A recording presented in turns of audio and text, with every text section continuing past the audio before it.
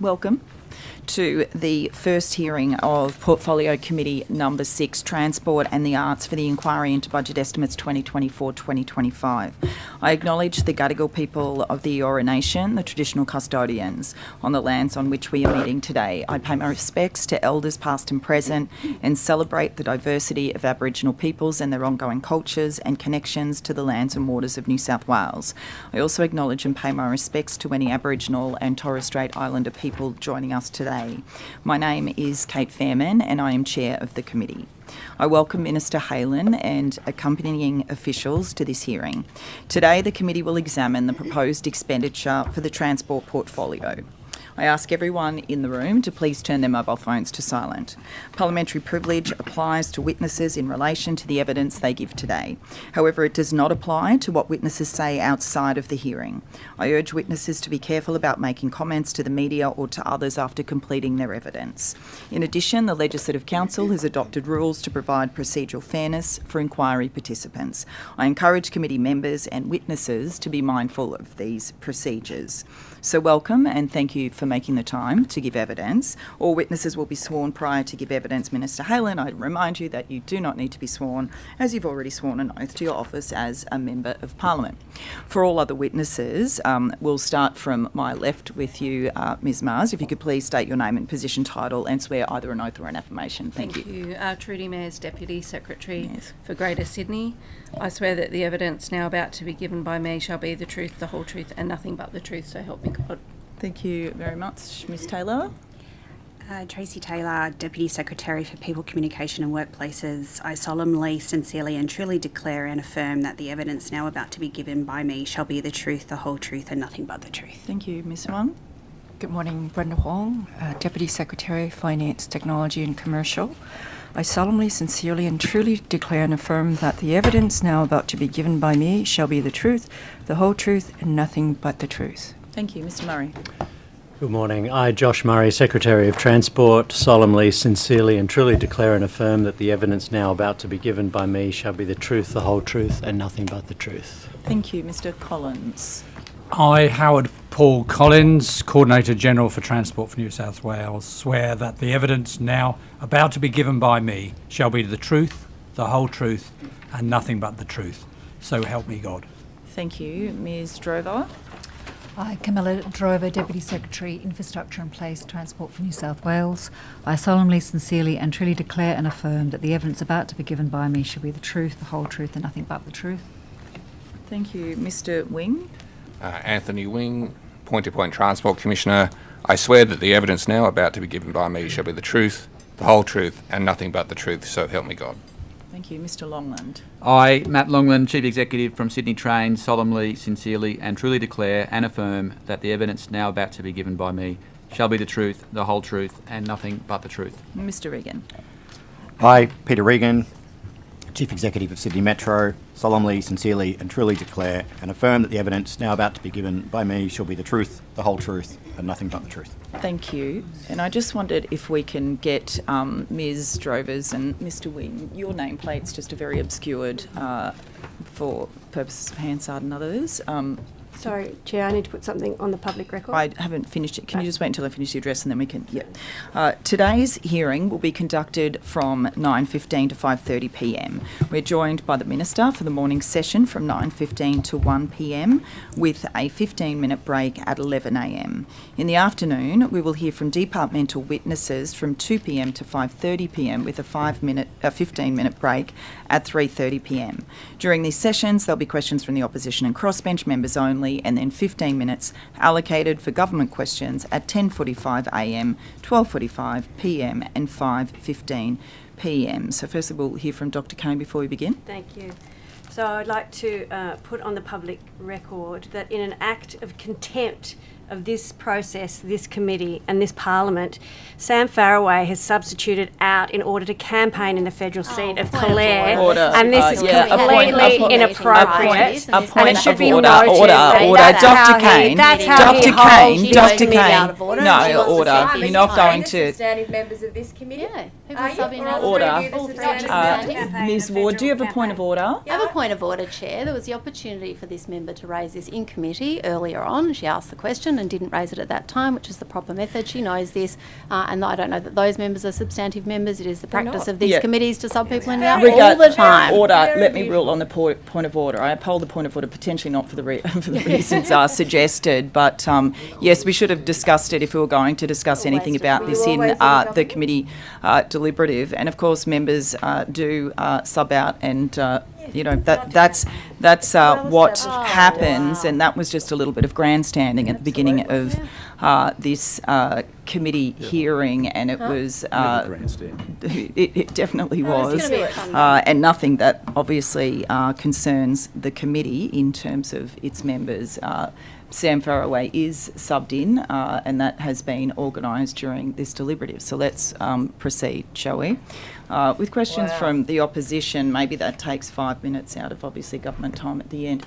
Ms Ward. I think it does. Thank you, Chair. Thank you very much. And can I, Mr Regan, say to you, thank you very much for all your work on Metro, and thank you to all of your team and the workers out there who've brought that to fruition, a magnificent project which has had a great reception, people of New South Wales. So thank you and congratulations. I'll pass it on to everybody there, all the transport workers that have done such a great job. Minister, welcome. Good morning. Hello. Minister, what's the total CapEx budget for this financial year in transport? Over the forward estimates, the capital expenditure across transport just this financial year is $63 billion. Sorry, Minister, just for and this year, financial year? And this year, that's the question. we will spend almost $18 billion, 17.6 to be precise. Thank you. So why is there a $3 billion cut to the transport CapEx budget for this financial year? Well, I reject that there is a cut. Obviously, budgets over forward estimates move up and down relative to project milestones. I'm sure members of the committee would appreciate that, in fact, your opening remarks pointed to a pretty big milestone for our city and our state in the last 2 weeks, and that is a part of a $21.6 billion project. So across the transport budget, there are big moving pieces of expenditure, and you would expect, let's talk about and big as you would moving expect, pieces. and as you would expect, those numbers would fluctuate up and down. But our government has a very healthy pipeline of investment. Sure. Can we just talk as about I've those just 2 outlined, years, though, Minister, including between $63 billion worth of capital over the forward estimates. All right, let's talk about that, though. So for this financial year, we had in your first budget $20.820 billion. In this financial year, it's 17, so that's a $3 billion cut, or there's $3 billion missing. What projects have been cancelled or deferred to account for that $3 billion? So it's a big I drop. appreciate you putting the same question in a different way, but as I outlined, we have a healthy investment of expenditure, both in capital expenditure and operational expenditure. Yep, just CapEx and and just for this year. I would highlight that actually our operational expenditure is up. Sorry, Now, I'm that asking not about reflects- operational expenditure. This is just well, CapEx. And you're just asking for this about budget financial expenditure, year.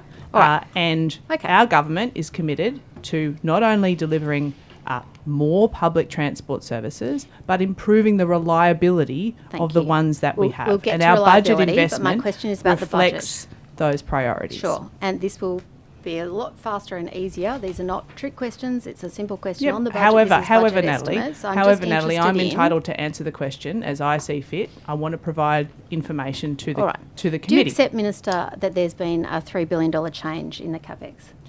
What I have already outlined is that over the course of the forward estimates, as we move through the delivery and development of major infrastructure projects, numbers fluctuate according to the milestones in those projects. All right, but it's now, it's not a trick question. It's a yes or no. There's a $3 billion difference, isn't there, between the first budget and the second? $3 billion has been taken out. It's 17. Now, Natalie, if you allow me to finish the question, I guess I'll provide you with some more information that I think you're trying to get to, and that is that yes, there has been a 2% decline in the first year when it comes to capital expenditure, but as I explained, these numbers fluctuate over the course of the forward 20 estimates. in the first year, and 17 most this year, importantly, $3 billion difference.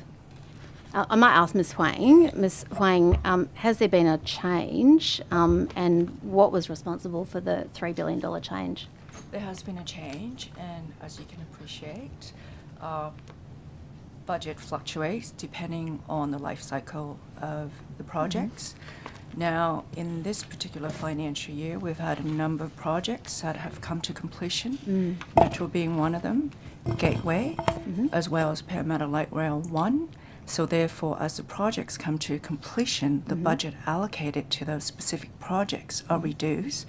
So a lot of the reduction relates to the fact that we have a number of significant projects that have finalised and completed. So do those two projects account for the $3 billion difference between the two financial years? So the first budget allocated $20 billion to this year, the second budget allocated 17, that's a $3 billion difference, and you're saying those two projects accounted for the $3 billion difference? Well, I think as the Minister was trying to convey, there are a number of things that go into our budget. There are ups and downs.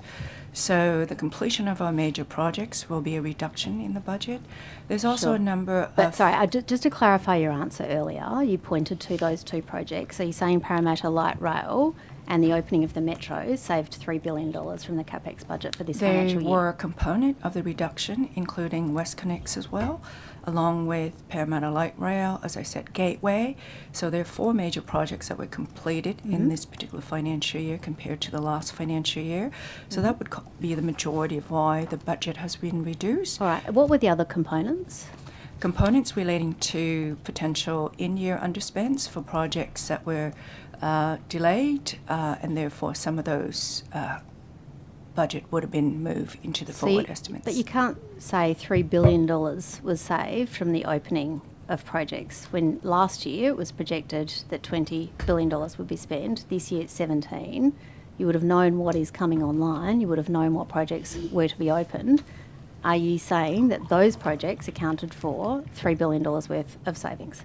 I'm saying those projects account for a large portion of the reduction, and then the balance are a number of ins and outs within the budget for this year, including new investment decisions that were made, as well as underspends. All right. You might take on notice where the underspends were and provide that back to the committee. I'm happy to do that. All right. Which projects were delayed then as a result of this cut?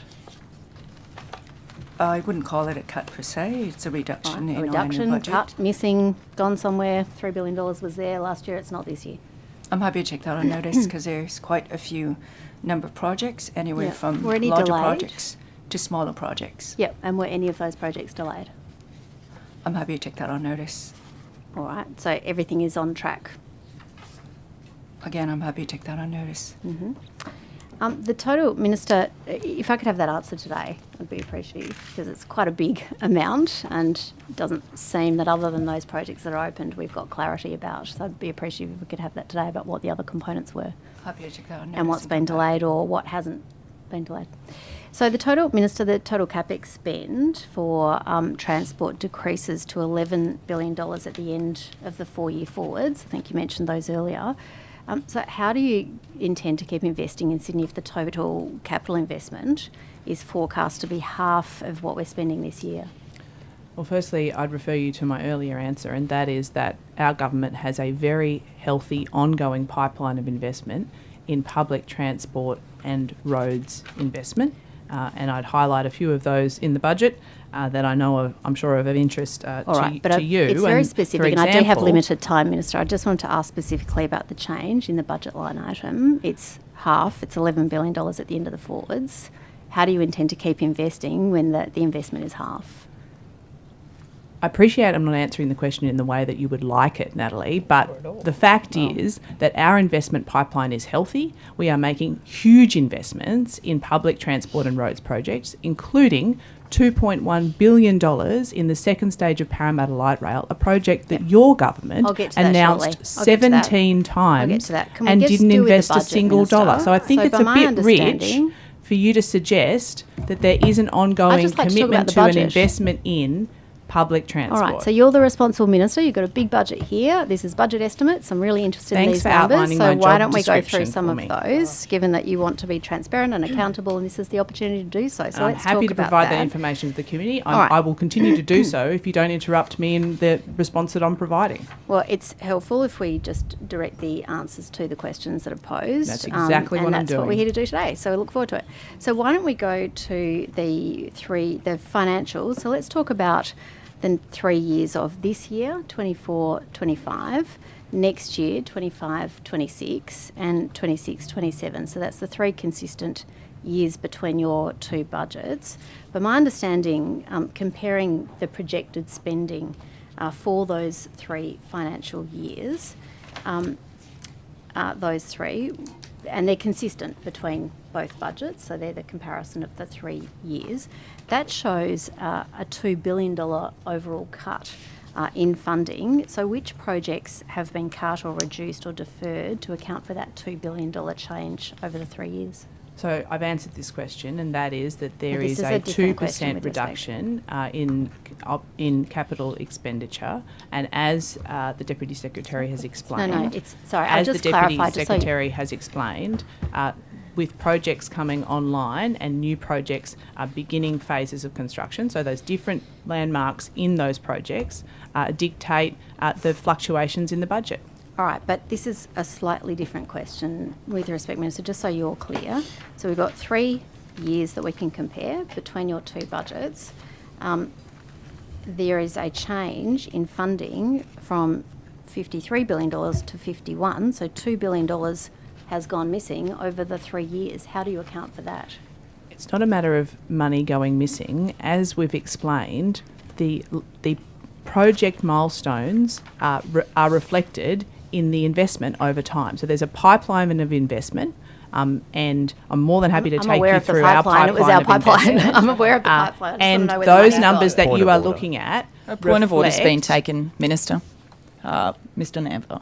Chair, it would assist with the fair and orderly conduct of this hearing if the Minister could be provided a reasonable opportunity to answer the question without interruption. Yes, by thank this you, board. Mr. Namber. I will uphold the point of order. I do think there has been several times where the Minister has been attempting to answer the question and has been interrupted and has valiantly kept going. And so I've left it at that point. But please just allow the Minister to answer the question. But of course, Minister, if you're kind of just talking for the sake of talking, I think it's fair enough to be interrupted to ask a new question. So if we can both kind of work to that, and we'll do swimmingly. Thank you. I do have very limited time, which is why I'm just seeking to get these specific answers on the budget papers. So I just want to be clear, over those 3 years there is a drop. There is a difference of $2 billion. So it's either missing or it's been cut or it's been spent. That's correct, isn't it? No, I reject your characterisation. As I've Where's it explained, gone? these are forward estimates. They are in principle allocations, and as projects come online and are completed, you'll see a fluctuation in these numbers. Of Our $2 billion government- from the projects that have come online. Is that your answer? We've answered this question, Natalie. So you're accounting for the $2 billion change in your budget forward estimates for the 3 years, this year, next year and the following year, is that projects have come online. As I've made very clear, these are forward estimates. They're in principle allocations. As I mean, you are a minister in government. You'd understand It's not about that me. budget projections fluctuate according Where's to it investment, and that's exactly what you are examining there in the budget papers before you. So $2 billion has disappeared from the budget for the next 3 years, and there's no explanation other than projects have come online. And that's $2 billion worth of forward estimates. It's just disappeared.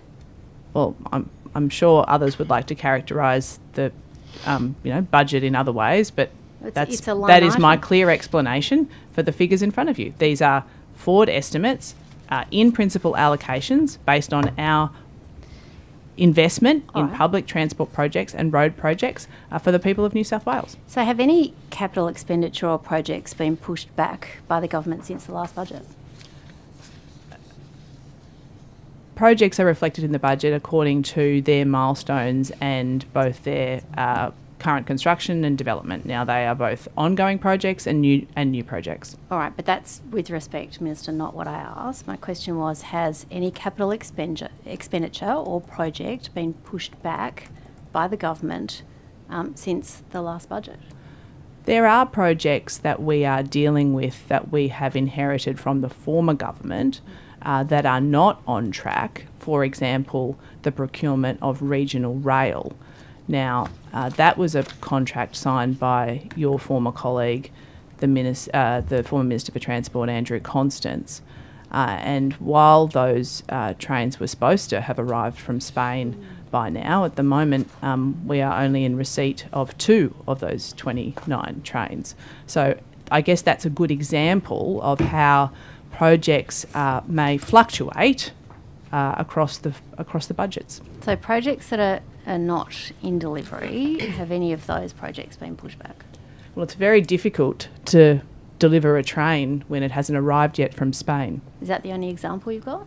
Well, there are other trains, for example, the new intercity fleet, a large procurement, again, that the former government purchased from overseas without consulting with the transport workforce, a project that blew out from $2.3 billion to $3.2 billion, almost a 40% increase. So as you can appreciate, depending on procurement decisions and on what basis you determine those decisions, projects can fluctuate.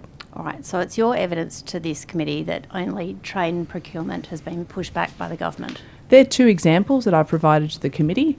I'm sure... Would you like to take it on notice and provide... They more are detail? 2 examples that I've provided to the committee. I think they're pretty good examples. Are there any others? I'm sure that you asked a question previously of Brenda, and I'm sure that we'll provide further information if you'd like to ask a specific question about any specific projects. All right. Is the $2 billion provision for Parramatta Light Rail Stage 2 in the budget included in the $62 billion capex in the budget over the next 4 years? The $2.1 billion investment is reflected in the budget. Did you want to add further to that, but Brenda? is it included, Minister? It's your budget. You're I'll just refer responsible. you to Brenda for further I'm information. asking you. It's your budget. You're the I can answer responsible the question minister. as I Sure. determine, and I've answered it, and So I'm is the referring you to Brenda for further Point of information. Is the $2 billion A point of order has been included? Well, I've taken got by Ms. Mr. Swain. Never. Once again, order. A point of order has been taken. now. We'll hear it. That's We'll just- hear it. Dr. Keynes, Mr. Running Never. cover. I've got 4 minutes. Ms. I've got Ward. 3 minutes. Chair, in accordance with convention at budget estimates hearings, the Minister can refer a question to an official to elucidate an answer. She should know her own That's budget. correct. Order, Ms. Ward. That is correct. I uphold the point of order. Ms. Ward knows that is the case. Minister can answer any way she sees fit, and also direct to the officials at the table. So, All right, so you don't how do we want know to proceed, Ms. if Ward? the- So thank you. that's what the Minister did. Thank so you. are you wanting I've to hear got from Ms. I've got Ms. Swain all Okay. afternoon, so I just wanted to know. Clearly, it's not answerable in this context. So you're not sure, or it is included, or it's not included. In I've your answered your capex? question, Natalie. Well, you haven't. Is the $2 billion provision for Parramatta? It's not a trick question. It's a straight up question. Is it included? I'm in really the glad $62 you're asking me billion about a capex? project that your government promised 17 times and did not invest a single I'll move on. dollar in. A single dollar. All right. $2.1 billion was our election commitment to let's complete the talk project. about the $2 billion. Let's talk about completing it then. So if the $2 billion figure is included in your capex, why does the line item in the budget for PLR2 only say 475.1 million for the project over the next 4 years? Well, I appreciate your interest in light rail projects and the delivery of those. And as I'm sure committee members would appreciate, it takes several years to build a light rail project. Now, we're committed to completing the entire project. We don't just build half a project. But We're sorry. committed to the people of Western Sure, Sydney. but just and on the that's- line item, this is budget estimates. Yes, If I can just and ask as, about those two as I was numbers. saying, it takes some time to build projects. All right, so you our just- commitment is that we have invested $2.1 billion. Minister, I have of 2 course, minutes. as the final business case is developed, we'll understand the full cost of that project and its timeline for delivery, and you will then subsequently see that So you- reflected in future budgets. Sure, so you just said $2 billion, but now you're saying it's not included. So which is it? Is it the $2 billion or the 475? That's your language, Natalie. I have answered the question. Well, I'm not sure you have, and these I- are not trick questions. These are just budget questions. This is budget estimates. I've answered the We're question. asking you about. I've answered the You really question, and the haven't. question was, You really where's haven't. the money in the budget? And as I said, Alright. it takes some time to deliver these projects. Okay, let's talk the about that then. $2.1 billion investment, more than your government ever invested in this project But that the you said problem you were is, committed Minister, to building. The line item doesn't reflect that, so Yeah, that's what I'm asking because about. It's budgets 475. reflect the way that projects are delivered Okay. over time. Now, how long did it Wang. take your government to build Parramatta No, Light I'm Rail going to draw Stage you 1? back. I have 1 minute. More than So, 4 Ms. years. Wang, over what period Budget do you estimates intend- are over the period. Well, budget Chair- forward estimates Yeah. are for 4 years. So over what period do you intend to spend the remaining 1.6 over the billion course dollars? of the delivery of the project. And how long is that? We In haven't this- developed the final business case. In the 4 Once we years? develop the final business case, we'll have an indication of both the full cost of the project and All the right. timeline for delivery. Does the $2.1 billion provisioned by the government fully deliver Parramatta Light Rail Stage 2? No, because we haven't developed the final business case and we don't know the final cost of the project nor the timeline for delivery. But our government is committed to deliver Parramatta Light Rail Stage 2. All right. By And when? we will do that. By when? We will deliver Parramatta Light Rail Stage 2 in accordance with the final business case, both timeline costings, timeline projection and All right. costing projection. So when is Parramatta Light Rail Stage 2 expected to open for passenger services? Sometime before the end of the year. Before the end of this year? Stage 2. Oh, sorry, Stage 2. Sorry, Stage 1 will open before the end of this year. All right, Thank but you. Stage 2, I'm sorry, was my question. When will that open for passenger services? Well, that will open in accordance with the final business case timeline for in terms of cost and projection. All right, not thank an you, answer. I don't know. Minister. Thank you. Now, Minister, I just wanted to turn to the bus industry task force final report. Why does it take so long for you to release the report when you are given it by government? The same thing happened with the second report that you received it, I think, early November, and it wasn't released until very close to estimates. The final bus industry task force report was, of course, released yesterday, the day before budget estimates. Why is it taking so long for you to release the report? Well, firstly, thanks for your interest in the important work of the Bus Industry Task Force. I appreciate people want to get on with fixing the bus mess that we inherited. The reports, all of the reports from the Bus Industry Task Force, including the safety reports, need to be considered by government, including pass through the cabinet process. Once that occurs, we release them in full for public consumption. So that takes, what have we got? That took about four months. So you receive the report, it goes through the cabinet processes. Are you saying that cabinet could reject the report, then it has to be altered before you release it? Or if cabinet rejected it, you wouldn't release it? Their cabinet processes, but in relation to the final Bus Industry Task Force, we received the report, it went through the government processes, and we released it in the state that we received it. When did it go through cabinet? Their cabinet processes.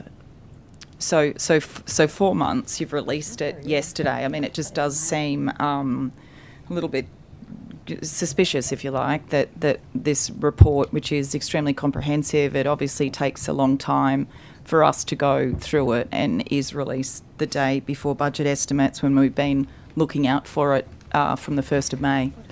I appreciate your interest, and I understand that you would have wanted more time to ask me and the officials questions about it today.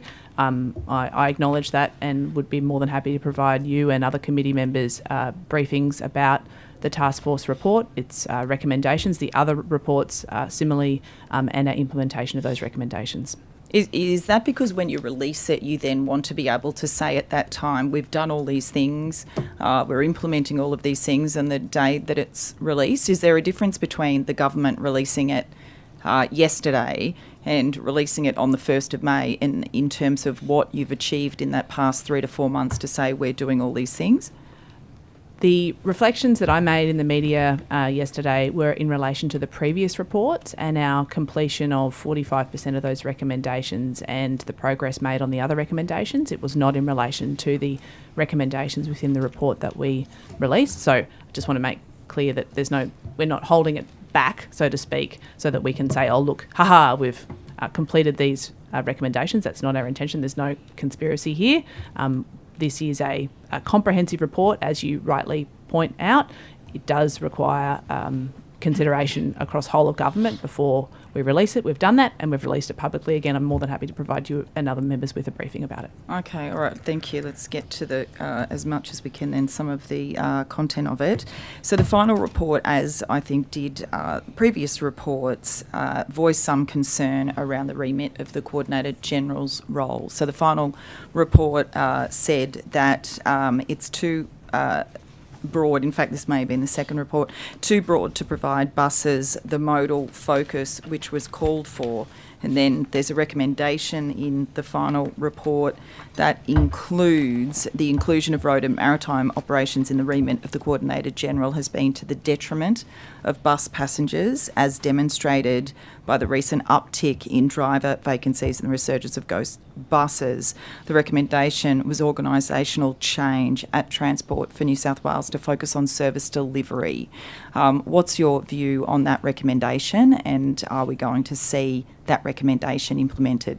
Well, firstly, the government has accepted all recommendations in principle from the report, and I recognise that the task force members have been very passionately and deeply involved in all of the elements when it comes to delivery of critical bus services across New South Wales, whether it's elements around the industry, fleet and procurement, workforce, passengers, as well as the organisational structure within Transport to help us deliver those services. One of the key recommendations from the first report, as you highlight, was the establishment of the Coordinator General. That has occurred, and subsequent changes through the operating model at Transport have also occurred. I'm happy to pass to the Secretary or to the Coordinator General for further information for you. Mr. Murray? Look, I'm happy to address that. It is obviously something that has been canvassed throughout the workings of the bus task force, which is to explore the capacities and the division of Coordinator General. We've spoken about that, the creation of that role here in this committee before, and I'm very pleased with the way we've been able to put operations at the centre of all of Transport's operations through the new operating model structure. The Coordinator General is standing up a number of roles underneath his division to enact bus in particular.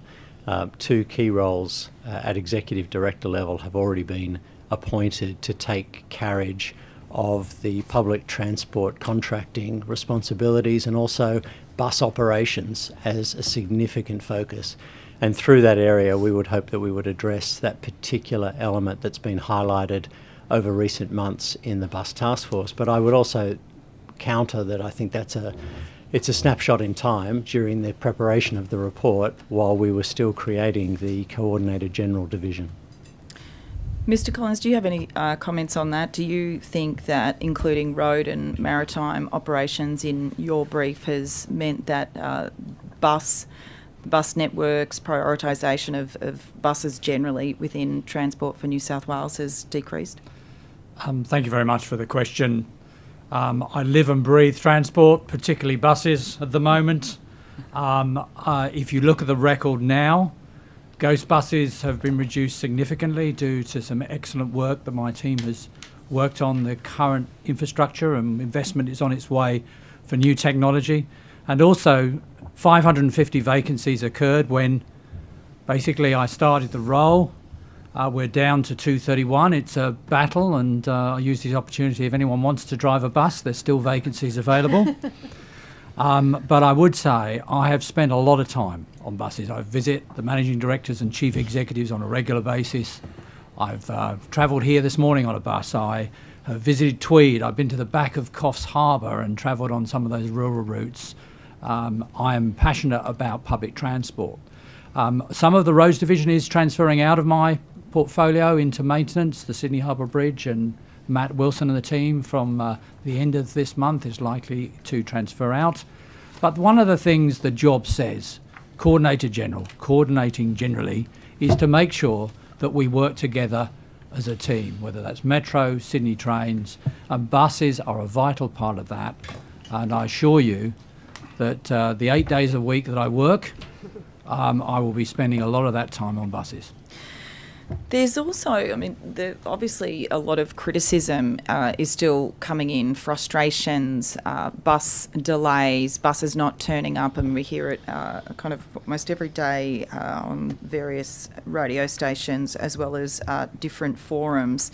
I just wanted to turn to one example, which is the regular delays of up to 30 minutes of bus services. This is the eastern suburbs, so including the 392 from Redfern to Little Bay, the 370 from Coogee to Glebe Point Road, and the 379 from North Bondi to Bronte. Lots of conversations in forums that I've had a look at about just how bad they are. They are labelled as the worst bus in Sydney in the past. What improvements have been made to those services? Because the forums that I'm looking at, it almost looks like nothing. I firstly say that I acknowledge that those are some of the most challenging bus routes in Sydney, and I also want to acknowledge my Parliamentary Secretary, the member for Coogee, Marjorie O'Neill, who's been engaged in the other element of the Bus Industry Task Force work, which is the passenger forums. We have had forums all around the state, and we have heard exactly this again and again, and it is one of the key issues we're seeking to address. And I would say that over time, the reduction in the bus driver vacancy is improving on time running, but there are significant challenges in the eastern suburbs. The contract that we are dealing with is one of those challenges, but also the congestion on our roads is also an ongoing issue. But because I understand just that they're timetabled every 10 minutes, but are often full. Shouldn't consideration be given to more buses doubling the capacity, for example? Obviously, we want to meet demand, and some of the work that Howard's team is leading is around looking at various contracts that we have inherited route by route and moving those resources. But you set the timetables, Minister. The government sets the timetables. The allocation of resources across a contract, for example, does need to be negotiated. So, for example, if we want to add a route or move a route, that's a contract variation, and that's something that Howard's team oversees.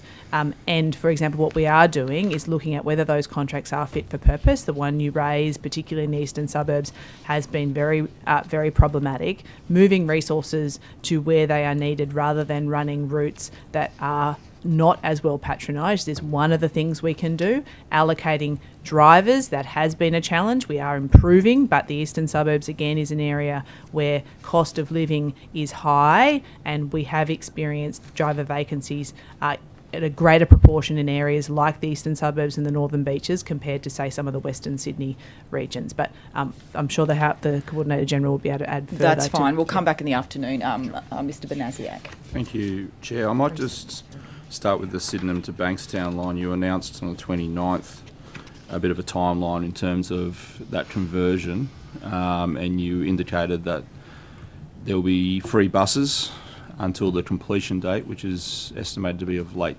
2025. How many buses and bus drivers does Transport New South Wales require for that process? Thank you for your question about the conversion of the T3 Sydenham to Bankstown line, and we've had a real focus on making sure that those 60,000 passengers a day have alternative public transport options for the period of conversion. We require 200 bus drivers and 100 buses for the provisions of those South West Link replacement services, and we have both the drivers and the fleet ready for the closure when it commences, firstly on the 21st of September for the Bankstown section between Bankstown and Campsie for the disconnection, and then for the entire line from the 30th of September. Any of those buses being sourced from the private sector, or? So we are working with two private bus operators to provide those services, both Transit Systems and Yugo Mobility. Those operators are working with us to provide the necessary fleet and bus drivers. Okay. And do we have an estimated cost for offering this service free of charge to the budget? How's that going to impact the budget? So just to be very clear, obviously that's revenue foregone, yes. And we have an estimate which is, for example, if every single one of the 60,000 passengers a day that use the T3 were to transfer to the free South West Link services for the period of the conversion, it would be an estimated about $11.5 million in foregone revenue.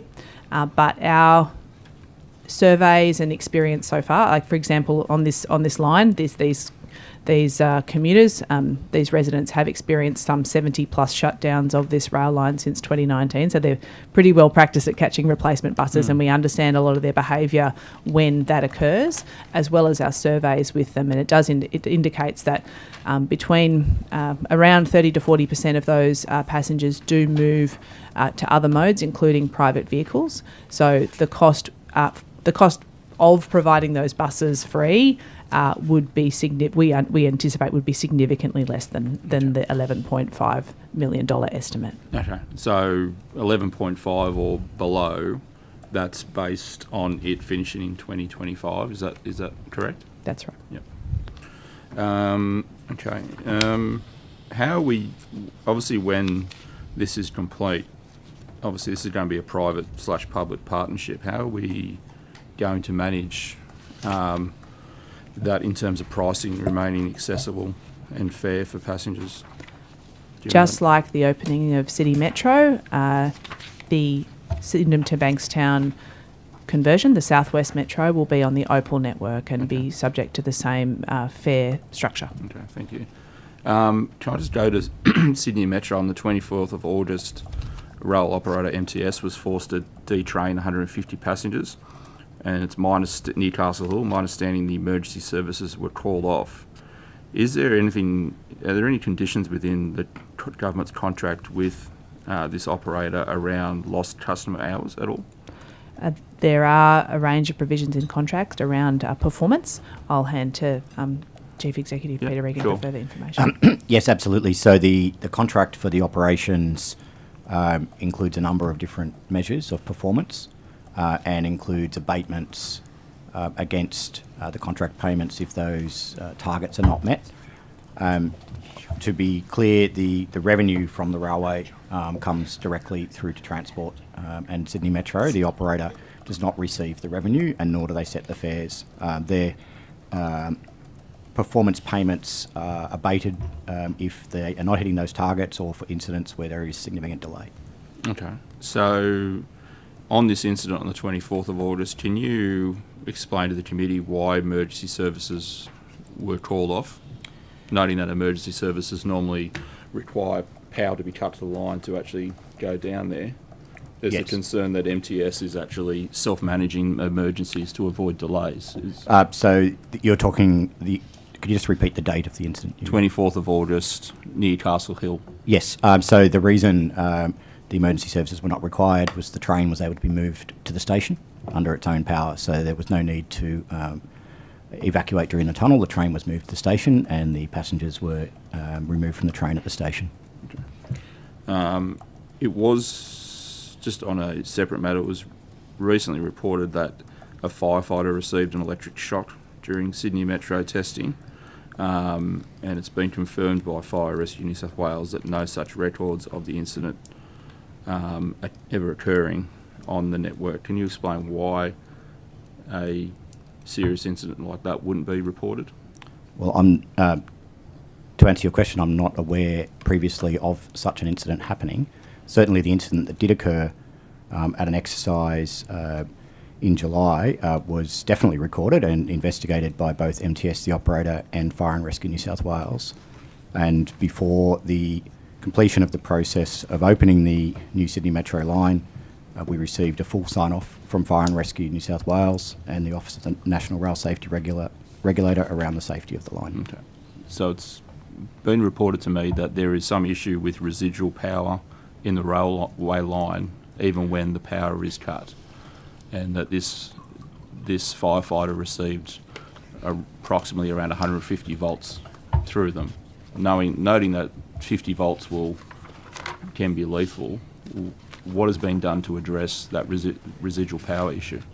So there is an inherent risk around residual electric current in direct current railways around the world, including most of the electrified railways in Australia.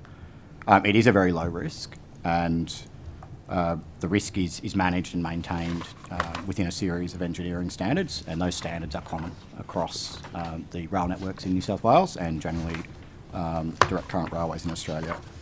On the Sydney Metro network, there are additional controls, including circuit breakers, voltage limiting devices, and other technology that automatically terminate power if the device measures voltage that's higher than the acceptable limits that are set within the standards. And so there's automatic cutout if that is the case. The particular incident that you referred to was during an exercise. The power to the train itself is disconnected when there are emergency services or operator staff within the tunnel. So the pantograph itself disconnects from the overhead supply. And that is to prevent any risk of the train moving under its own power or of any contact. And that power can then be turned off as well, so that there is no high voltage current connected to the train. Just to go back, you talked about the cut-off point. What's the cut-off point in the standards? So the... take it on notice if you don't. No, I can answer that. The voltage limiting devices immediately cut the power if there is 150 volts or above. If there is a voltage of 120 volts for shorter periods of time, it will also cut out. So there's an automatic termination at 150. Between 120 and 150, if that is sustained, it cuts out. After that particular incident, the train itself and the tunnels were tested, and the voltage was within limits, and it was below 120 volts. Thank you. Might just quickly change tack, Minister. Where are we up to with the point-to-point statutory review that was supposed to occur 2 years after the passing of the legislation in 2022? I think we are in process with that. I'll be happy to hand to Anthony Wing about those issues. I haven't heard a specific date. I think Transport for New South Wales has been preparing to hold it later this year or early next year, but I haven't heard a specific date. Okay, do we have any terms of reference? Do we have any details on the process as to how it's going to be conducted? Are you going to be calling for submissions from operators and owners and drivers and the various rideshare companies as well?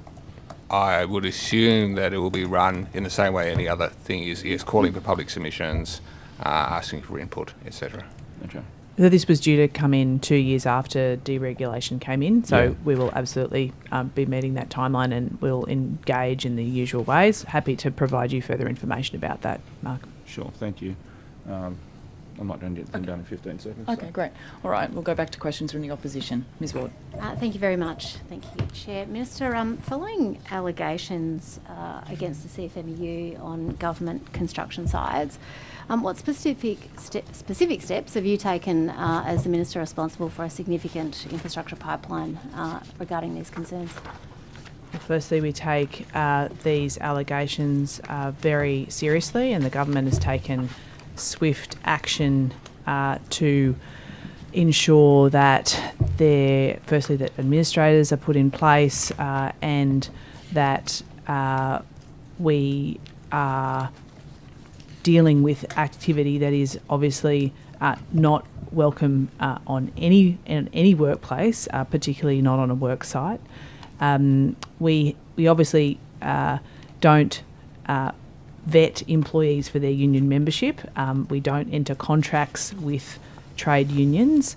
And of course, all contracts pass a range of probity and value for money tests. I think it's really important to put on the record. Sure, but what the distinction steps? between the right of construction workers to be members of their union and to organise collectively. Yeah, sure. No one disagrees with that, but I'm just asking about your specific steps as Minister. which is of obvious concern. I have also, of course, been briefed by the Secretary for Transport and relevant officials about these matters. So what specific steps have you taken as Minister in regards to your construction pipeline to mitigate these concerns? As I said, I've been briefed by the Secretary for Transport and regularly updated about any of these issues. All right, so you can't provide any specific steps that you have taken as Minister to mitigate these concerns? Well, as I said, I've been briefed about these issues. I've been reassured that the processes that we have in place are robust. I've also, of course, made clear that if there are any further incidents or allegations, that we take action quickly. But my understanding is that there have not been significant issues of concern in relation to transport-related projects. So you've listened and you've taken advice. Just to be clear, no other proactive steps, and you're assured that there's no concerns on any transport projects. Order. It's not the union. Firstly, the government doesn't enter into contracts with the CFMEU, and I've made very clear that our government has taken very swift action overall to deal with these matters. Very swift action in concert with the federal government. But taxpayers pay for these projects, Minister Haylen. They're obviously concerned about this CFMEU activity. There is a significant construction pipeline under your responsibility, care and control. I'm interested in what steps you have taken. I'm understanding that to be you've taken advice, listened, and you have no other concerns. Would that be accurate? I'm regularly updated by the Secretary for Transport and indeed the relevant chief executives or deputy secretaries in relation to projects. I guess I would say that if you have concerns in relation to specific projects, I'd be more than happy to speak to you about them. I would suspect that they're probably contracts that your government signed. Well, I'm interested in what you are doing as a responsible minister, given that there are concerns out there, very serious concerns about criminal activity on construction projects. So I would have thought that would be something you'd be very concerned about also. So prior to the Channel 9 story on the CFMEU, have concerns regarding the CFMEU ever been raised with you or your office in the past? The matters that have been in the media recently have been subject of the briefings that I have received from the Transport Secretary and other chief executives and deputy secretaries from Transport. As I said, we'll continue to be briefed and act in relation to any of these allegations. But, I mean, could you be specific about what activity you're referring to? Prior to the Channel 9 story on the CFMEU, were specific concerns raised with you or your office regarding the CFMEU? Specific concerns. Prior to the investigation by Channel 9 and not that I recall, no. So no concerns raised, you're listening and taking advice, no proactive steps on any construction sites, and you're satisfied with that?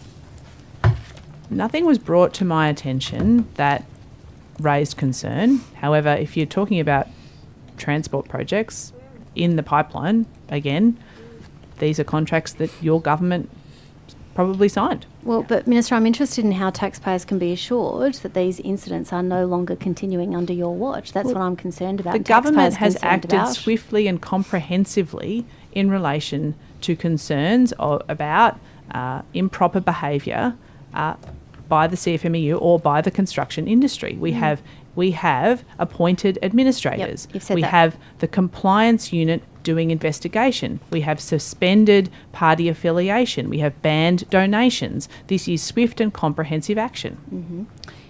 So, Mr. Murray, can I ask you, were concerns raised with you directly before the Channel 9 report about CFMEU activities? No. None at all? No. Ms. Drover, was any concerns raised with you on any projects regarding CFMEU activities? I'm not familiar with exactly when the Channel 9 event occurred. There was some commentary in the press. We did undertake some due diligence relating to a particular project. That due diligence was also undertaken by the Construction Compliance Unit of New South Wales Government. That due diligence was completed. We found that the arrangements were lawful and no further action was taken. We've also done due diligence into some of the other businesses which have been nominated in the press in recent months. Sydney Scaffolding Services? Pardon? Sydney Scaffolding Services? There have been a number of scaffolding companies that we've looked into. Synergy was one that we did do a review of our projects and found that they had not worked on any projects, our projects that we know of. We've also been working So with... just to be clear, I had understood that Synergy had work on Sydney Metro projects. not in the portfolio that I'm responsible for. All right. Any other members care to comment? Does Synergy have any current contracts on Metro or other projects within the transport portfolio? Ms Wood, I'm happy to try and answer that. So obviously Sydney Metro itself doesn't employ scaffolding subcontractors. Our delivery contractors have a series of subcontract arrangements for scaffolding. We're not aware of any of those contractors utilising Synergy scaffolding. However, we are aware that a number of years ago, one of our subcontractors did utilise a scaffolding subcontractor that has a similar address to Synergy. And we have checked back. This was back in 2021 and 2022. We understand that subcontractor was audited by the New South Wales Industrial Relations Construction Compliance Unit that Ms Drover just mentioned, and the reviews from that process were satisfactory, and the process that had been applied with were regarded as consistent with the guidelines at the time.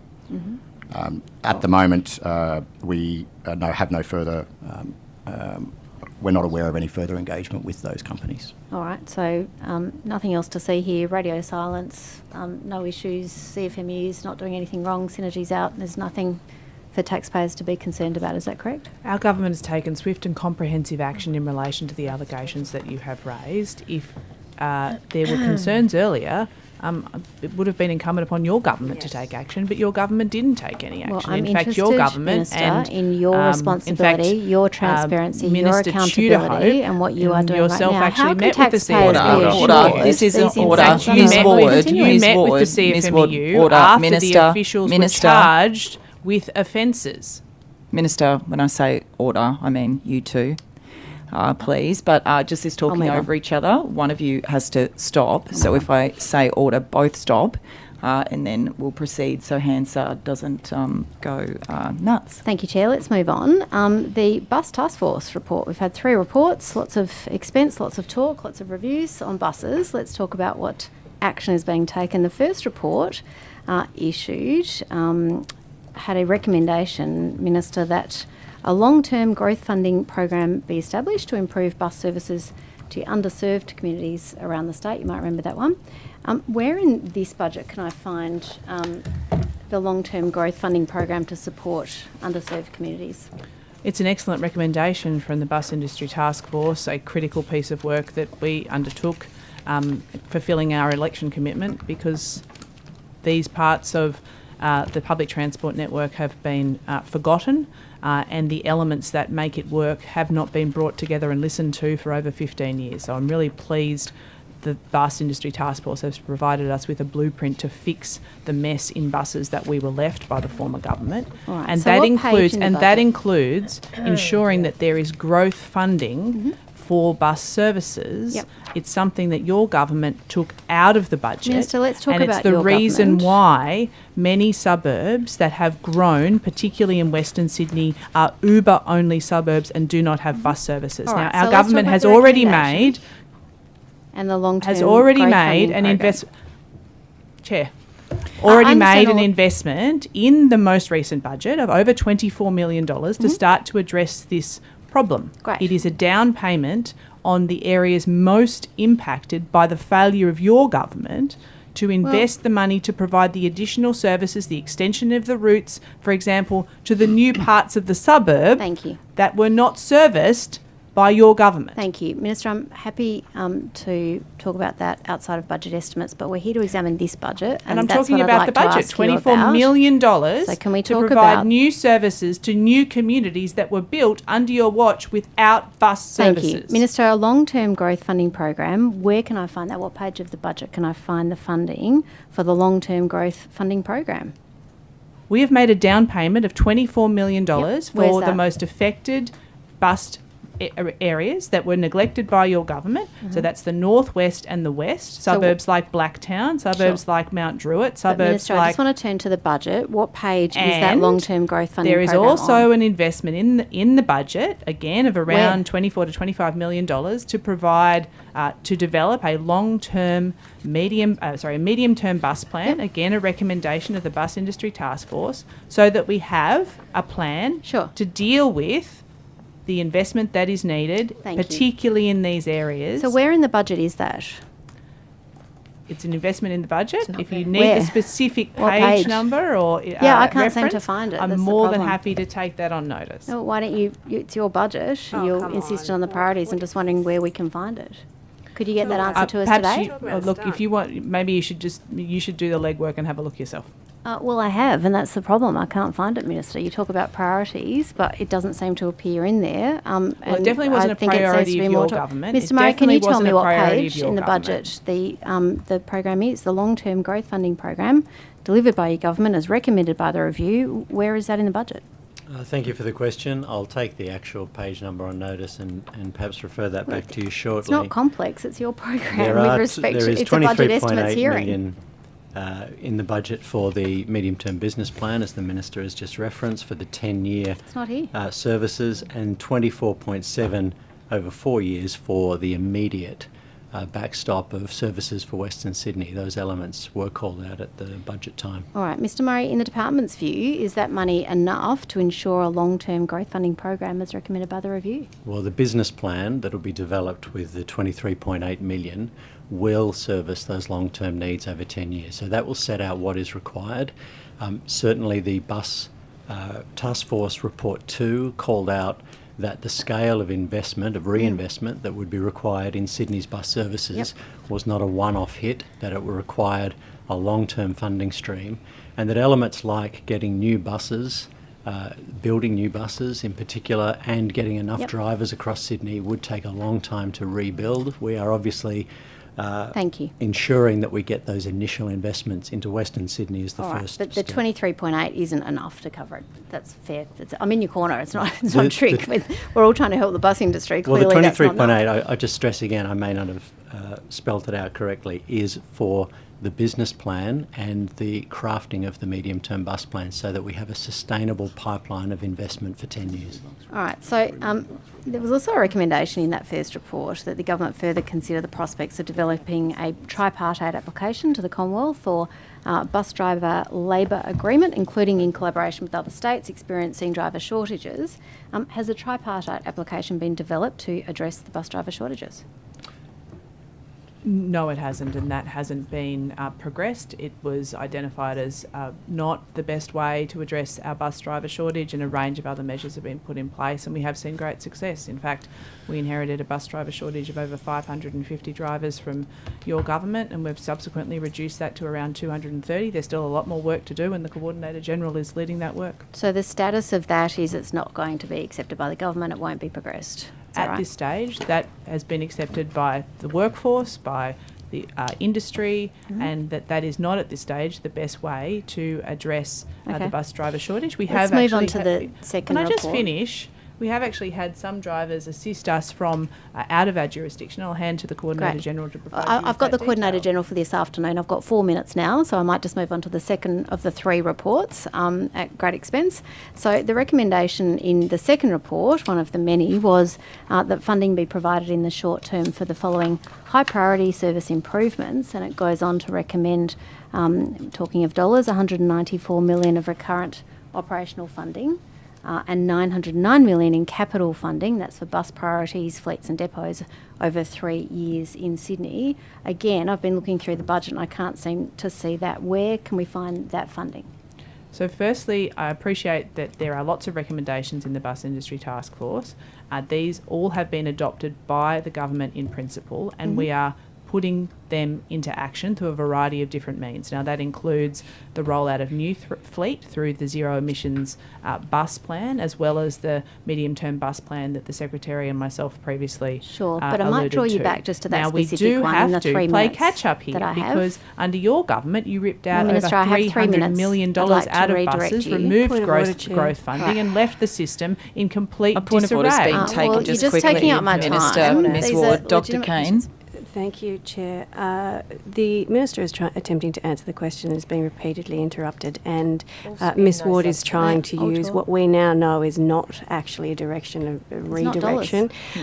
So if you could allow the Minister to answer. Dr. Kane. This time I won't uphold the point of order. I do think that the member was asking for something quite specific, and it did seem as though the Minister was going to potentially not go down the path of answering it in such a way. So I'll just ask the Minister to, try and respond to the questions, and let's see how we go. Thank you. Minister, is the funding there or not? It's a very simple question. Is it in the budget or not? Because you do the press conferences. There is significant funding in the budget, which is in stark contrast to when your government was in government. Clearly, when $300 million was ripped out of it. Now, on your previous question, I have been provided with information that says that the line item in relation to the medium-term bus plan is on page 25 of the overview document. Yep. So, Mr. Murray, there you go. I mean, it's clear that you do these reviews, you do the press conferences, you ask for all of these things to be done, but we're concerned about the implementation of these recommendations, given it's been 18 months, there's been 3 reports, it's a great expense. We would like to see, and these questions go to, where it is that the industry can understand. So in relation to the $194 million, is that on that page also, Mr. Murray? There's a number of elements on that page that spell out investment in buses. Yep. So a current operational funding of $194 million, is that there? I'll take that on notice. The $909 million in capital funding provided to the government, by the government to transport in the last budget. Ms Wang, is that in there? I'll have to take that on notice. So no one here today can tell me where this money is in the budget. No one can say where the funding is after 3 reports, press releases. No one can 12 tell years, us Natalie. from the 12 finance. years. Complete neglect Your of our budget bus minister, services. your press announcements, 3 And there is reviews, $1 significant million investment for in John this Lee, and budget, you can't tell including us. You don't know if you got $1 billion. Including just don't know. $327 million Wow. for buses to the new Western Sydney Airport, a project that your Did you get government $1 billion would be or not? put in place. And again, you did not, Did in you fact, get $1 allocate billion a or single not? cent. So let's compare the pair here. Minister, not a single did you cent get $1 for billion buses for or Western not? Sydney, for the new Western Sydney So Airport. you can't tell this committee whether you got $1 billion. $327.1 million. Minister, I'm going to ask you about your budget. Did you get $1 billion? Yep. Did you get $1 billion for a current operational funding and capital funding? Where is that? Did you get it? Can't They're in find the it. budget. No one can answer anything today, and it's budget there's estimates. $1.7 billion in the budget, in fact, for zero emissions buses. There are a range of investments throughout the budget, far more than your government ever invested. 2023 was the year of the rort. 2024 is the year of the delay, and no one Point can of answer a order, question Chair. about the Point of budget. order, Chair. You're missing money. Where is it? Points. All right, I'll move on. excuse me. I have 30 I've got a seconds point of left. order. Well, You that's don't your get to 6th decide one that it's today, clearly overruled. running cover for this minister who can't answer a question about her own Ms. budget. Ward, Ms. Oh, Ward, come you've got on, 20 come on. seconds Talk to about go. grandstanding. Ms. Classic Ward. Natalie Review. grandstanding. Tell us where the money is. Sarah That's where Kane. people want to know. Point of order, Chair. There was no question there. That was a complete commentary And it's your outside 7th point of order. of the civility. Yeah, okay. of I've heard. the hearing. I've heard. Look, members are allowed to phrase Run down a the time. question by also giving some statement at the beginning. We're pretty relaxed about that, and I think that's what the member was doing. So I won't uphold the point of order. Obviously, that's used all your time up, Ms. Ward. Clearly. We'll 7 now go points to of order. questions. Behaved. Order. Now to go to questions from me. Let's continue with the bus industry task force order. We've got some little chatter over here. Bus industry task force, Western Sydney Rapid Bus Transit. The recommendations in relation to Western Sydney. Do you have a timetable to roll out the recommendations from the bus task force in terms of Western Sydney bus services? In relation to new services for the Western Sydney Specifically, Western Sydney is so much more than the airport. It's so much more than the airport. Yes. So I think there's a lot of focus on the airport in terms of transport, but there's a hell of a lot more than that. And Yes. so the question is, rapid bus transit, as recommended by the bus industry task force, and we chaired an inquiry, PC6, chaired an inquiry into Western Sydney Transport. And found that the connection, particularly between the north and the south, rapid bus transit was necessary, and there was a lot of criticism that this government didn't seem to be prioritising that. Are you going to ensure that they're built? So firstly, in terms of rapid routes or more frequent routes, like the B line, for example, That's right. or the T-way. So the medium-term bus plan will be the plan that lays out for us what are the priority routes and in which order, and the investment pipeline to deliver those. We do need more rapid, frequent services across Sydney and across New South Wales. The Bus Industry Task Force report makes that very clear, as well as the work that Transport for New South Wales has already released about those different corridors. Can I just get a sense, sorry, it may have been asked before, with that medium-term bus plan, the 28.6 million, whatever it is, dollars, 23, going towards that, what's the time frame for that? I think by the end of but it'll be developed over the course of the next 24 months. So no rapid bus networks to be agreed to. Say, for example, the question was in Western Sydney, you've got a medium-term bus plan developed over the next 2 years. So that's a plan that will come out, let's say September 2026. Then when do you think we can expect rapid bus transit? So you're essentially saying to people now in Western Sydney that probably 3 years, 4 years before they even get to see... No, that's not... Look, I appreciate that these are communities that are, in some respect, Uber-only suburbs and need services now. There are others where those services are not meeting requirements. Those services are not frequent enough. Those services are not sufficient. There are a range of programs that we're already putting in place. For example, the investment, the $25 million for Northwest and Western Sydney to deal with some of those areas, particularly those growth suburbs that don't have services. So those services will be rolled out over the next 12 months, and the Coordinator General could provide you further detail around that announcement.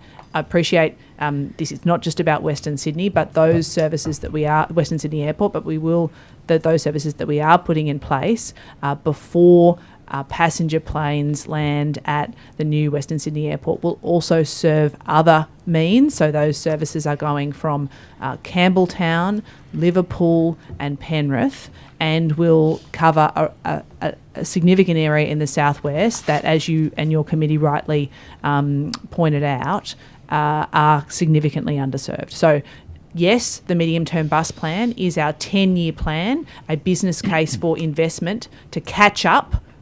A significant amount of catch-up needs to occur in Western Sydney and provide us with what those routes should be, but it doesn't preclude the work that is the investment that is already available in the budget now, or other investment that could be made by the government. So the two things are important together, but one doesn't exclude the other. So if going by that calculation of 24 months, again, by the time, say you get the medium-term bus plan released in 2 years' time, we're going to have an election before you actually see any investment in a 10-year plan, because the next election, of course, is 2027. So is that what you're telling the people of New South Wales, that really, in terms of substantial investment, which is what's needed, and it's what the Bus Industry Task Force has said, in terms of the paltry sum spent on buses compared to trains and metro in Sydney, that they have to wait until after the next election? No, one doesn't preclude the other. No, that's not the case at all. And each subsequent budget, of course, you'll see further investment in the public transport services that we need. And we recognise that bus has been the forgotten mode and needs significant investment. The Bus Industry Task Force provides us with a blueprint to do just that. And we're working on multiple streams to address the shortages, the gaps that we were left by the former government. But it doesn't seem as though you are substantially investing more money in buses. There is a in terms of the scale that's needed, that we're not going to see that until after the next election, if we do. No, that's not the case at all. In fact, we have significant investment in this budget. You'll see more investment in future budgets, but the medium-term bus plan gives us that long-term plan. Look, that one does not preclude the other, and this is what has been missing for so long, and that is that while there has been lots of maps about where we build metros, for example, there haven't been lots of maps about where we need to deliver these bus services. That's what the medium-term bus plan does. But it doesn't mean that we just down tools until the plan's ready. We're already investing in additional services in the northwest and the west. We're already investing in services to the new Western Sydney Airport, which will provide significant uplift for these communities. But we are playing catch-up, Kate. I would have thought that developing such a plan would have been something that was a week one task. Like, if there wasn't a plan when you came into office, you would have identified that there needed to be a bus plan and commissioned the consultants that have paid a hell of a lot of money to do that bus plan. So, again, just frustrating. Like, clearly a plan's needed. Yes, it is, and that's why we had a task force. So for the first time in 15 years, we brought together passenger voices, the workforce, very important, that they have not been consulted, the industry, critical to delivering these services, all together to come up with a comprehensive plan. Now, that hasn't happened in this state for decades. So let's go to and that's the important work that we've done. Now, while the task force has been doing that work, we've also been making significant changes and improving services, which is what I want to get to right now. Thank you. The Coordinator General has been Thanks, leading. Minister. I do want to get to specific examples now of situations where people are tearing their hair out, at situations at buses. Northern Beaches is one of those. Let's talk about the B1 bus. By the time it gets to Manly Vale from Mona Vale, it's almost always full. This is in peak hour. Leads to regular queues of 150 or more residents waiting at Manly Vale. The same is seen at DY, at Brookvale. Mr. Collins, you're nodding your head, as in you're well aware of this. So what's being done in terms of the B1? More buses. This has been going on for some time. It's been going on since the day after the election and well before the election as well. Thank you very much for the question. Yes, we've squeezed everything we can out of the existing fleet. We've added additional services for the B1, yet, as you say, it is an extremely popular route and we need more services. Each one of those vehicles are covering record numbers of kilometres as they're almost operating on a 24/7 basis. But as the Minister said, there is significant investment. We are tools in the ground, shovels in the ground, with Brookvale converting that to an electric depot. We are rolling out even further zero-emission vehicles, which will take some pressure off of those routes in the northern beaches. So starting from Brookvale, Mr. Collins, when you say electric depot in Brookvale, because So overhead pantograph depot, we're doing that infrastructure work. The investment, this government has put in a huge amount of investment into zero-emission vehicles. Plus, also, you can't conjure these things up overnight because you need to plug them in. So we're doing a lot of work in that area. So that those Brookvale buses then, to ensure that commuters starting their trips from there can still get on, when does it look like they'll be on? Well, it takes around about 12 months from conversion to final delivery. But we're also reallocating the fleet wherever possible. We haven't ordered a new bus for a long time, apart from the small number of ZEBs which have arrived now. How many have, Mr. Collins? I'm keen on those numbers as well. How many electric buses do we have in? I could give you a round figure, but I will take on notice and give you the figure today. It's about 150 vehicles. People are seeing them more and more. And the other thing, just as I may finish, is the investment for rapid buses.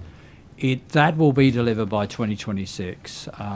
Working with my colleagues, $306 million. We are going to use over 50 new zero-emission buses as part of that work. We think it's important that Western Sydney gets the benefit of these electric buses. And we know the airport requires workforce to operate it, and that workforce comes from Campbelltown, from Liverpool, and the only way you can get there is by having a good rapid bus service. Thanks, Mr. Collins. We'll go to Mr. Benasiak. Thank you, Chair. I wasn't going to ask about buses, but I was provoked by Mr Murray's comment that we've got a plan that's going to cost us $24 million. Can you give us some detail as to the, I guess, itemised costing of that plan? What does $24 million get us in a plan? It seems, for an average punter, it seems pretty obscene in terms of it, to come up with a plan. What does it entail? Yes, thank you for the question, and we will be detailing exactly how that plan will come about over the period that was just set out by the Minister before. I would stress that we're currently spending throughout the allocations made in the budget, we are spending $3 billion over the next 4 years on all the elements that have been mentioned by the Minister and my colleagues in the last few answers.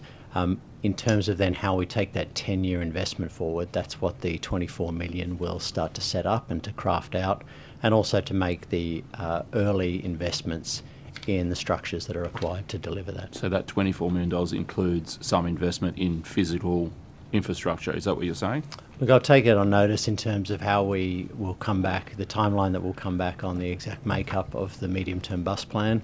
But obviously we need the expertise and the long-term planning to put around that, and then it will be an investable case that we can bring back to government to fund for a decade. Who's producing that plan? Is it being produced internally, or is it going externally to consultants? It's produced internally. Okay, we good. may require some additional support in terms of planning over that period, but that's it's a long-term position. Okay, thank you. Minister, I might just go to the Camay Wharves. In last, I think, estimates in February, in response to the Chair's comments around disabled access for fishermen, yourself and Mr Collins said that's something that you were going to go away and look at. Is there any progress that's been made in accommodating fishers with disabilities at Camay?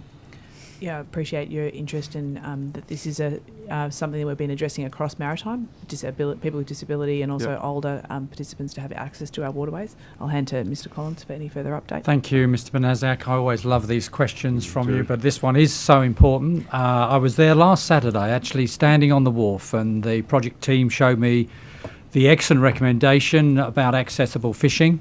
And there are a number of spots now, and they look like some good fish down below that area. So I am delighted to say that we will have fully accessible, step-free, for not only people who will be using the wharf in the future, but for the fishing fraternity, and certainly on both sides we will see that available to our fishing community. When do you foresee that being implemented? The construction for that area, and I've looked at the sites which give step-free level access, is almost complete. The project will be delivered by the end of this year. We hope for the summer holiday season, and inspection on site now shows the fitting out of canopies, seating, guardrails, and the most of the major construction work has been completed. Okay. So given that this will obviously has become a good resource for fishers, and while it's not determined when we'll get or if we will ever get a ferry wharf service going there, what are we going to do about the current rules that only permit 6 people to be fishing on a wharf at any one time? It seems like we've got this great big fantastic fishing wharf now. What are we going to do if only 6 people at any one time can fish on a wharf in accordance with the Ports and Maritime Administration Act? Thank you for the question. Obviously, I would take that away and take that on notice. So obviously the wharf also provides significant public vessel mooring, and we have gone out to expression of interest that will be closed in the next couple of weeks for operating a number of commercial ferry services, and we have had a number of parties interested in that. So it will be a multi-user wharf. It is significant, as you know, because the tides are and the shallow depth, particularly on the Kurnell side. But I will take away, and maybe outside of this, the estimates, we can have a discussion with our head of Maritime to see what is possible considering the extent and size of that wharf. Yeah, it just seems a potential waste of a good resource there. Minister, I asked some questions of you on notice, and you said around your meetings and dealings around the cruise industry, and you said you met with Port Authority and Tourism Transport Forum around the future of cruising on the 27th of February this year. Have you had any other meetings with cruise industry stakeholders since then? I'd have to check my diary and get back to you. I don't recall any other meetings. Okay. But I think our discussion previously was about the potential expansion or a future cruise terminal. Yep. And I'm happy to update you in relation to that important work, because while there is capacity at the Overseas Passenger Terminal and the White Bay Cruise Terminal in the short term, we do need a long-term plan. And the industry has formed with government a group to look at those options, and will be advising of their recommendations to government as well. So it's important that we have made sure that we're engaging with the industry about a future plan for a cruise terminal. Are you able to tell us what options that group is considering? They are considering options both inside of Sydney Harbour and up and down our coast, and they'll provide their recommendations to government. Do you have a timeline for when those recommendations will... You expect to get those recommendations?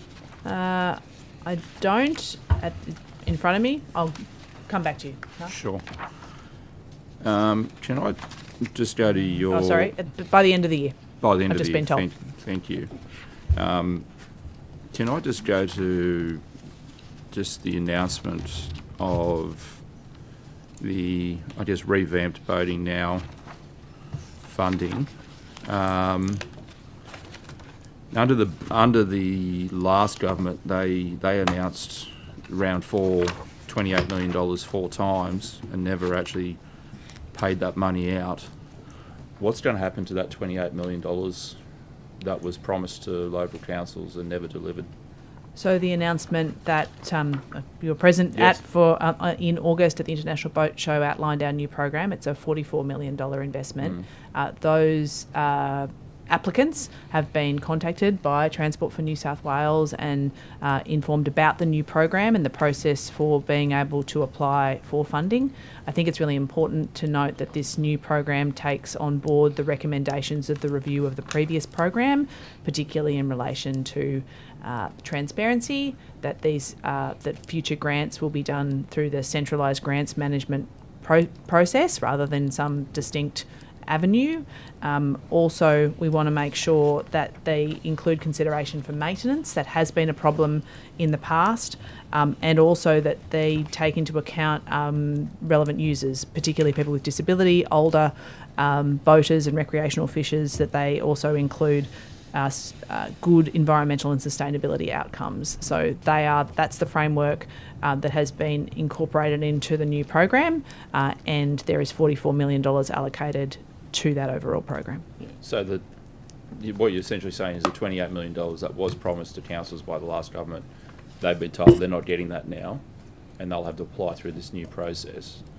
Can you see how that's probably going to potentially stifle councils applying for these funds when they've already been burnt once and gone to the effort of actually applying for this funding?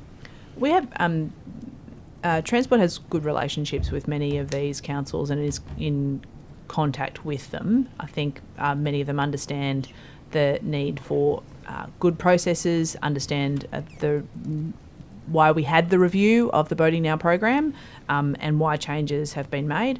I appreciate there's urgency in many communities for investment in these types of in this type of infrastructure, wharves, for example, boat ramps, for example, but it was incumbent upon the government to make sure that the expenditure of taxpayer money was appropriate, and that also provision was made for the ongoing maintenance of these assets, because we have inherited a significant asset base that has not been maintained, and there's no value to a community or a council in a wharf or a ramp that doesn't work. Is it just a coincidence that when you take your $44 million announcement and you take away the $16 million for dredging, that you're left with that $28 million figure?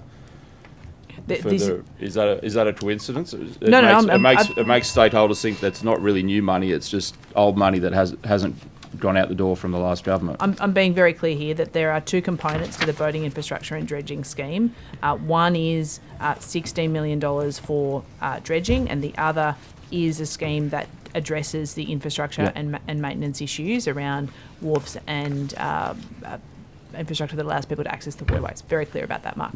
Okay, a question. Thank you. I just have two quick ones. Thank you, Chair. Minister, do you sign off on the regional transport and roads decisions, or is that all to Minister Atchison? Where's the division of responsibility? Yes, regional roads and transport projects are managed by the Minister. So you don't have any oversight? Any of the senior executives here, do they report directly to Minister Atchison, or does it all come through you? Look, I think there are a range of processes. Firstly, of course, Minister Atchison brings her own proposals to Cabinet, or indeed to the Expenditure Review Committee through the budget process. These things are dealt with separately. Regional projects are dealt with by Jenny. Okay, so who made the decision to dissolve the dedicated regional division within Transport? Was that you or her?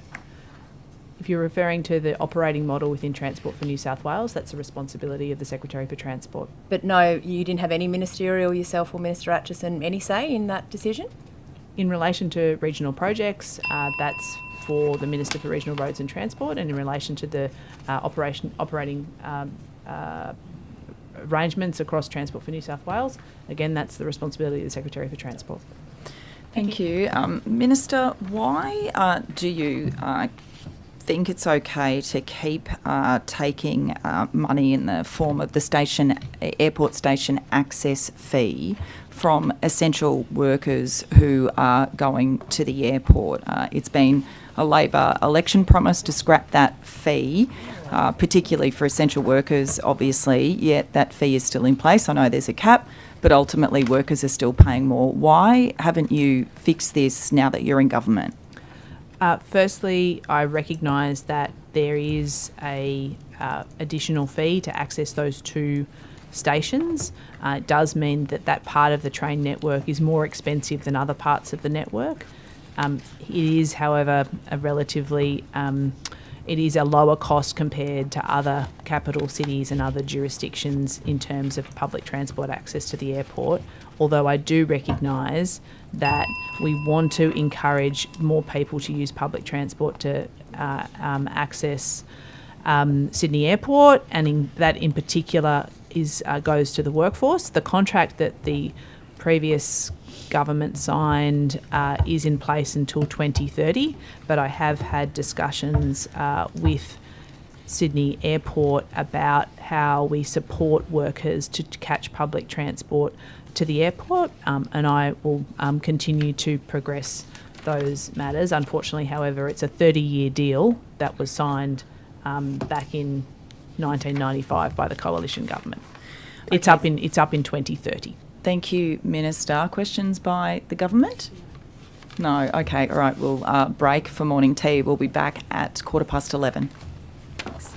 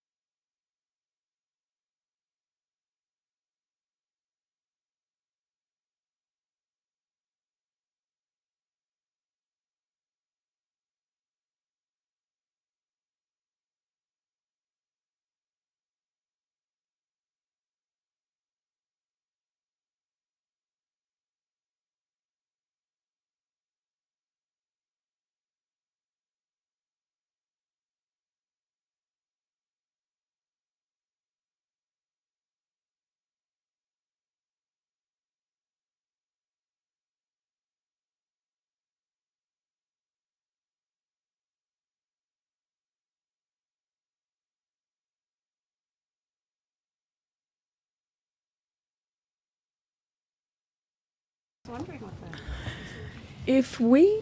Yes, we're ready to begin. And before we start, I will just acknowledge that we've been joined by a delegation, as I understand, from the Swedish Parliament to observe proceedings. So we will be so well behaved in the next...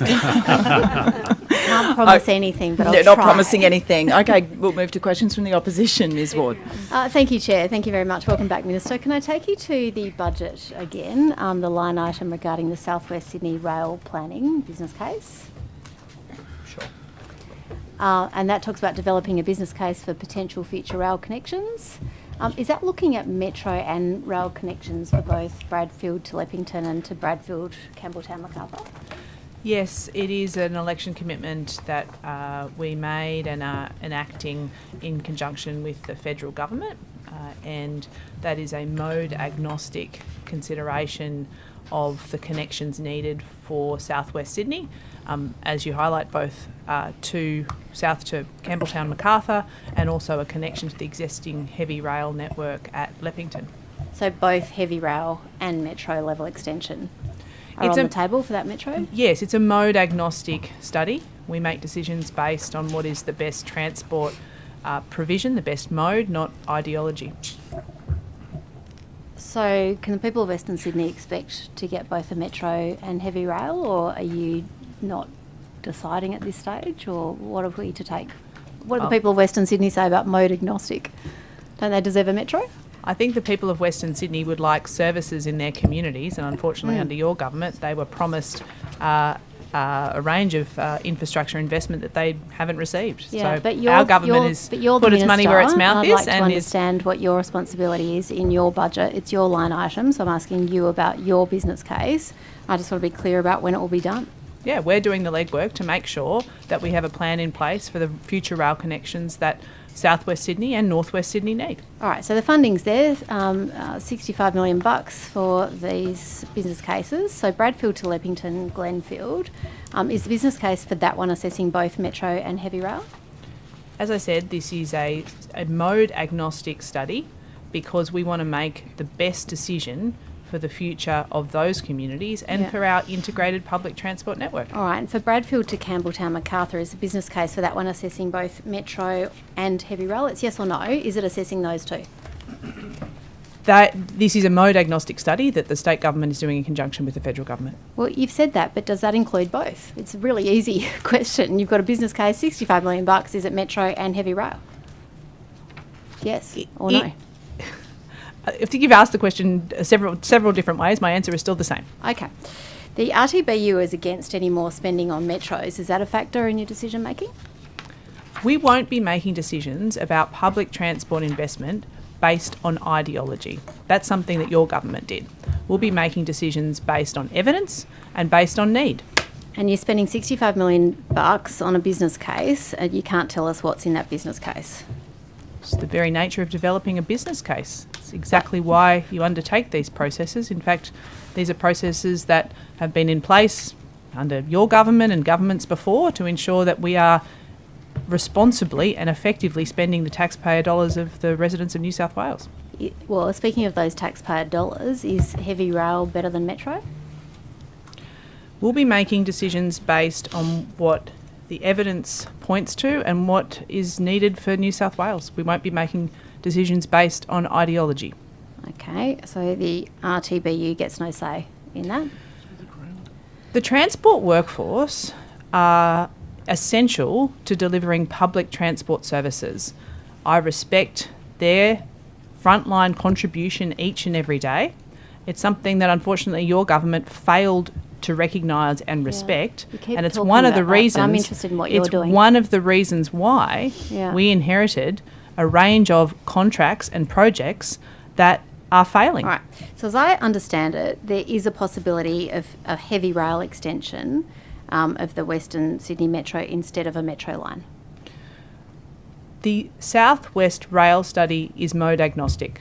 I don't know what else, how other way I could possibly explain it. Clearly you don't understand it. Minister, why does Marrickville get a metro but Camden doesn't? We're doing a business case for South West Metro. This is a community that has been long promised and wants a rail connection to the rest of the rail network across Sydney. The South West Metro is a project that was conceived under your government.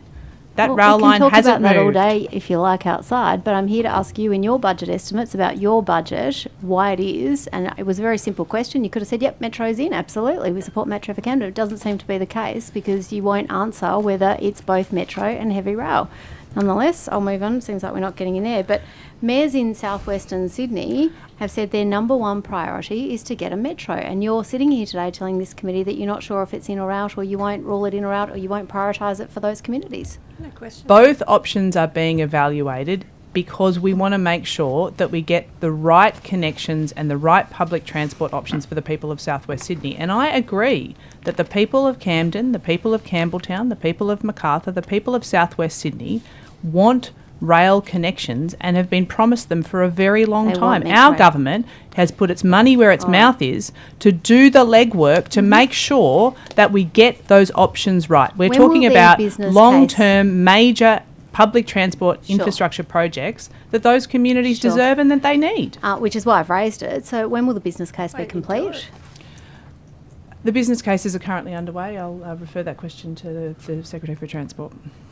Well, I can hear from him this afternoon, but it'd be interesting to hear it from you. Nonetheless, I'll move on. Let's talk about the South West conversion then. Based on the current bus shortages, will the South West Link be able to deliver a service between 2 to 4 minutes during peak periods? It's a yes or no?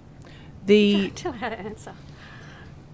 South West Link are a series of different routes and services to ensure that the people that currently use, about 60,000 people each and every day that use the T3 Sydenham to Bankstown line, have alternative public transport services.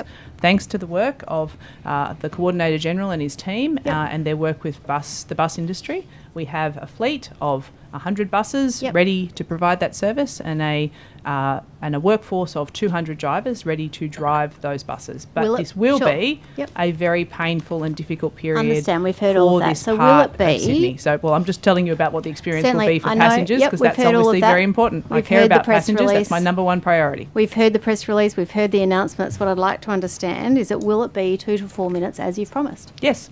Okay. David Babinot from the RTBU, who is a member of the bus task force, has commented previously, and I quote, "We haven't got the drivers, we haven't got enough buses," and that's his quote. So who's correct, the workforce or Transport for New South Wales? I've just provided evidence to this committee to say, in fact, in answer to multiple questions this morning, to confirm that the bus drivers have been recruited and trained and the bus fleet is ready. So the RTBU says we don't have enough, you say we do, it's going to be on 2 to 4 minutes and we've got that guaranteed today. That's good to see, thank you very much. You've previously stated publicly that the metro conversion will be for 12 months only, but you've recently flagged that it could be for longer. What's the current advice from Transport on how long the metro conversion will take? We have a delivery program of 12 months and we will of course be holding our delivery partners, the contractors, to that timeline. And will it be longer than 12 months? We'll be holding our delivery partners to that 12-month delivery program. But as I have made clear to the community and made comment both in the Parliament and in the media, these projects are complicated and the conversion of a 130-year-old rail line is a very complicated project. In fact, I think it's probably one of the reasons why your government was considering cancelling it. Well, let's talk about your government and what you're doing. It's your estimates here today. You seem very keen to talk about anything other than what you're doing, so I will ask you the question. Minister, you keep saying these things. Have you had advice that it could be longer?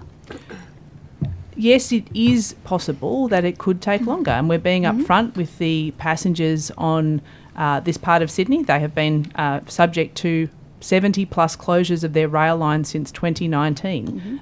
They have already experienced significant disruption and this period is going to be difficult. Mr. Regan, have you had advice that it could be This is not the People's Court. You don't get to redirect. Look, I'm answering the question and the question is we acknowledge that this is a difficult period. We'll hold our contractors to the 12-month delivery program, but I'm being upfront with passengers. I'm being upfront. We'll be upfront. What was the advice you received? Mr. Regan, have you had advice that it will take longer than 12 months? Answering your question, Natalie.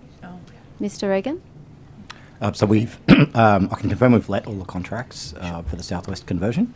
and those contracts are on the basis of a conversion period of up to 12 months.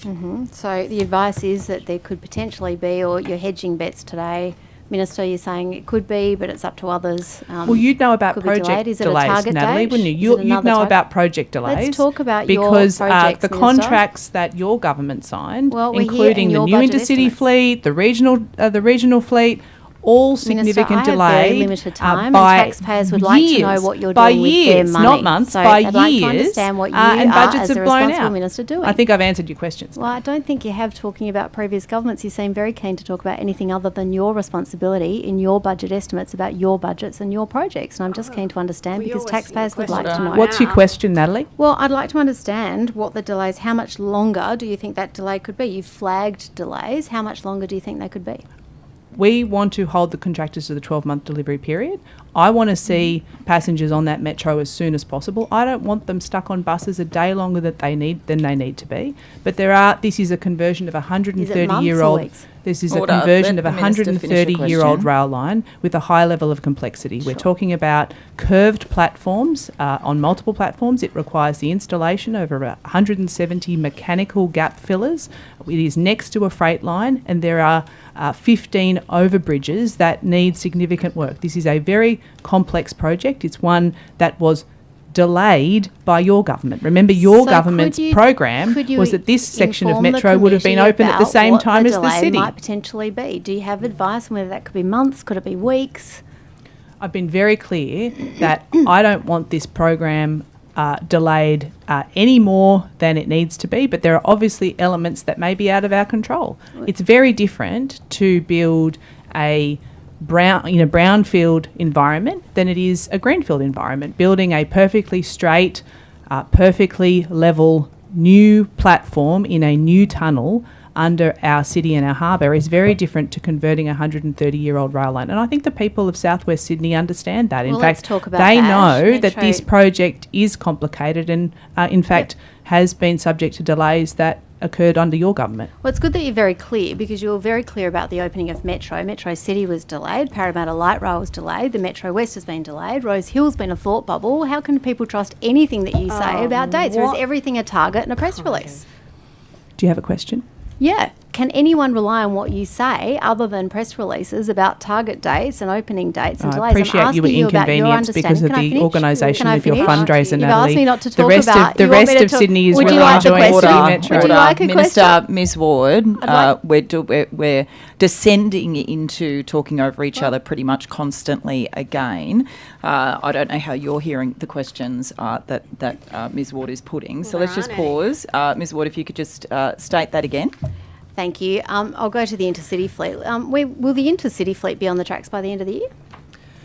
You talk about target dates. The target date for the new intercity fleet was 2019 for the Central Coast and the Hunter, Will it be open? 2020 for the Blue Mountains, and 2021 for the South Coast. Now, it's 2024, Will it be and open? because of our government's work, doing the legwork with the workforce and Sydney Trains, we will see passengers on the new intercity fleet by the end of the year. Right, so the intercity fleet will be on the tracks by the end of the year. That was a yes. I've answered your question. Will it be open? Well, I think you're confusing the projects here. This is the testing and commissioning and accreditation of a new fleet of trains. It's not opening a project. So, can we trust it? Anything will be on time under you, Minister. Will the intercity fleet be on those tracks by the end of the year? Will it be I there? really applaud your political bravery for asking about a fleet that blew out I'm by asking you 40% that about your government your purchased control, from overseas. your responsibility, yes, my your responsibility is to fix the mess that you left us. Wow. Trains Let's talk left. about what you're doing. Trains left all across New South Wales Yeah, for okay. 5 years, sitting there I'll try idle again. because your I'll try government again purchased them asking from you about your overseas responsibility and in didn't your get them time on the as train. Minister. Yes, and I answered that order, question. A point of I'm order trying to has ask been you. taken by Dr. Because your Sarah mates at Kane. the RTBU Order, Ms Ward, held that Ms project Ward, up and you know it. excuse me, Dr. Kane. Point of order, Chair. It's becoming increasingly difficult to hear the Minister's answer, and indeed for the Minister to give her an answer, because Ms Ward just keeps talking and making these sort of inane commentary that, you know, I don't know if it's some kind of justification, but it's unnecessary. Thank you. I'll reluctantly uphold the point of order.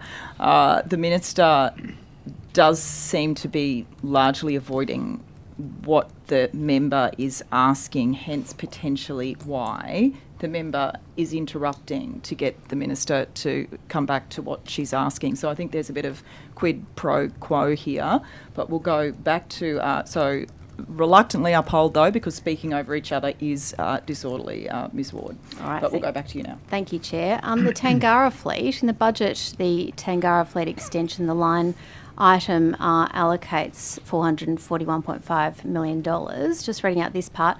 This will enable a longer-term replacement to come online with more than 50% local manufacturing content. You're familiar with that item, Minister?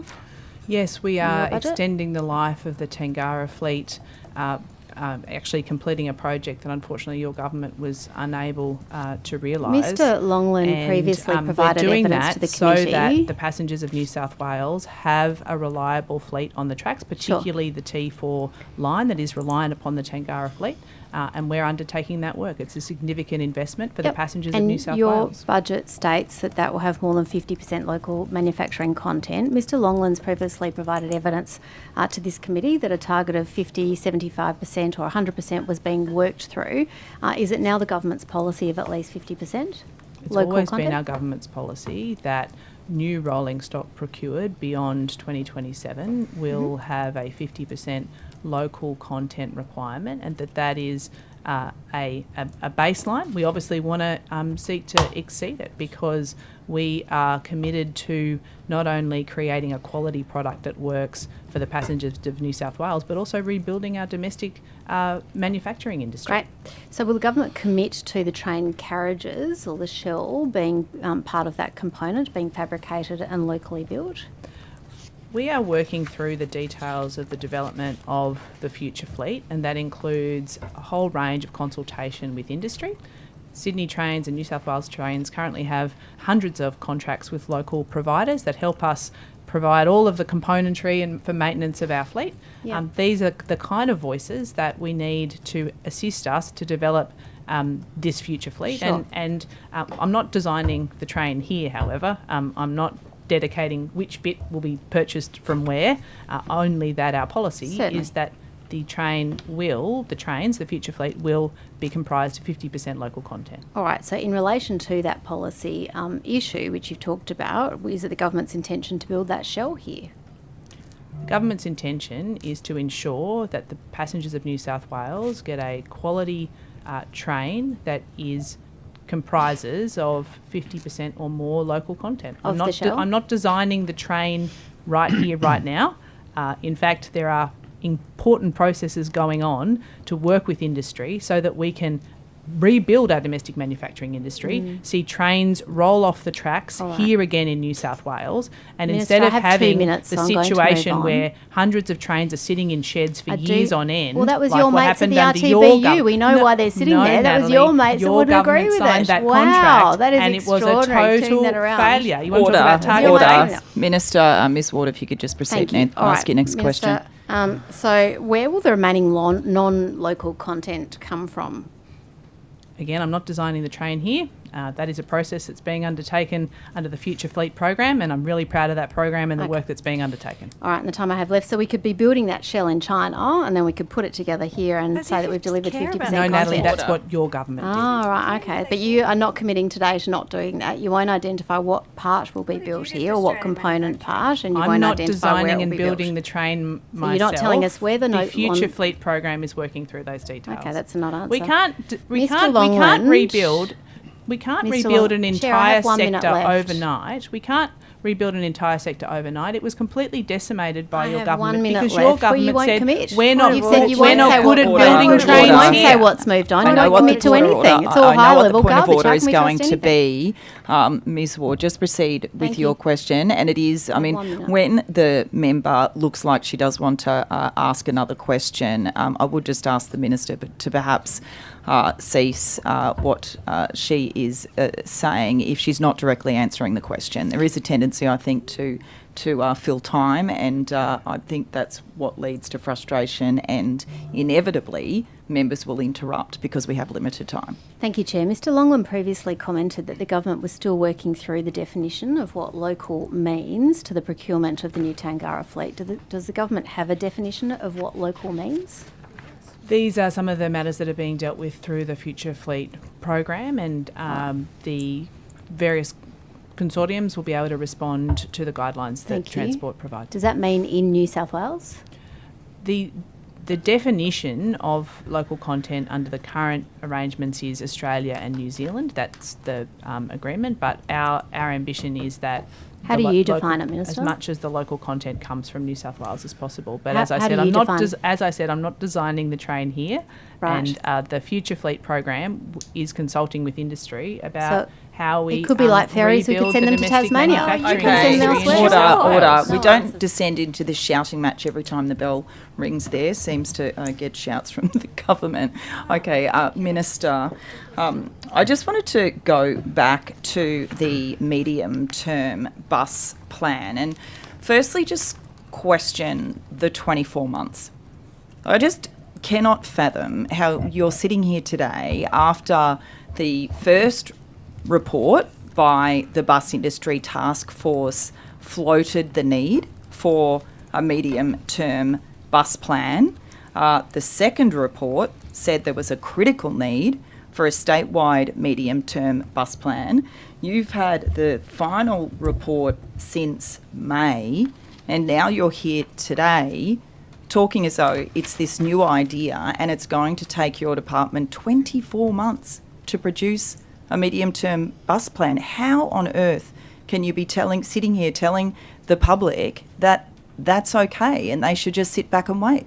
Well, I would hope that we would be able to deliver that medium-term bus plan sooner than that. But as I said earlier, Kate, the one does not preclude the other. And in the budget, in this current budget, there is significant investment in bus, including for Western Sydney, and including our transition to zero emissions buses. As a result of the Bus Industry Task Force, Western Sydney will be now getting zero emissions buses. It's a change to our plan. But ultimately, we need to make sure that there is a proper comprehensive plan, and that's why we're enacting the recommendation of the task force to develop that plan. But that's not the step change that's needed, and a comprehensive plan, as you said. It sounds like your government is going to wait before making any substantial investments in new bus services. So that's an additional 2 years away. As I said, the next budget is after the next state election, if that's the case. Why has it taken so long? Why didn't you put in place a team to work on the medium-term bus plan back when the first report came out? There will be ongoing action and investment outside of the development of the medium-term bus plan, and there are good examples in the current budget of exactly that. I'll hand to the Transport Secretary to provide more information about that, because I want to make very clear one does not preclude the other.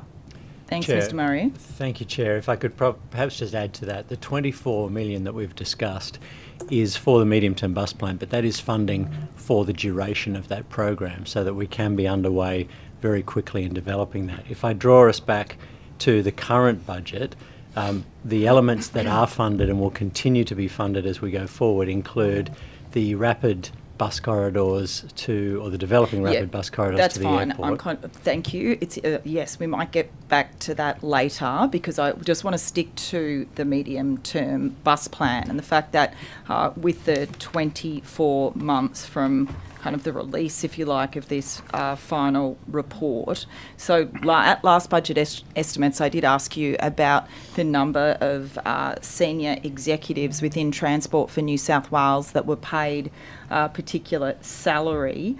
There was, in questions on notice that you provided back to me, 1,000 1,357 executives at Transport for New South Wales have a remuneration for a Band 1 Transport Senior Service Executive, which commences at $201,350. So you've got 1,357 executives at Transport for New South Wales who earn over $200,000, and you are taking 24 months to produce a medium-term bus plan that you knew was floated in the first report early last year. Again, if I could just draw the distinction, it's not to create a medium-term bus plan. It is for initiatives that are within the medium-term bus planning. So that will include planning reforms, it will include changes to the industry, it will include route changes through the contracts. They are all elements that will be funded during that period from the $24 million that has been put aside. It's not something that will appear at the end of next Okay, so year. we can expect, so therefore with the medium-term bus plan, can we expect milestones similar to the Bus Industry Task Force? Are you saying that we will receive an interim plan with some things that can be implemented before those 24 months in terms of those rapid bus transit routes that the public is so desperately crying out for, Western Sydney, Victoria Road, for example? And in fact, in the current Bus Task Force work, some of those corridors have already been identified where we could go from a local service to a more regular service, or a regular to a rapid, more like a beeline. So those are the elements that then this funding allows us to go into the planning. Because some of that isn't movement. rocket science, is it, Minister, in terms it's of the rapid bus transit? It's not rocket a lot of science it is that Western Sydney needs it. Victoria Road, chuck one there. I mean, and there's actually quite a few others that have been recommended already. Can't you just look at that and commit and say, yes, So Sydney desperately needs these bus routes? I think we're in furious agreement, Kate. So just to be very clear, the government is currently undertaking business cases for Victoria Road and Parramatta Road. And I appreciate that, yes, there are long-term planning processes that need to occur, but it doesn't preclude us doing work right now. And in the budget, there was, I think it's over $20 million, Howard's just finding me the figure, for Parramatta Road bus prioritisation, and that's in the section between Burwood and Leichhardt, or Burwood and Haberfield. So we want to see bus improvements now, and yes, beeline projects take quite some time to develop, but we can also see improvements. And there's an excellent program called the Bus Prioritisation Program that looks at making sure that there is a light that gives bus priority, that has a lane that allows them to slip ahead of traffic. So we are doing, so again, one doesn't preclude the other. We are doing work right now on those critical pinch points to get buses moving. The best way to get people onto public transport is if they're stuck in their car and they see the bus we don't need to going past. Go there. I wanted to turn to trains, and I've just got a document that I was hoping could be passed to you. I have extra copies for not exactly everybody, but each side of the table. This document is about the intercity performance reports, which are obtained from the website. The transparency on that is obviously particularly great, as in it's good. I've been speaking to constituents who live on the Central Coast and who commute to Sydney for work, and they've told me about the number of delays and service cancellations, and in fact a number of them are saying that this has gotten worse since the change of government in 2023. The words that they use in terms of on-time running, one of them said to me, was diabolically bad. The handout that I have provided shows the Sydney Trains and New South Wales Train Link overall, the intercity performance report. And let's ignore September because, of course, September's just started.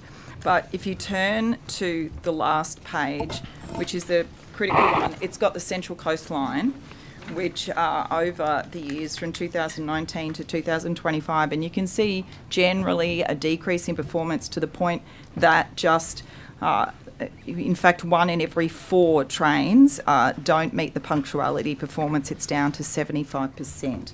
So firstly, I mean, the Central Coast residents are extremely frustrated about this. Firstly, why is this getting so bad under your government? Well, firstly, I would understand and reflect that these commuters are frustrated. I appreciate that. The Central Coast in particular are a predominantly commuter community, and they rely on these public transport services to get to their place of work. So recognise that it is a significant difficulty that they are confronting each and every day. We want to improve services overall. There are some significant challenges on this piece of our network, and that includes that it is shared with a freight line. We've had a number of instances with the failure of freight locos in this area, but there is also the need for ongoing investment in this infrastructure. It's one of the reasons why the federal government is looking at high-speed rail on this connection, because this piece of our rail network is particularly vulnerable. I'll hand to Matt Longland for further information, though, about the specifics. We can go there in 1 second, because I do, just while you're here, I want to let you know about some of just get your response to a couple of the story.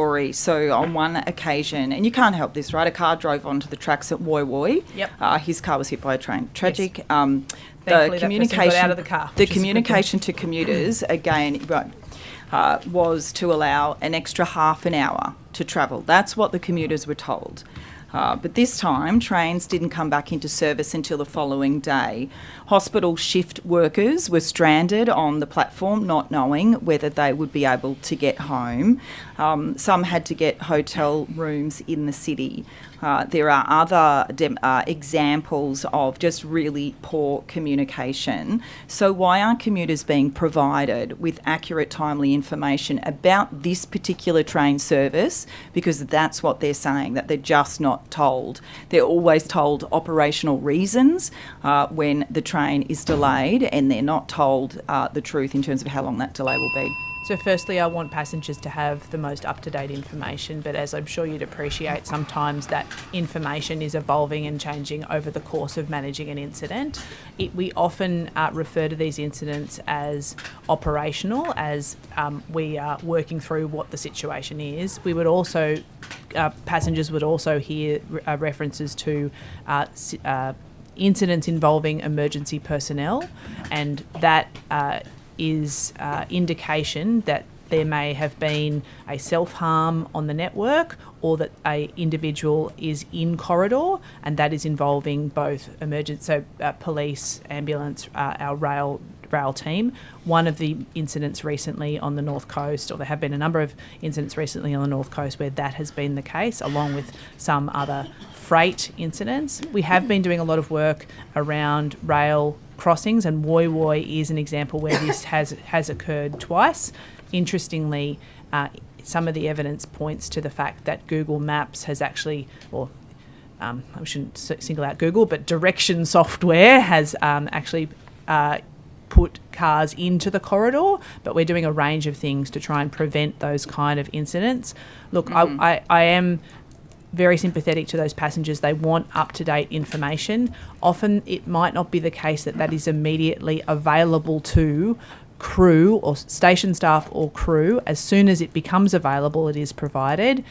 They obviously are dealing with the information that is provided to them at the time, and inevitably, some of these things do take longer to manage than first anticipated. But I'm sure Matt will be able to provide you with more details about all of those incidents. I'm conscious. Okay, Mr. Banasiak. Thank you, Chair. Minister, I'll try to go to the boating fees. On the 17th of May, your department announced an increase to a wide range of boating fees, which puts New South Wales now having the highest boating fees in the nation. In particular, personal watercraft is actually the highest in the world. This has all been, or was being drawn into the Waterways Fund, which is a hypothecated fund, which has, for decades, had us at the best funded education, compliance and enforcement in the nation when it comes to maritime. What's gone wrong with that fund that we've had to jack the fees up that much? Look, firstly, there's a lot of questions in that. So just firstly, in relation to the fund, we've spoken about this both in these hearings and outside of them for a long time. The fact is that coming to government, I was very concerned about the health of the Waterways Fund, and I agree that the way to fund our maritime infrastructure, our maritime enforcement, and maritime education is through a dedicated fund. We are well positioned to do that, but that is only going to succeed if the health of that fund is also guaranteed. And so by that fund being depleted through both COVID stimulus spending, through an increase in the asset base that needs to be maintained. So over $1 billion worth of assets was transferred into the responsibility of Maritime without allocation of funding to do that. So maintenance of wharves, maintenance of boat ramps was not provided for, nor was the responsibility around dredging. And we've spoken a lot about the need to do that before, as well as operating costs increasing. So all of those factors have contributed to pressure on the Waterways Fund, where it was in a state that was of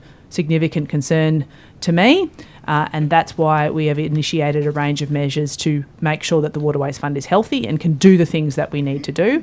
That includes making sure that we review all the expenditure, that we prioritise the critical activities, including safety and compliance activities, that we reduce discretionary costs. We've talked previously, Mark, about making sure that we're spending this money appropriately. So I guess that's summary for doing that.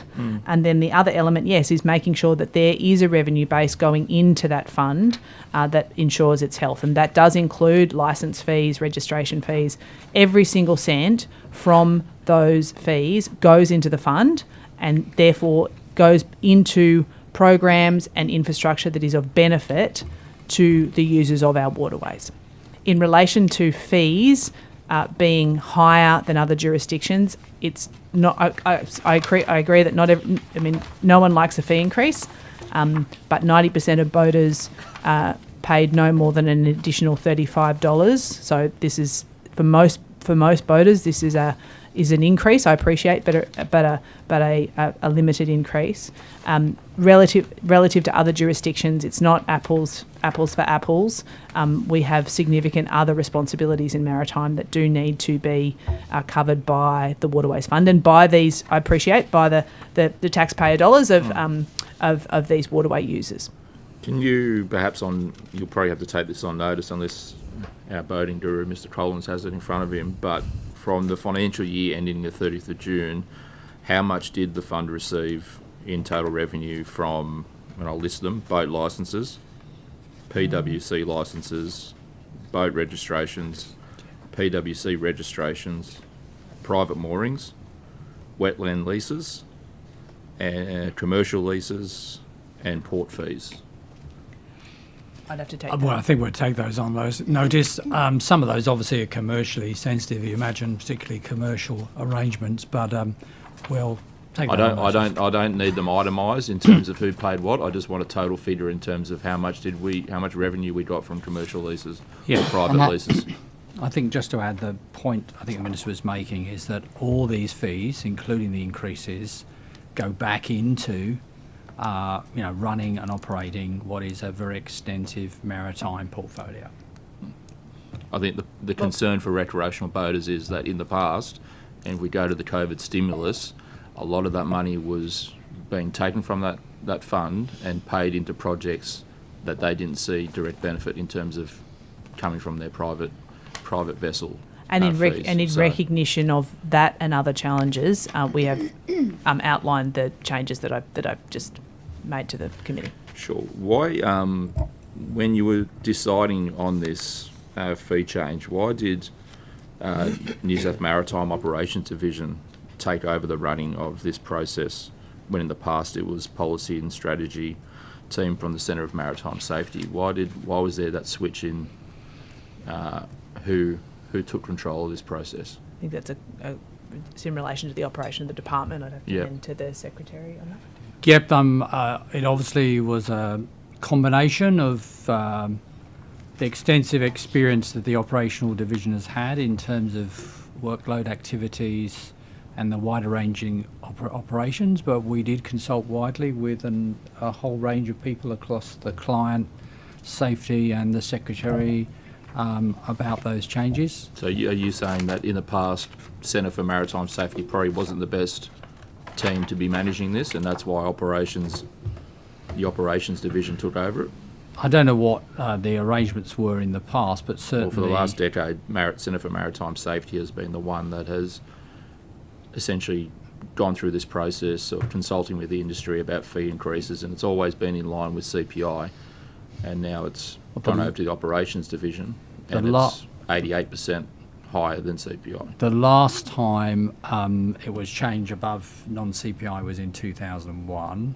As the Minister says, boat licensing fees on average for 90%, 35. And as you know, Mr. Banasiak, what we have done is looked at the massive discounts we offered to those people who could afford a 10-year licence for PWCs. It was over a 50% discount. And we felt that for those who are more needed to be more affordable, we've kept those increases for those people who normally buy a year or 3 years to a minimum, but recognising the significant uplift of work, particularly those people who buy a 22,000 jet ski, of which there are dollars, many of them in the water now, require a lot of work in terms of education and safety. Just sticking with the Centre for Maritime Safety, what's its current funding allocation and how many staff does it have? That's probably an operational. Mr. Banasiak, I'll take that on notice. It shares budget funding with the Centre for Road Safety in terms of their place within the organisation, within the policy unit. So I'll get that breakdown for you. Yeah, thank you. That would be good. Was the Recreational Vessel Advisory Group consulted on these fee increases at all before the announcement was made?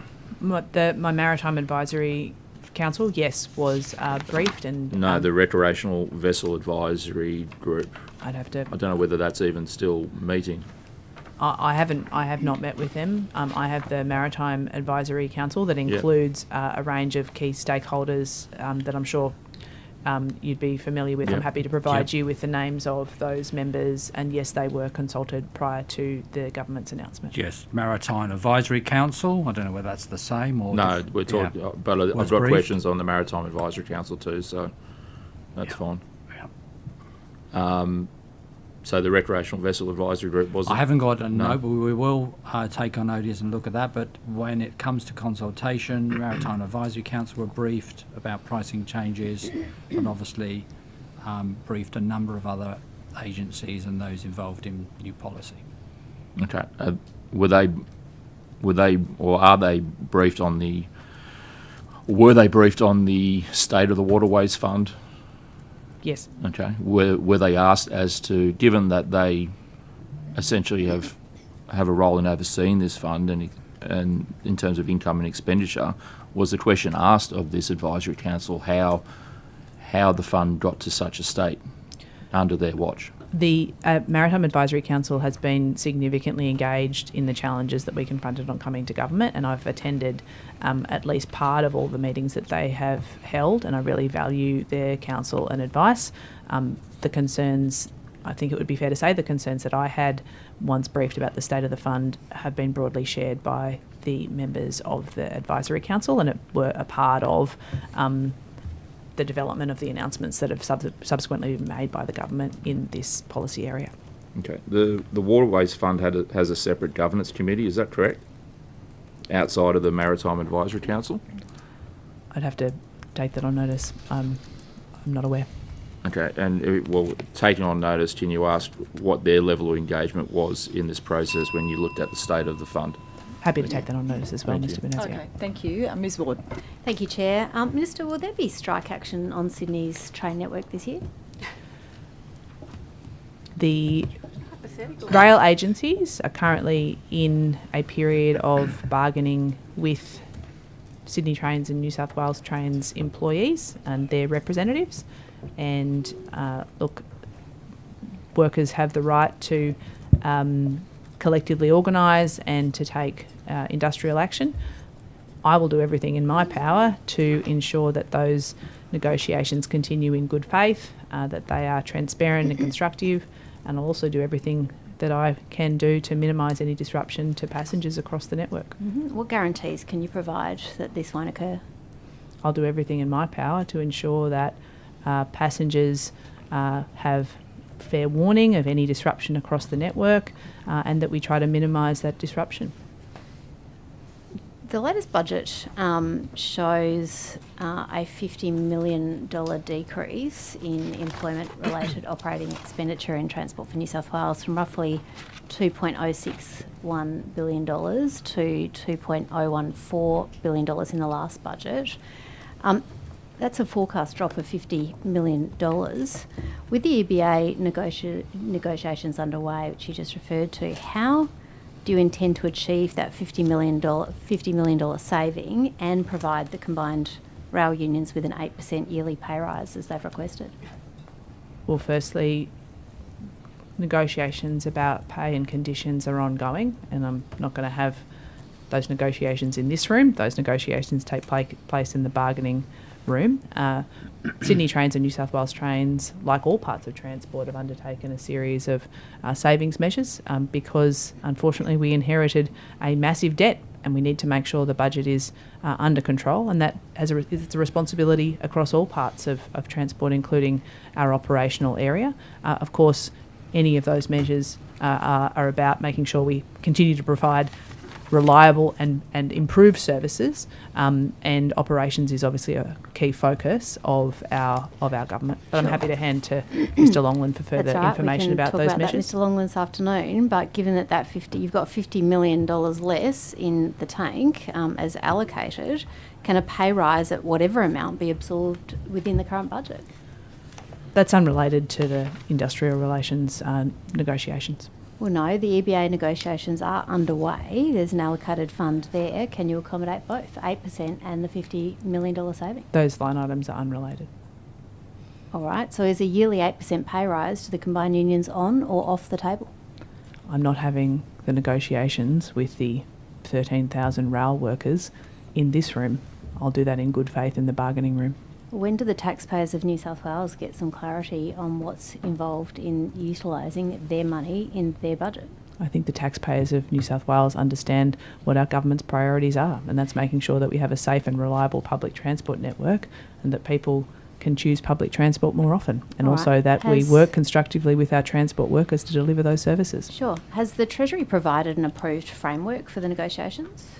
Those negotiations are taking place under some parameters that have been provided by government, and those negotiations are ongoing and are occurring constructively. Sure. But has Treasury provided an approved framework for them? Have they said how much they're willing to pay up to? We have started preliminary discussions with the unions about how the bargaining is being conducted. That's being conducted under our fair pay and bargaining policy. That's appropriate. It's how we conduct negotiations with all of our public servants across New South Wales. Sure. Mr. Longland, what are the parameters? The parameters for our bargaining? Minister's just said you have parameters. What are they? That's correct. So we are negotiating at the moment. We've made an initial offer to unions of 11% over 3 years on wages, and we're working through the union log of claims. We've had about 11 meetings. I was with the unions last week, progressing well. Once we've finished the union log of claims, we'll work through the agency proposals. But we've attempted. So is that 11% per year or 11% overall? 11% over 3 years. Over 3 years, okay. All right, so as a matter of fact, have any wage offers been made to the RTBU so far during this negotiation process? Well, again, I'll be conducting those negotiations in the bargaining room, not in this room. Right. So, Mr. Longland, have offers been made as part of that, or is that a fair gap between the union and the government? So there are 5 unions we're negotiating with, the combined rail unions. The RTBU is one of those unions. We communicated the our position on wages and government's position on wages over that 3-year period in June, and we've been working through in enterprise bargaining since then. So you've offered 11% over 3 years, and they're seeking 8% every year, year on year. That's how bargaining works. That's how bargaining works. Just clarity for taxpayer. These are taxpayer dollars, not yours. 8% is included in the log of claims. That's correct. All right. All right. So then why has the government refused the RTBU single interest enterprise agreement? Again, we'll undertake bargaining in good faith in the bargaining room, and I think that's an appropriate approach, and it's very different to the approach that the former government took, which was a strategy which resulted in passengers being left stranded on platforms. Mhm. So we'll So- take an approach Yeah. which is negotiating in good faith. Yep. The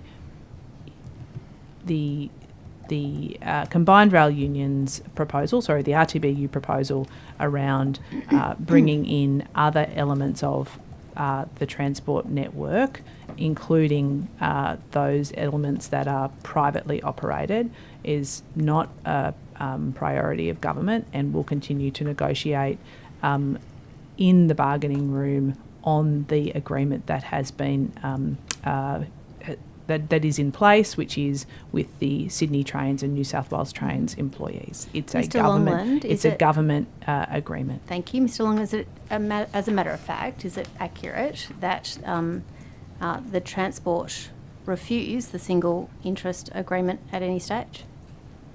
So just reiterating what the Minister said, my priority and the agency priority is one agreement for both of the rail agencies, Sydney Trains and New South Wales Train Link. The matter of a single interest employer authorisation is a matter that's currently being reviewed by the Fair Work Commission, and I don't think it's appropriate to comment on those matters while it's under consideration. Well, but their website says so.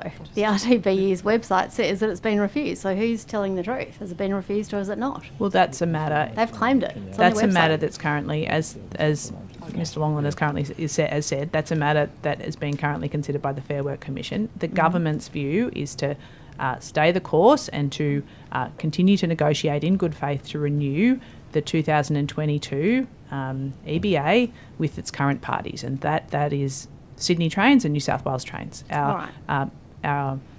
We want to make sure that that EBA is renewed and that transport workers have confidence Sure. about our priorities. So are preparations underway for union protected industrial, or to manage union protected industrial action? Well, as I've said, I'll do everything in my power to ensure that if there is disruption to the network, that passengers have notice. There is a 7-day provision, a 7-day notice period, which has been agreed, which I'm pleased about, which will ensure that if there is any disruption to the network, that passengers have time to plan, and of course we'll do everything to minimise any of that disruption. All right. So in relation to the 11% pay rise, what's the quantum of that pay rise over the 3 years? How much will that cost? I'm not going to talk to hypotheticals here, as I said. It's not a hypothetical. It's 11% over 3 years. What's the cost? Well, that's not what is currently on the table. The parameters have been outlined. It's an offer you made to the union for 11% over 3 years. What's the cost? Well, the parameters have been outlined by the Chief Executive, and we're currently in negotiations about them. What was the cost to the taxpayer of the offer of 11% over 3 years, Mr. Longland? There hasn't been any cost yet because it hasn't been paid. The offer was communicated to staff, as I said, in June. The offer hasn't yet been agreed. So Sure. we're working through that process. I'm not asking if it's There'll been be an agreed with employee respect. vote I'm and asking there'll what be the cost. determination. Yeah, but I'm not asking whether it's been agreed. I clearly wasn't asking that. I was asking what the cost is. This is a budget estimates hearing. We're endeavouring to understand what the taxpayer's forking out. What is the cost of 11% over the 3 years? It's a forecast expenditure. It's absolutely part of budget estimates, and you would have had a figure in mind Part of going into that negotiation. What's the cost to the taxpayer? Well, if you had been engaged in these type of complex negotiations in the past, you would appreciate about that me, Ms. Treasury, Haylen, it's about you. Treasury makes central provision. All about you in and what you accordance ask with for Point of order. Treasury makes. Order. Point of order's You been keep taken. talking about us as much Order. as you like. Ms. Ward, What's the cost? It's Mr. Nanvar. Point of order. Chair, it's not courteous under paragraph 19 of the Procedural Fairness Resolution to talk over the top of the Minister when she's directly answering a question. Yeah, I'll uphold the point of order. You were talking over the top of the Minister, but my previous comments still stand in terms of answering the question as well. But where were we? You go again, Ms. Ward. Thank you, Chair. Mr. Longland, you made an offer to the union of 11%. I'm going to ask you directly, an offer over 3 years of 11%, what was the forecast cost? I haven't got those numbers on me. I'd need to check whether we can make those available. Can you get that today? I'll have a look. You're not able to ascertain that Point of number order, today Chair. for this. I haven't finished my question. A point of order's been taken. Well, this is interference. No, it's order. It's not interference. A point of order's been taken. The witness did undertake to take the question on notice and get information. Yeah. To be continually badgered is not reasonable. Sure, I think the member was clarifying as to when that would occur in terms of getting the detail. So I won't uphold the point of order, but I will remind members that witnesses are able to take questions on notice. Certainly. Mr. Longland, do you think that you might be able to ascertain that number in the course of the next few hours today? I would need to take advice about that number and the process which is underway with government currently around budget committee and cabinet processes. If I'm able to provide any information and that information is available, I'll endeavour to do so. All right. Minister, what's the government's policy on the issue of non-union members being required to pay a levy to the union if they benefit from union action or negotiation as requested by the RTBU? That's not something that is government policy. It's not something that we support. The government does not support that? Correct. Okay. What are your thoughts on that proposal? My thoughts align with government policy. Which is what? I just answered your question. So you don't support that? I've answered this question in the Parliament, and I just answered it now. I don't need the running commentary from the member, with respect. Yes, I'm asking questions in my time. Order. I will say, Dr. Kane, that is true in terms of the commentary on every single response and a question. Please, back to Ms Ward. Thank you. Minister, who gave Transport for New South Wales the approval to oppose the protected action ballot sought by the RTBU?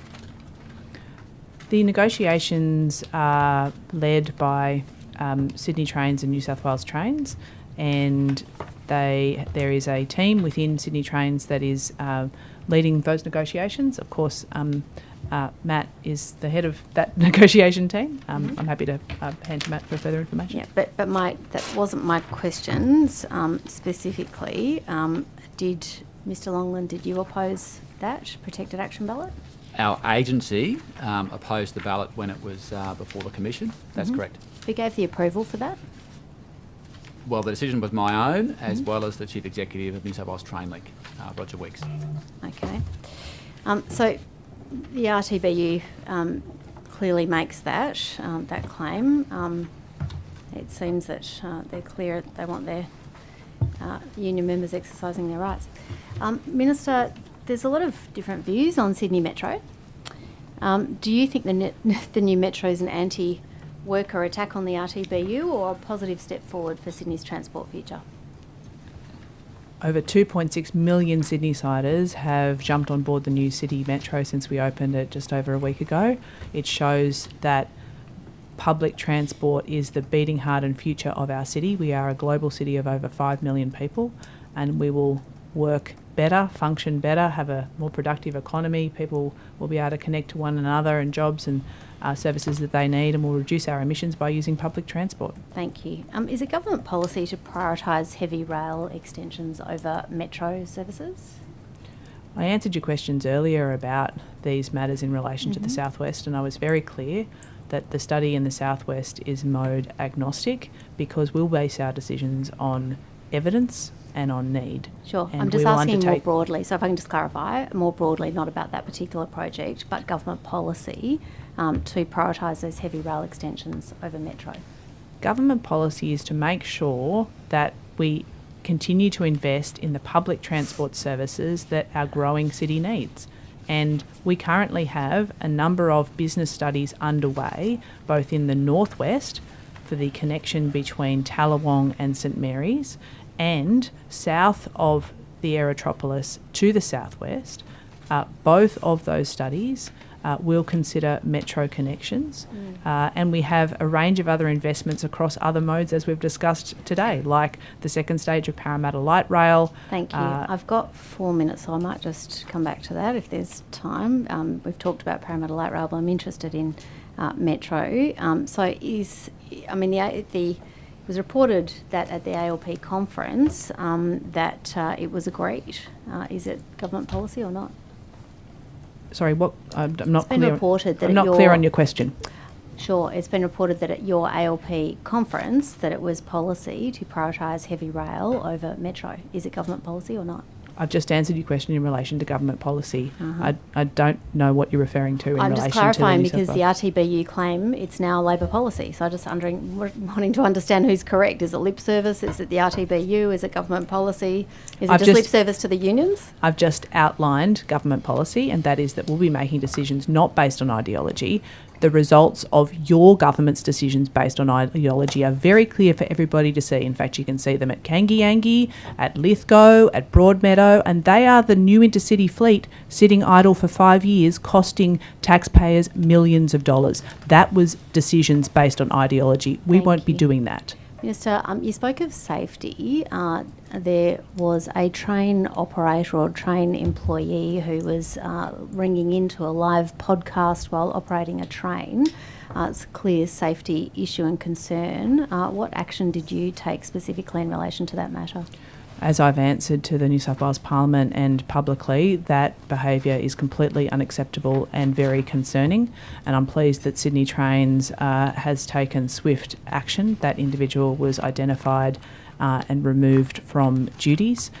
Our clear expectation is that people are focused on their work while at work, and individuals that are not doing that will be counselled and dealt with appropriately by Sydney Trains, and I have confidence in the leadership and management to do just that. Mm-hmm. So the Tallawong, just back to Metro, the Tallawong to St Mary's, is that Metro only or will that be heavy rail as well? The government's business case development in relation to the St Mary's to Tallawong route is being led by Sydney Metro, and it is an important study that will allow us to look at the rail connections that are required in the northwest over the long term. But my question was more specific than that. Is I answered Tallawong to St your Mary's, question. Can I finish? Is that Metro only or is that heavy rail as well? That is currently a study to extend the Northwest Metro and connect it to St Mary's. It is the Tallawong to St Mary's connection. In fact, that has been a line on maps for a very, very long time. In fact, that wasn't my question, Minister. I'm going to bring you back in the 1 minute that I have left. Is the business case considering Metro only or just heavy rail? That business case is considering a Metro connection between Tallawong and St Mary's. I know where it's between. $40 million has been allocated to develop a business case for a Metro connection between St Mary's and Tallawong. Mm-hmm. And heavy rail? A Metro connection between St Mary's and Tallawong. I don't know how many times you want to ask me questions about these things. It's quite amusing. Budget estimates, that's sort of the purpose of it. I'll move on. Is it still the government's commitment? Which bit of my answer wasn't clear, Natalie? Which bit of my answer wasn't clear? Minister. Is it still the government's commitment to have Sydney Metro West open by 2032? Yes. Okay. Has the Metro, Sydney Metro seen or been aware of cost escalation as a result of the Rose Hill proposal ongoing tenders? The Premier and myself have been very clear that we do want to look at options to add additional stations to the current 9-station alignment because we are refocusing Metro West to deliver the housing that our city needs. We want to make sure that housing is done in conjunction with transport investment. Sure. Any addition, the addition of an additional station, be it at Rose Hill or another location between Sydney Olympic Park and Parramatta, will be an additional cost. Mr. Regan, are you aware of what that cost escalation would be as a result of Rose Hill being added? So at the moment we are doing work that the government has requested to look at options for stations between Parramatta Olympic Park, particularly focused at Rose Hill. We haven't finished that work yet, so we're looking at different options for construction, and we need to take into account the planning and community issues associated with that. We are doing preliminary geotech and other assessment works on site to also determine any risks associated with that construction. So that work is ongoing, certainly underway at the moment. Okay, thank you. We'll go to questions from Ms Abigail Boyd. Thank you very much, Chair. And good afternoon, Minister, and to all of you. I just wanted to ask about how we're going with making all of our public transport accessible. You'll recall this is something I ask about every estimates. I understand that as of March, we were looking at around 72.6% of all of our suburban, intercity, metro and regional stations being independently accessible. You said last time that we didn't have an actual timeline for making the rest accessible. How have we developed on that? Yeah, I don't have an update to that percentage, but I'm happy to take that on notice. I'm very pleased that in the intervening parts of our conversation here and otherwise, our government has progressed our safe and accessible transport program. This is a combination of the former Transport Access Program, the TAP program, and the Commuter Car Park program. It is an $800+ million investment, and we have earlier this year announced the next 7 stations for upgrade, and also that there are a number in, I think it's 16 or so, also in the design phase. So just to give you and passengers the reassurance that all of that $800 million will be spent on improving accessibility, particularly for people with disability, across the public transport network. When we're looking at, I guess, so, you know, under the DSAPs signed in 2002, the obligation was on all states and territories to have all modes of transport except for trains fully compliant with accessible standards by 2022. Clearly we are not at that. Correct. You know, the previous government didn't look at it until at least 2019, so you were behind before you even got started. However, what I would hope to see is some sort of, I guess, schedule or timeline of when those things will be accessible. So, for example, if I was a person with mobility needs and I wanted to go and buy a house somewhere, it might not be accessible now, but I might be able to see on the current trajectory, we're looking at, a 5-year horizon or a 1-year horizon. Has that work been done of actually doing an audit and then a timeline? I'll have to come back to you on a longer term timeline. We have been able to provide the community with assurance around the 7 stations that are currently now in development and construction, and then the additional stations that are now in the design phase. So all of that information is public. Yep. In terms of whether, we particularly have issues across our regional network. I appreciate that those communities would want certainty as to whether or not that upgrade was occurring. I don't have visibility of this at this time. If there are specific instances that you would like some clarity on, I'm happy to take that on notice. Look, I've just got information in front of me that our initiatives have resulted in 73% of the heavy rail network being accessible. Of course, many services are already 100% accessible. And I'm not taking away from that, but when you have mobility needs, there is a lot of onus and burden on the individual to work out what is and isn't accessible. Yes. I'll give you a good example. I was out at Tempe train station the other day, and I know that because the community had sort of basically made a big campaign around it, they have a ramp on one side. Yes. So people with mobility needs are able to travel in one direction, but then when they come back, they have to get off at a completely different station and then get some other mode of transport back. This is an absurd situation for these people. I'm not asking you to have solved everything, and I'm not saying you've done nothing. You've done, clearly things are progressing, but people want to know what the timeline is based on an audit having been done of what needs to be done. So I guess that's what I'm asking for. I appreciate that, and look, I know those steps at Tempe very well, and understand why it is absurd for those passengers, and particularly those with disability. Look, again, I can give clarity on those stations that we have committed to in this round. Yeah. We do have a across the network audit. Good. That we'd be able to provide some information to you. It doesn't, I want to be very clear though, it doesn't give you a specific timeline on when the steps at Temporary will instead be a lift. But at least it will tell us what is to be done. Yes. Yeah. And I think that's kind of the first Yeah. step. Sorry, Ms. Boyd, perhaps if I could just add to the Minister's comments around the heavy rail stations that are yet to be dealt with under those programs, both TAP and the new SAT program. At the completion of the current level of investment, around 14% of the 373 train stations would then remain not accessible, Okay. and a further 13% would be accessible with access, so potentially like Tempe that you've just mentioned. Yeah, I'm okay. sure we could provide you some more information on those, Yeah. but then the next rounds of future assisted transport Yeah. funding would have a much smaller list to go after. Yeah, I guess that comes back to we're only going as fast as we have funding for. It'd be nice to be able to project what the cost might be so that then we can work out just how far we need to go. I think it's a question of both the funding but also some of the technical complexity Yeah. with some of the, obviously dealing with 373 stations takes us out into some elements that are very old on the network and where there may be engineering difficulties in getting to that.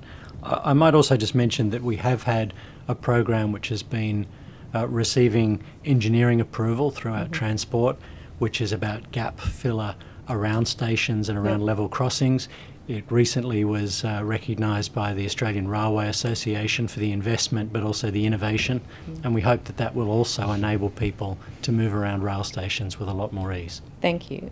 Minister, last estimates, I asked you about the Accessible Transport Advisory Committee, about them receiving adequate compensation for their work. You said that had been brought to your attention and you were looking into it.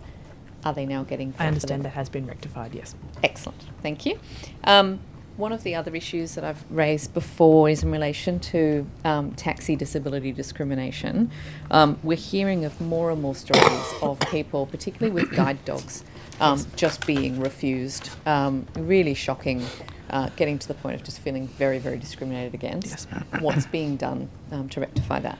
This is a significant problem and one that we're confronting head on. The Commissioner and his team have been out with plainclothes patrols and have issued significant numbers of fines. I also was pleased to join Guide Dog New South Wales with some promotion and public information about the fact that guide dogs are permitted and should be included in all point-to-point transport and including on public transport, and we've had really good engagement with them. But I'll hand to the Commissioner for further information. Thanks, Minister. Yes, we've been attacking this from a number of angles, and we've been working quite closely with Guide Dogs Australia on the issue. So firstly, I've had my own staff out doing both overt and plainclothes or covert operations, catching ride shares and taxis. And we do see this behaviour, for example, with rideshare drivers who cancel on approach once they see someone has a guide dog, or taxi drivers at ranks. We also, and we've been doing that with volunteers from Guide Dogs New South Wales as well, which is very helpful. We've also been working with them on education and with the taxi and rideshare industry on education for drivers, and particularly we find that a lot of drivers, either they've actually had exposure to a guide dog and the guide dog's handler, they're far more amenable to carrying people. And the other thing that we're doing is I've called in both Uber and Didi in recent times and said to them that I want to see much better handling of reports, because I think one of the things we hear from Guide Dogs New South Wales is that people don't like to make reports because they don't think anything will happen with them. And last time you told me, what have we got? Maybe you didn't tell me this, maybe I've just found it, but the 21 complaints received by you in relation to this, we had just one driver being prosecuted as of October last year. Have the number of complaints got increased? Has the number of people been taken to task increased, or?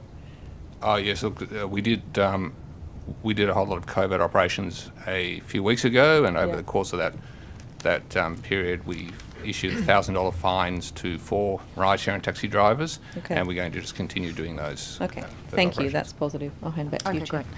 Right, thank you. I just want to turn back to the airport station access fee issue.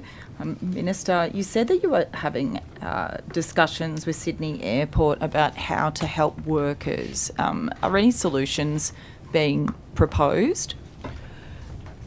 Sydney Airport has, I guess I would characterise the change in leadership has shown a renewed interest in the workforce's way to get to and from work, and I welcome that. And that they have opened conversations with us about that. I don't want to mislead you or the committee to say that there is some immediate solution on the table. Unfortunately, we are hampered by the contract that is in place until 2030, but I am encouraged that there is an acknowledgement that we want more of the thousands of workers at Sydney Airport being able to catch public transport, and acknowledge that the airport fee is a barrier for some in that case. I would... Thank you, still Minister. Similarly, contracts haven't stopped your government from offering subsidies, rebates. Let's take tolls as a very good example.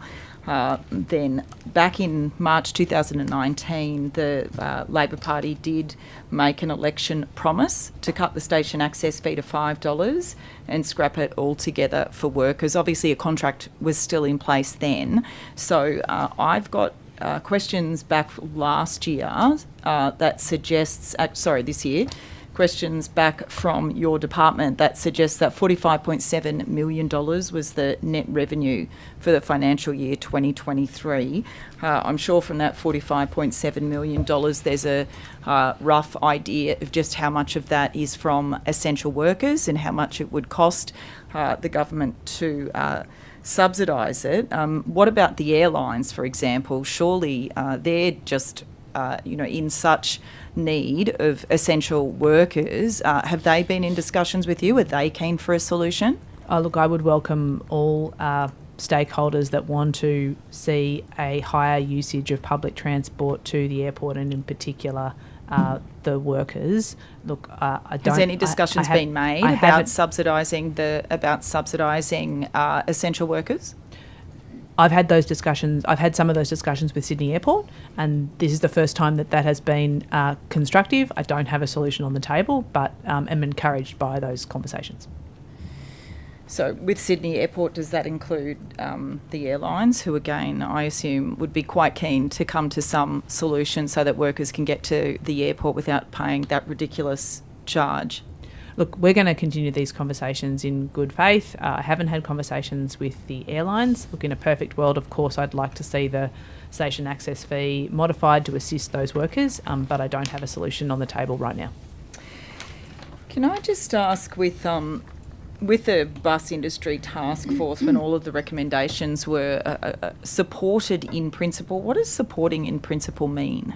It means that we take the advice of the bus industry task force very seriously. This is a piece of work that, as I've outlined to the committee earlier, we saw as absolutely essential and provides us with a roadmap going forward. We're going to work through the implementation of those recommendations. We've already implemented 45% of the recommendations that we have received, including critical recommendations that have allowed us to reduce the bus driver shortage, for example, that have completed the implementation of the regional seatbelt program, run campaigns to make sure that people know on buses that they need to put a seatbelt on if it's available to them.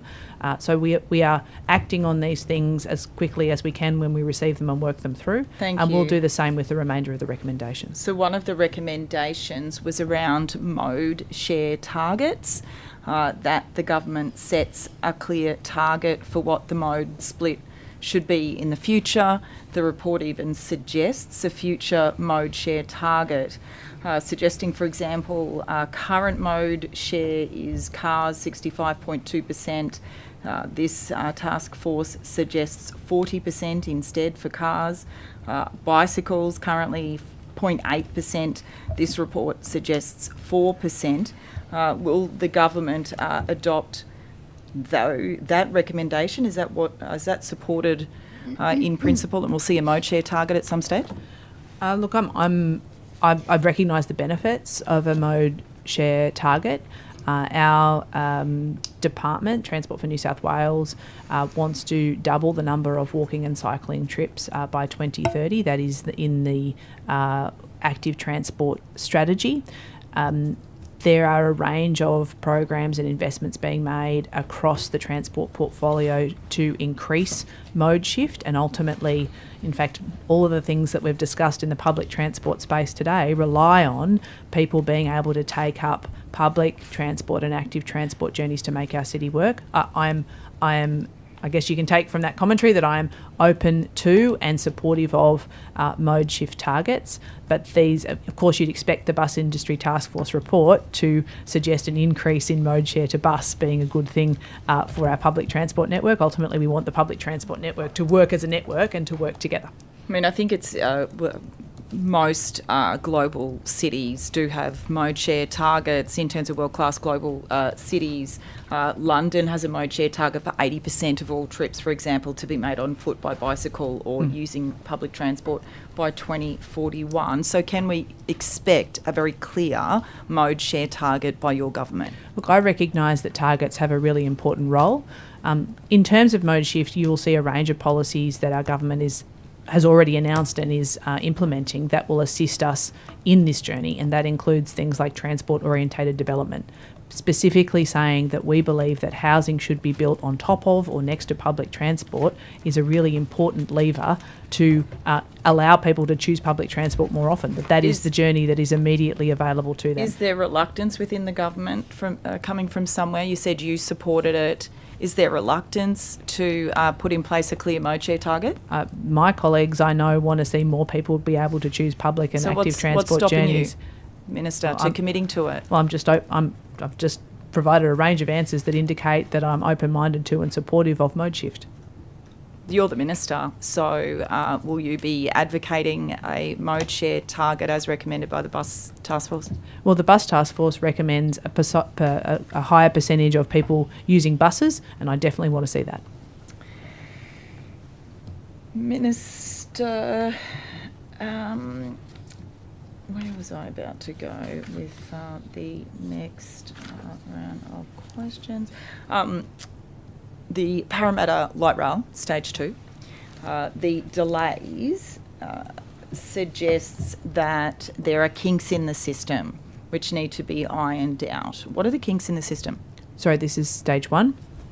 Yes. Yes. Sorry, yes it is, Stage 1. So we're currently in testing for Parramatta Light Rail Stage 1 moving towards passenger service. And there have been a number of issues that we've confronted when it comes to the technology, so the systems that communicate between the trams and the operating centre, the control centre, the passenger information on platform and in the tram, and the payment system as well. This is the system that allows you to see the tram on your travel app, as well as communicate that same information on the tram, on the platform, and for the payment as well. There have been some issues with that system. We're ironing through those, getting rid of the kinks in the system, and we want to make sure that those systems are working well before we put passengers on board. We don't want to have a situation where, like we saw on the CBD and Eastern Suburbs Light Rail, that we had passengers being used as guinea pigs. We want to make sure that the system is reliable and safe, and has also, of course, received accreditation before we put passengers on board. And so those issues that you just raised, have they been identified more recently, like in the past, say 4 weeks, for example, and not known about 5 months ago? Yes, there are issues that we have discovered in the testing phase, and that's exactly what testing is all about. But it has been tested since late last year? Yes, these are recent issues that we've confronted. I'm happy to hand to Camilla about some of these issues. We'll come back. We will come back in the afternoon. Okay. Thank you. The Committee for Sydney report into buses, so Plan B Better Buses for Sydney. It was released in July. Now, it suggested integrating with the whole, integrating land use planning with transport, which of course your government is wanting to promote to a great deal with the TOD program. Is there a plan to develop the TOD program further, so it's also around bus corridors and not just trains? Firstly, land use planning and the implementation of TODs, for example, is the purview of the Department of Planning, And so I think in terms of its ongoing rollout, your questions are best directed there. I think more broadly, however, our government's priorities are really clear. We want to see more housing, and the right place to locate housing is next to public transport or on top of public transport that provides those communities with the services that they need. And again, at the moment, those TODs are focused on mass transit options, but in the long term, all public transport is a really important service, and housing should be located near it. Thank you. Back to questions for the last little bit, Ms Ward. Thank you. Minister, you've committed to opening the Metro, Western Sydney Metro, when the airport opens. You've been clear about that. When passenger services start for the planes, yes, that's right. Yep. So I just wanted to clarify what opening means. Does that mean all stations on the route, or is that just St Mary's and the airport only? All stations on the route. All stations at the same time as the airport opens? Yes. Okay, and so that will include Orchard Hills, Luddenham, they'll all be open at the same time? Yes. You're absolutely sure about that? That's the information that I have in front of me. Okay, it's not a target opening, it's all of them at once or none of them? It's not going to be staged in that sense? Are you planning a fundraiser on one of the stations? I'm asking you about your government's intention for a very large infrastructure project, and I think it deserves they're big an and answer. complex projects. Yeah, that's right. So will all of those stations be opening? I've answered your question. Oh, you could happily answer it again if you are committed to transparency, but I'll move on. Mr Regan, your evidence from earlier this year was that the scoping studies concerning new stations for Metro West would be provided to the government by the middle of this year. Has the government received that further information? Yes, the work's ongoing. So we have been working with government around those options and continuing to do so. So it has received those scoping studies, or they're midway, or what stage are they up to? As I said, we've been providing that information progressively and working across agencies, and that work's still ongoing. What are the next steps for those studies? As I said, my answer to your question earlier, we are doing further work around the geotechnical aspects, the contamination aspects, and design options. There's different ways a station, particularly at Rose Hill, could be constructed. So we're continuing to work up those options to refine for government's further consideration. All right. When will that work conclude, in your estimation? So look, it's ongoing at the moment. Certainly, we are working to have by the end of this year a good suite of options for further consideration. Mm-hmm. But the timing of that is a matter for government decision. Okay, but obviously that work needs to finish at some time, and you hand it over. And yeah, I mean, it may be that there are further questions and iterations, but certainly we're looking at those options. As I said, working across agency and timeframes for government consideration. For Rose Hill or for other opportunities? Our focus primarily is Rose Hill. Okay, and anything specific on that in terms of cost escalation to the rest of the project? So we're looking at that work separately to progressing the project itself, which is remains on track for the 2032. So I think government's consideration has been pretty clear on that they would then have to look at Rose Hill and the costs associated with that. That would delay the project. No, I didn't. Thank you. I didn't say that. To add it in. All right, let's come back to that if we need to. We'll go to Mr Bedanziak. Thank you, Chair. Minister, I might just press you a bit further on the Maritime Advisory Council. They're supposed to overview maritime finances. Would you say that they failed to do that appropriately, given the state of the Waterways Fund when you came into government? The Maritime Advisory Council that I've been consulting with is the one that I appointed when I became the minister. And so did you sign off on the new? You signed off on the new one in 2023. Is that correct? The membership, yes. So given that they oversaw the finances prior to you becoming the minister, and the Waterways Fund was in such a poor state, why did you support re-signing off on 6 out of the 10 existing members, one being the chair, given that they had oversaw the depletion of that fund when that was probably one of their core responsibilities? Well, firstly, I would say that it was the government's responsibility to ensure the health of the Waterways Fund, and the former government made decisions that jeopardised the health of that fund, and we've discussed that. But previously. isn't that Maritime Advisory Council there as a stopgap in making sure that the government is held to account? And given that it's made up of solely of government agencies, surely they have a duty to provide frank and fearless advice, and I've spoken to Mr Collins about frank and fearless advice in the past. Surely they had a responsibility to provide frank and fearless advice to the Minister of the day to say, hey, we're not managing these finances well, the fund's being depleted. It seems that they failed in that duty, and they've now been reappointed for another 3 years. The Maritime Advisory Council that I'm referring to, and I'm happy to provide you with the detailed membership of them, are representatives predominantly of key stakeholders across the maritime sector. So that it is a committee made up of individuals from outside of government, not of government agencies. I took the opportunity to refresh that advisory council when I came to government, but six of them are returning from the previous council. It seems it's not really a great refresh. Look, I've really valued the advice of the members of the advisory council, but ultimately the decisions rest with government. Thank you. Okay, Minister, can I? The government has remained committed, I understand, to the restoration of the 445 and 370 bus services in the Inner West.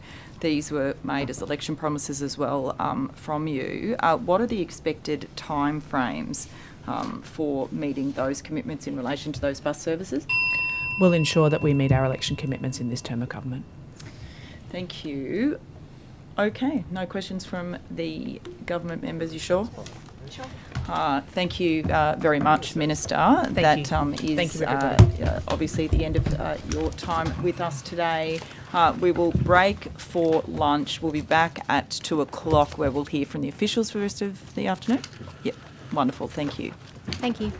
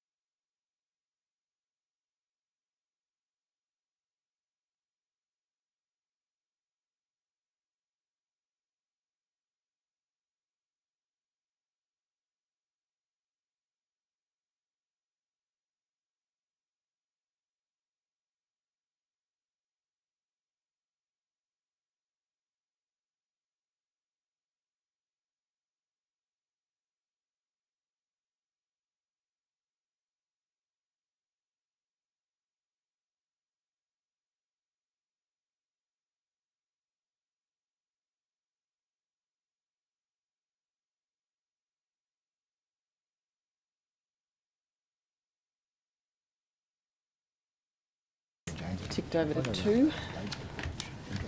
Great. Okay, welcome back, everybody.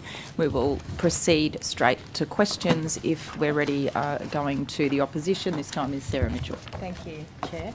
Mr Murray, I might direct it to you, but I'm happy if it goes to any of your colleagues. It's just some questions I've got in relation to the regional rail fleet testing. Yes. My understanding is that the 2 trains were due to undergo testing for 8 days this month, but that has been cancelled. Is that correct? I'm going to ask Ms Drover to comment on that. She was with the trains last week, in fact. Thank you. Ms Drover? Yes, so we've now got 2 trains, 6 cars each at Dubbo. One of those trains, the first train, will be making its way later this month down to Sydney to start its dynamic testing. That testing will start on the Sydney electrified network, because you'll remember that the regional rail fleet is bi-mode, so it needs to be tested both on the electrified rail network and also on the diesel network across regional New South Wales and eventually up to Melbourne and down to Brisbane, etc. So that testing, we're still planning to start that later this month in September. It's obviously subject to some approvals. There are 3 different RIMs, rail infrastructure managers, between Dubbo and the city. So we need all those approvals to take what is a brand new train and put it on the existing physical infrastructure, which is the rail network. Okay, so just to be clear, so is that for both trains or just one train, the testing? We'll start with the one train. Okay. So we do, like, if you like type testing of the very first train. And so it'll start its very extensive testing process, hoping that later this month. So my understanding was it was originally flagged for, I think, starting on the 5th of September through to the 13th. So will any testing occur then, or is it later in September? Look, the first step is to move the train to Dubbo to Sydney. There'll be some static testing that we'll do in Sydney as well, and then it will go out on the electrified rail network for dynamic testing. That testing will be done largely at night, so there'll be no impact to passenger services. So as part of a continuum of testing, every aspect of that train needs to be individually tested, and then it needs to be tested with its interface with the existing rail network, both, as I said, on the electrified network and on the diesel network.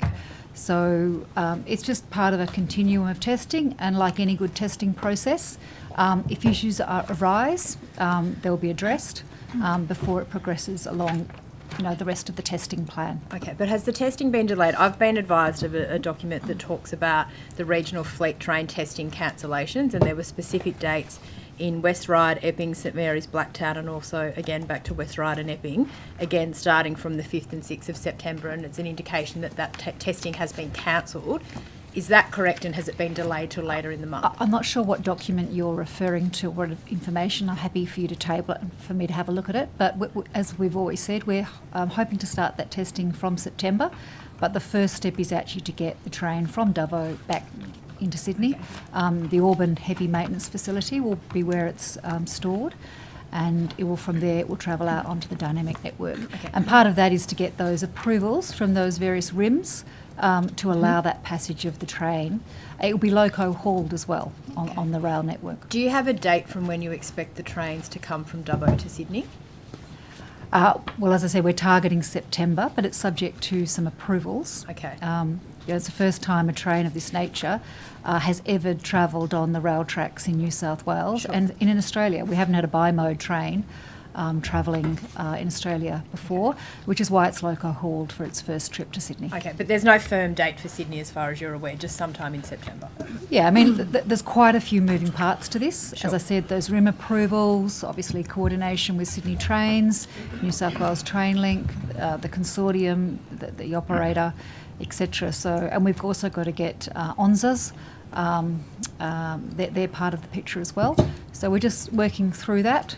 But it's the first stage of what will be a very, very comprehensive testing regime for this new fleet of trains. Okay, thank you for that. If I could just quickly go to you now, Mr Murray, just coming back to one of the issues I raised earlier with the Minister about the regional division within transport. Who signed off on that decision?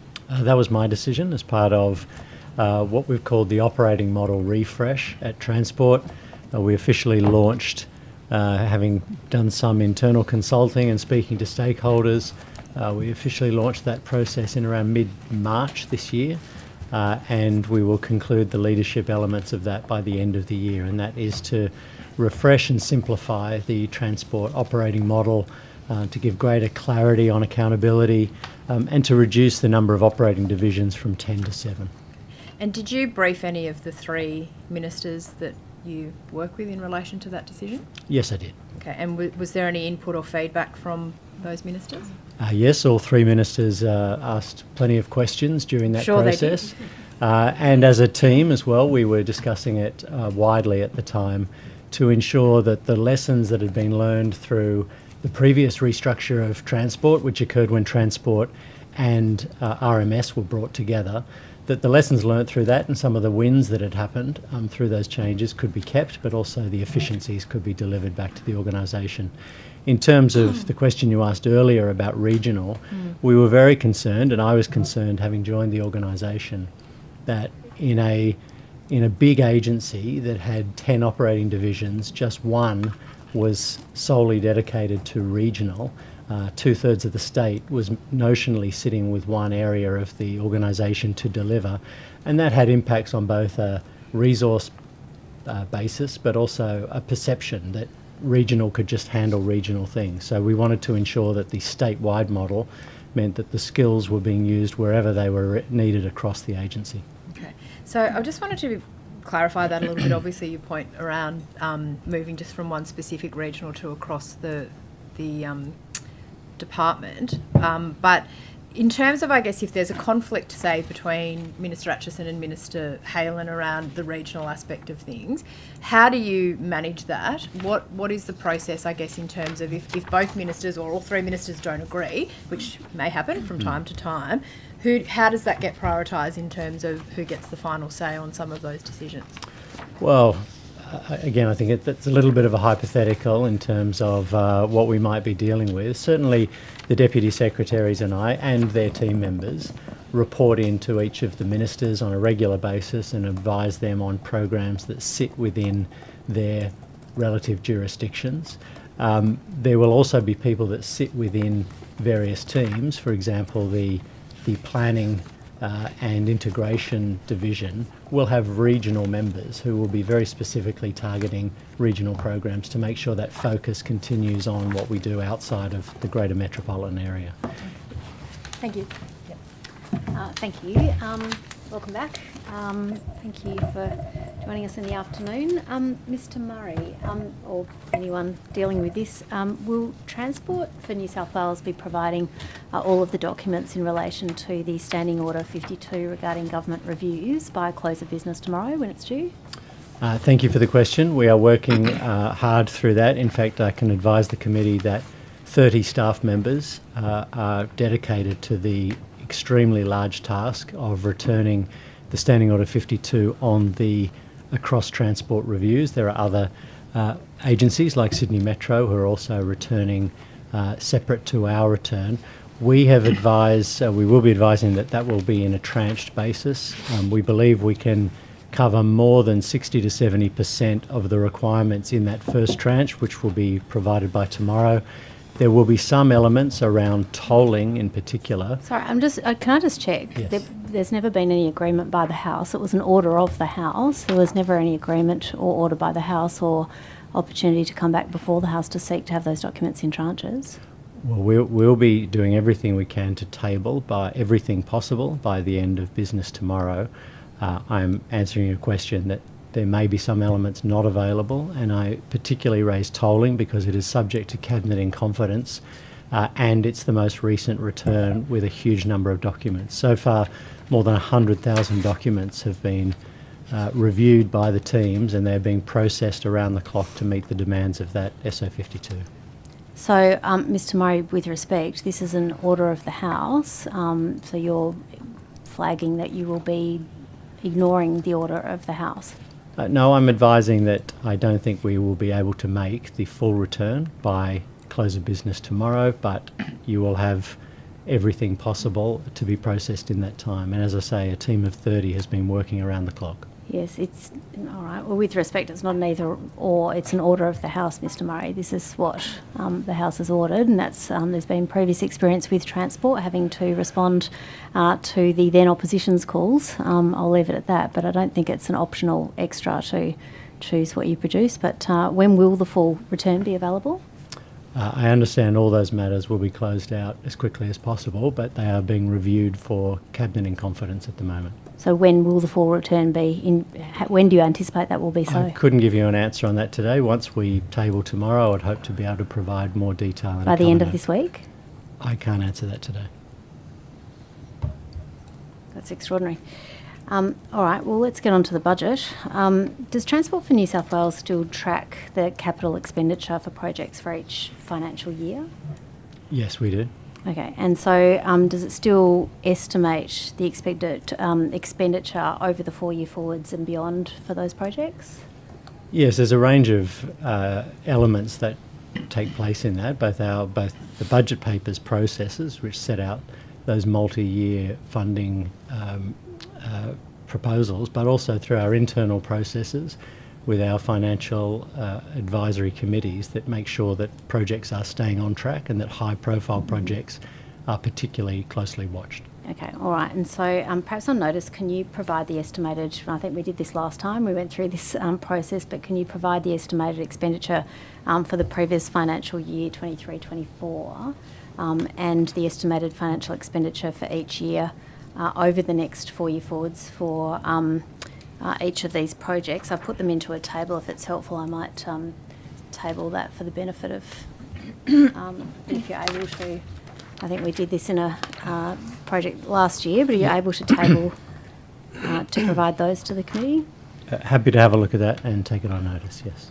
Okay. All right. So in relation to the RTBU negotiations, can I just come back to that? So I'm not sure if that's you, Mr. Murray, or who might be best dealing with that. I'm Mr. happy to Longman, take perhaps? it between myself Sure. and Mr. Longman. We'll share the fun. What is the framework? I wanted to come back and just to elaborate on that a bit more about what Transport is currently bargaining within for those negotiations. Yeah. I'm happy to take that question. Thank you. Thank you. And just to go back to the discussion, the questions and responses we had before lunch, the rail agencies communicated with our staff on the 5th of July, and that was to include details about the wage offer associated with the current round of bargaining. Mm-hmm. That included 4.5% wage increase, including super in year 1, 3.5% including super in year 2, and 3% in year 3, for a total of 11% over a 3-year period. Okay. So that was in July. Since then, we've probably had about 6 meetings, 6 or 7. Bargaining is progressing. There's quite a lot of detail to work through, particularly on the union log of claims. Thank you. I had only limited exposure to that, but I understand the complexity of it. So who's responsible for those negotiations? Is that you, Mr. Longman? It's myself and my colleague, Mr. Weeks. We are jointly the chief executives of Sydney Trains and New South Wales Trains. Yep. And obviously we have bargaining representatives in the room. Okay. And so in terms of the approvals, what approvals have Treasury provided to Transport to fund any new EBA requirements? So the discussions with Treasury to date have been about the initial parameters, and that was the wage offer I just spoke to. Mm-hmm. I think we acknowledged, and as you'd be familiar, as these processes work their way through, there are a number of submissions to Treasury and to government over that period. So we're expecting that there'll be further discussions about claims, about the proposal, and ultimately about what's offered to employees. All right, so approval has been provided obviously for that first 11% over 3 years offer. Have there been any other approvals for further offers, or what stage is that at? Not at this stage, no. Okay. So you'll be putting those to Treasury as they come Yes. along? And what's the anticipated timeline for that? We're obviously hopeful that we can continue the good pace of bargaining that we're currently working through. So we've probably got another month or so of bargaining to finish the combined union log-up claims, to discuss a number of our proposals, and then to work through some of that final detail. So we would be hopeful that later this calendar year we'd be in a position to work with unions to get an offer to employees. Okay. So in terms of funding anything over and above what Treasury has approved so far, how do you intend funding or anticipate funding that? So we haven't offered anything beyond that at this stage, but certainly the discussion with Treasury, I wouldn't want to preempt what might occur in those discussions. I'm going into bat for you, Mr. Longworth.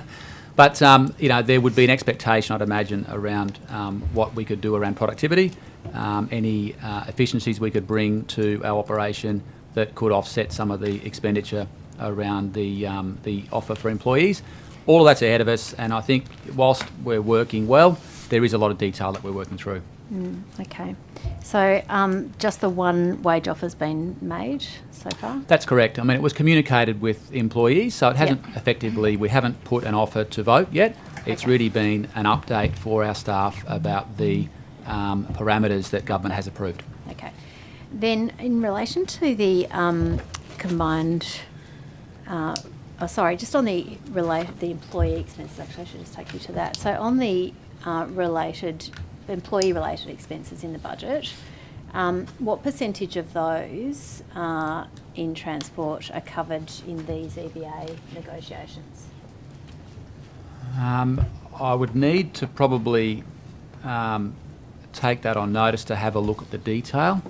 Certainly the budget of Sydney Trains in terms of our operating expenditure sits aside from transport, given that we are a public not-for-profit corporation. So all of that detail sits in our annual report each year around what's allocated for each of our expenditures. Yep. Off the top of your head, what's your percentage? Of employee-related costs? Yeah. Roughly, probably about a third of our total expenditure. Yep. And so how much of those are covered in these EBA negotiations? I'd need to look at the detail. It's not just our staff, it's also New South Wales Trainlink. And there are, as you know, there's employees that are covered under the enterprise agreement, and there's employees that are either managers or executives like myself that aren't covered under the EA. Employee expenses also includes overtime, it includes allowances, so it's not as simple as sort of dividing one number by another. Sure, but you are the CEO, you're in charge of this, you'd have a rough idea. Is it a third? Is it a half? Is it a percentage? What's the rough sort of cut? The Sydney Trains annual operating expenditure, around about a third, I would have thought would have been related to employee expenses more generally, so that covers all of our employee costs. Yep, you've said that. And the EBU negotiations of that? Sorry? And of that, the EBA, so a third of your costs are EBU. Sorry, the EBU negotiations are covered in that third. The EBA, so the Enterprise Bargaining Agreement. Sorry, I know. So staff that are covered under the EBA are our frontline and our frontline support staff.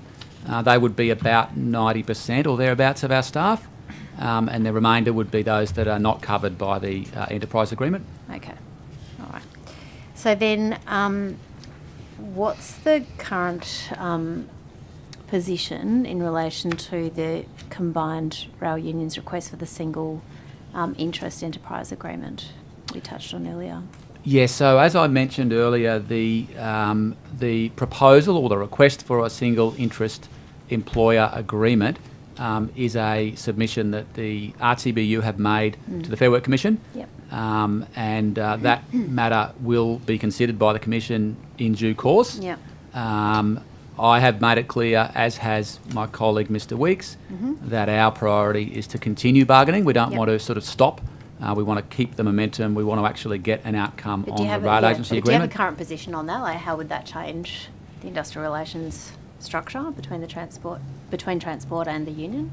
Currently, both rail agencies are covered under the one enterprise agreement. So our proposal and our preference is that remains the case, that we have an agreement that covers all of our combined staff.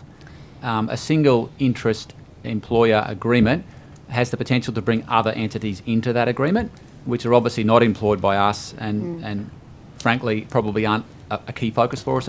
My staff and my people are my focus. All right, just one quick one on the time I've got left. So what's Transport for New South Wales' position, Mr Murray or others, regarding restricting the use of CCTV on Sydney Trains employees?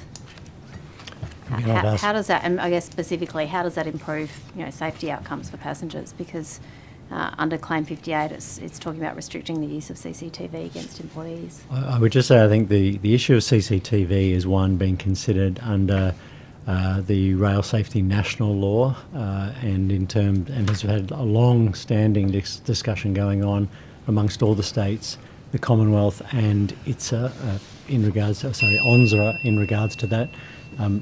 Matt, did you have anything further?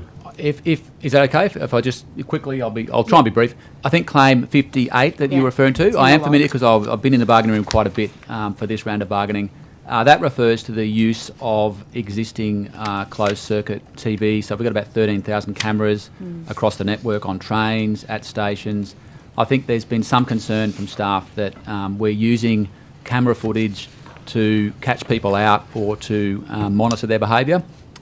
We obviously have very strict controls around the use of cameras. That's something that we support. So we have agreed, and we will work with unions about more effective controls, transparent controls about who can view footage, under what circumstances, so that if there is any manager out there that's sort of viewing footage on their iPad, that's not something that's appropriate. Okay, thank you. We'll come back to that. Thank you. I just wanted to firstly just ask about the issue of bus shelters. I think I've raised this in a previous budget estimates, and just wanted to check whether there's any update around providing support to councils to improve their bus shelters. Obviously there's been a number of reports now, including the industry task force report about the the diversity in bus shelters, and some are just absolutely terrible, and obviously that means less people catch buses. I think last time there was a response along the lines of councils are responsible for those bus shelters, but we know that that's impossible for many of them to upgrade those shelters as required. Is there anything afoot within the department around even just scoping out what is required? Thank you for the question. As you point out, this is primarily a council responsibility. I know Blacktown Council, for example, has engaged across both its own stakeholders and also with Transport to look at what can be done, in particular in regards to heat mitigation. However, it's not something that the department has prioritised in terms of the expenditure on buses to date. Ms Mayers, did you have anything further about the community work? No, I think that's correct. The Minister has stated publicly that the commitment sits with councils. We will look at all infrastructure needs as part of the medium-term bus plan, though. Doesn't mean it will be put forward by the state government for funding, but we will look at all infrastructure. So at this point, particularly in terms of Western Sydney, you said that you've been contacted or in discussions with Blacktown City Council, that the government has said very clearly that that's really the Western Sydney councils who have limited resources, and there's a hell of a lot of bus stops out there, and it's getting to, as we know, early low 40s, actually high 40s in places, that it's just left to councils. That's the message that's been sent internally.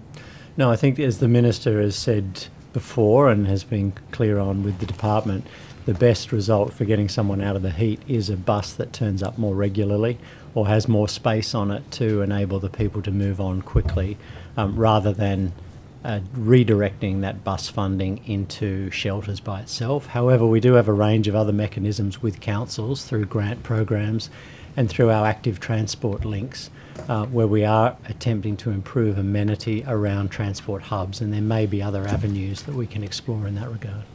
So I did just want to get to active transport, actually. So who's responsible for active transport? What does that unit within the department look like?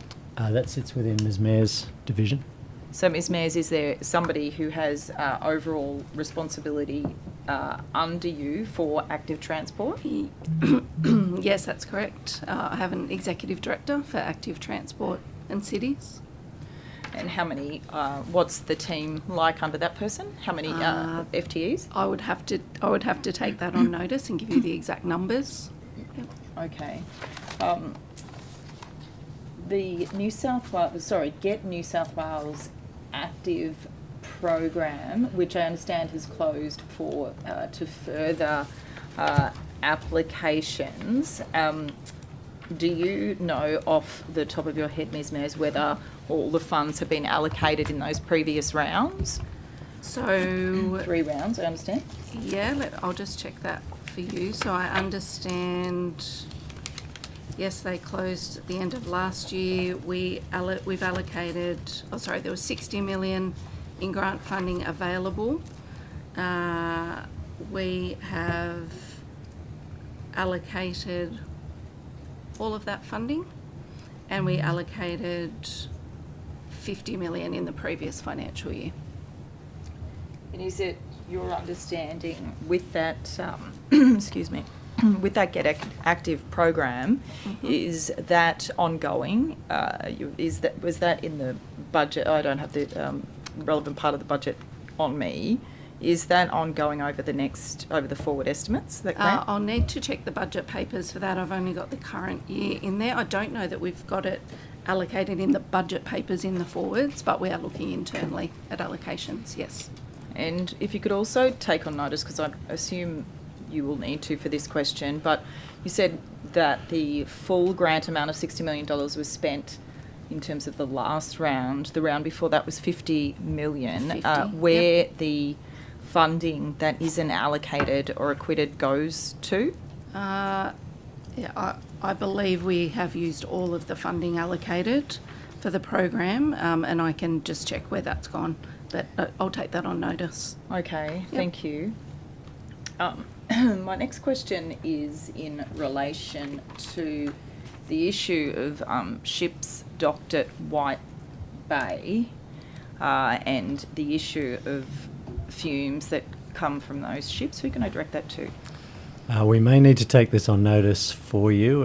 New South Wales Ports is not directly under the umbrella of Transport for New South Wales. Okay, all right. Well, I'll see who to submit that to. That's fine.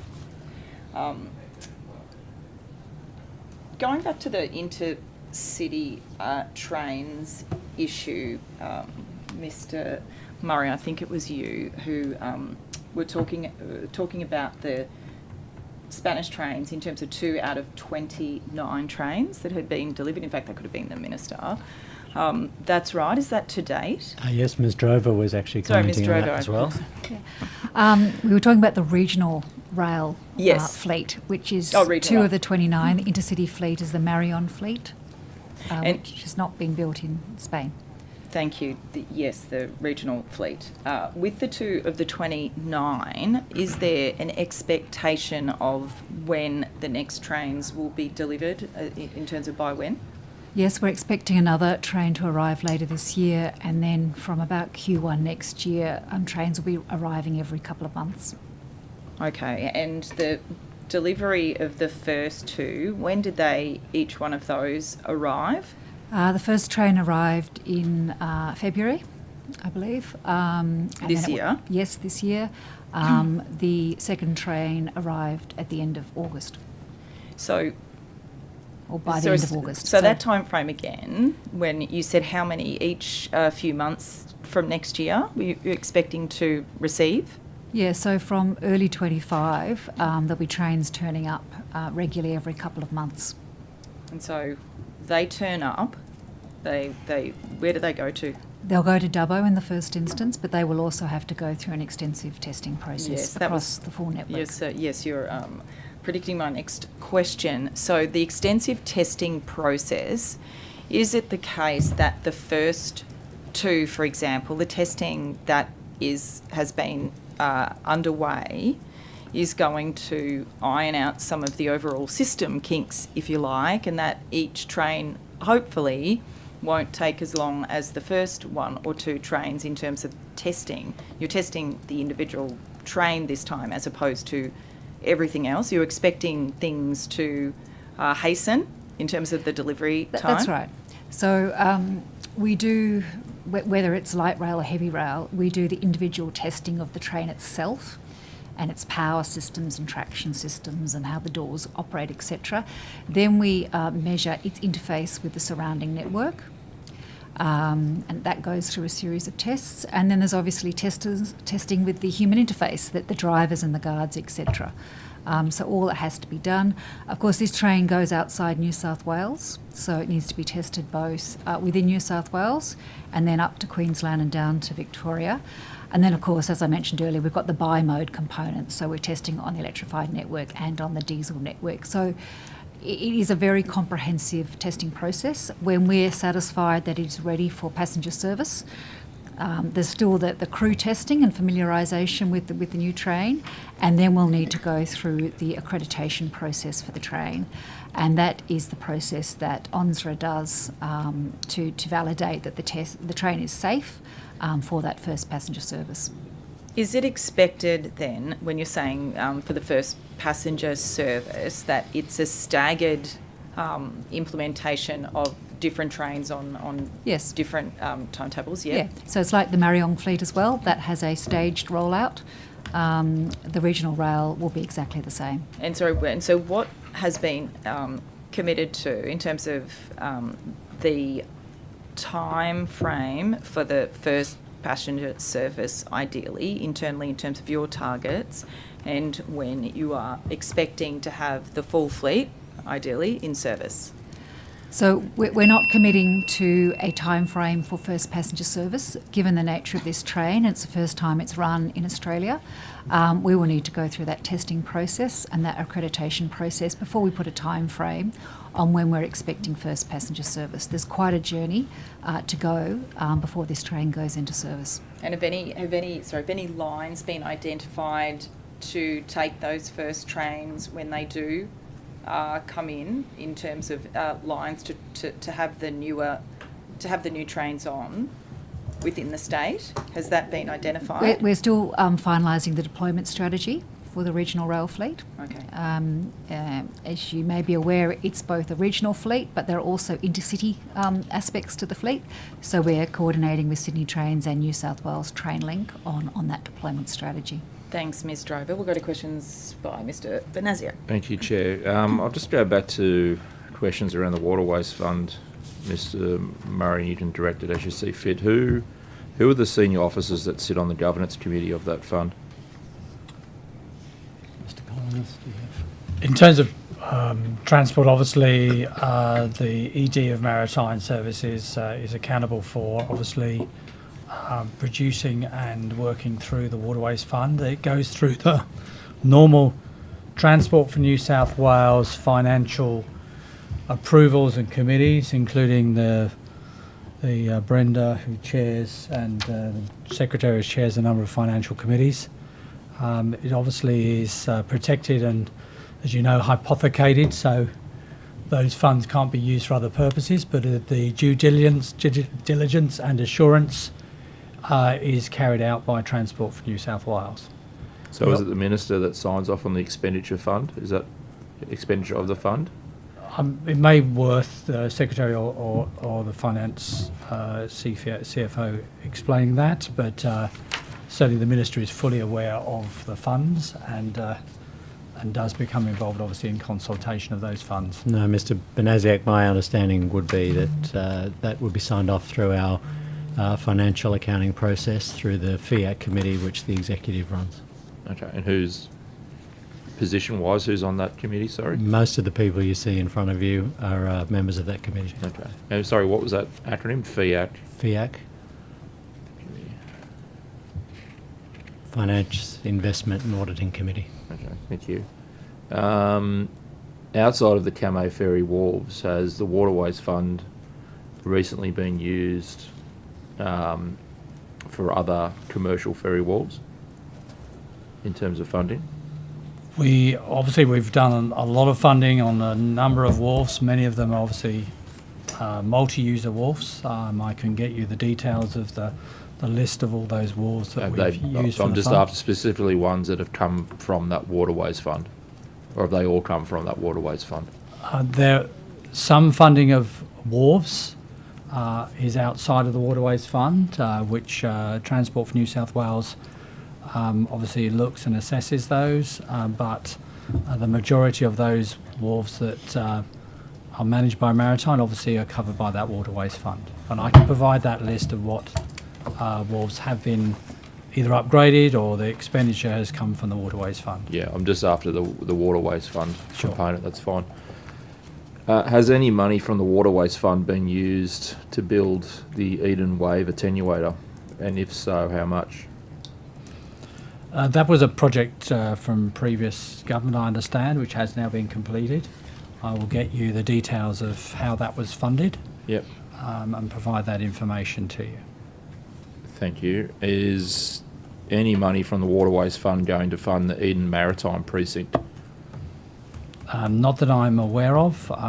That is not, obviously that's a proposal which I understand federal government have expressed an interest in us working together with the federal government, but I do not believe at this stage funding has been committed.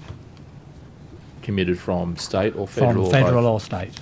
Okay. Do you have a projected cost of what that precinct? I don't believe we have at this stage. It is early days, and I understand early discussions with our federal counterparts. Okay.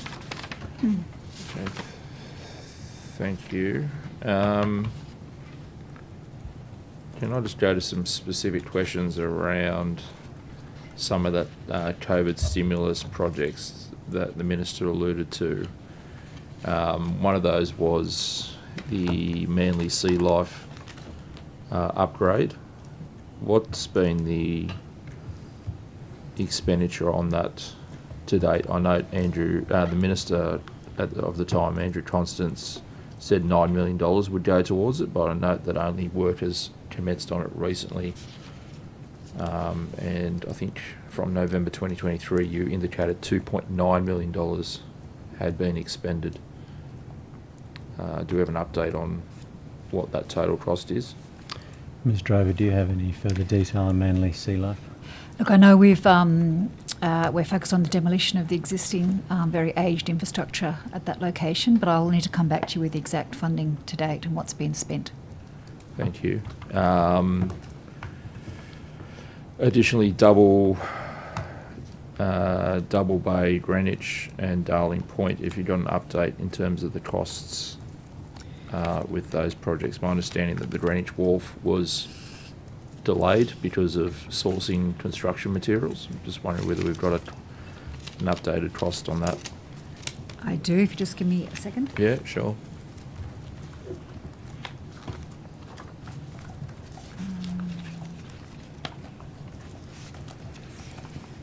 Come back to me.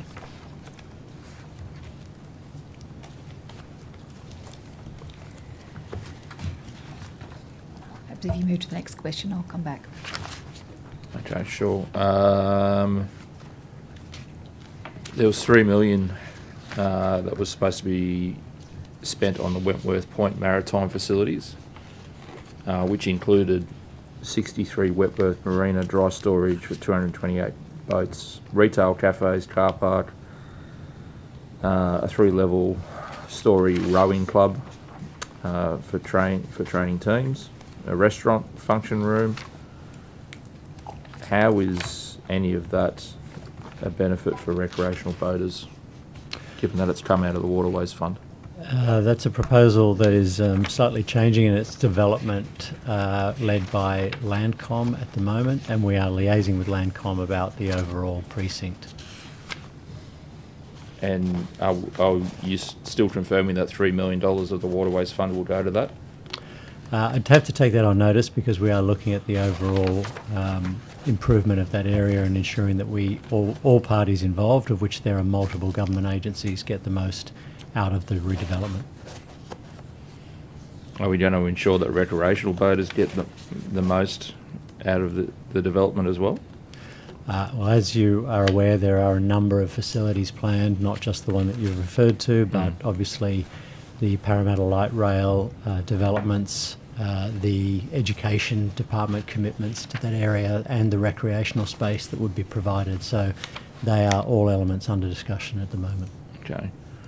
The 2.1 million that's been earmarked for the Woolooware Bay Aquaculture Precinct, who's that supposed to be supporting?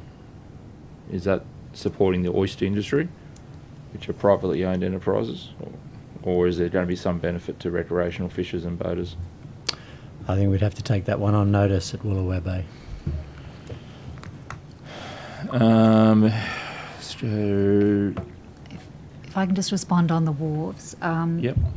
So I think you mentioned Greenwich Point. Yes. So that's due for completion early next year. Okay, what's the projected cost of that, given there was I some will need delays? to take that on notice. Sure. I think you mentioned South Mossman.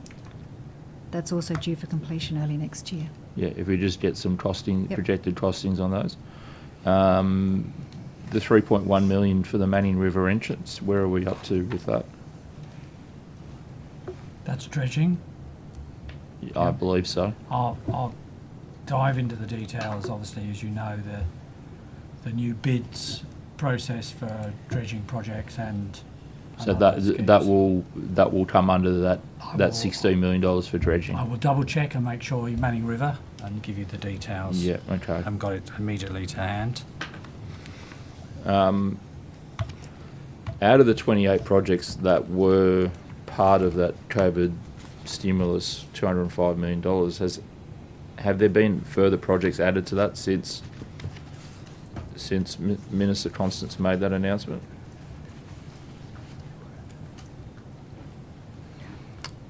We'd have to take that on notice. Sure. I'm not I think aware so. of the extent of that fund that the previous minister laid out, and in terms of what may or may not have then moved in terms of that over the recent years. Yeah, I'm trying to ascertain. You know, he promised $205 million being allocated from the Waterways Fund for all these projects. I'm trying to ascertain whether we've hit that $205 million or we've gone past that. I think last estimate we were at about 145 million. I'm just wondering where we're at now, if you can give me an overall figure. I'm happy that we provide an update on that fund and the COVID measures and the completion of those projects and funds. Thank you. I'll pass back to the...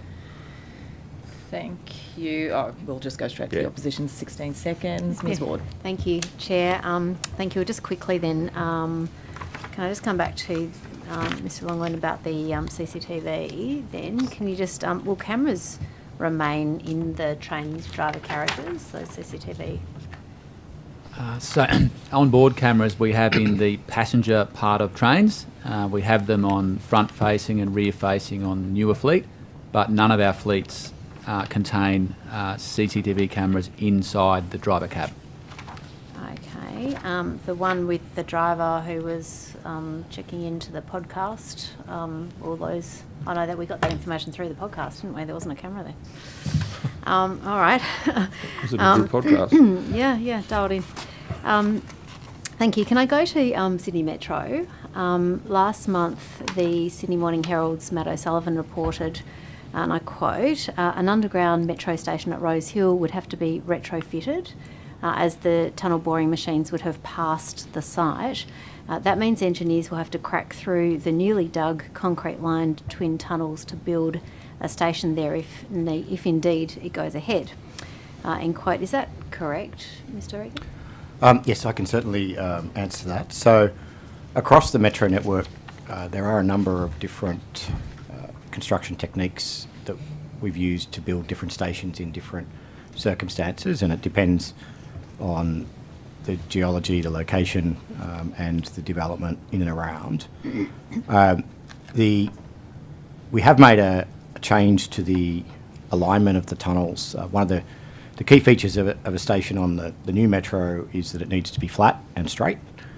We were, as you'd be aware, already intending to tunnel under Rose Hill Racecourse, and that tunnelling has yet to commence.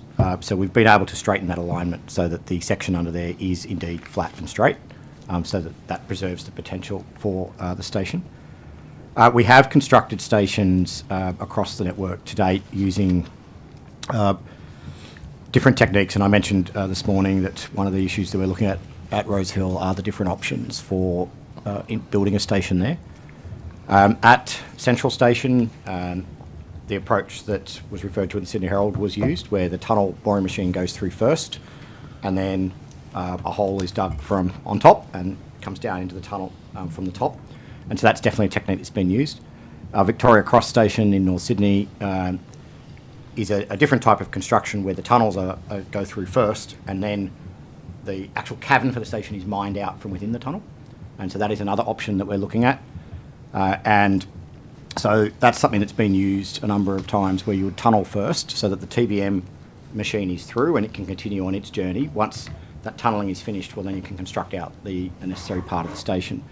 So there's some of the issues we're looking at Rosehill, and there are different options, and they would have different timing depending on which of those options is adopted. All right, but just as a matter of fact, just to be clear, has Sydney Metro ever had to retrofit a metro station into an existing tunnel, including breaking the new concrete lining? Yes, in a absolutely. similar So at Central proposal? Station, that's how we constructed it. Okay.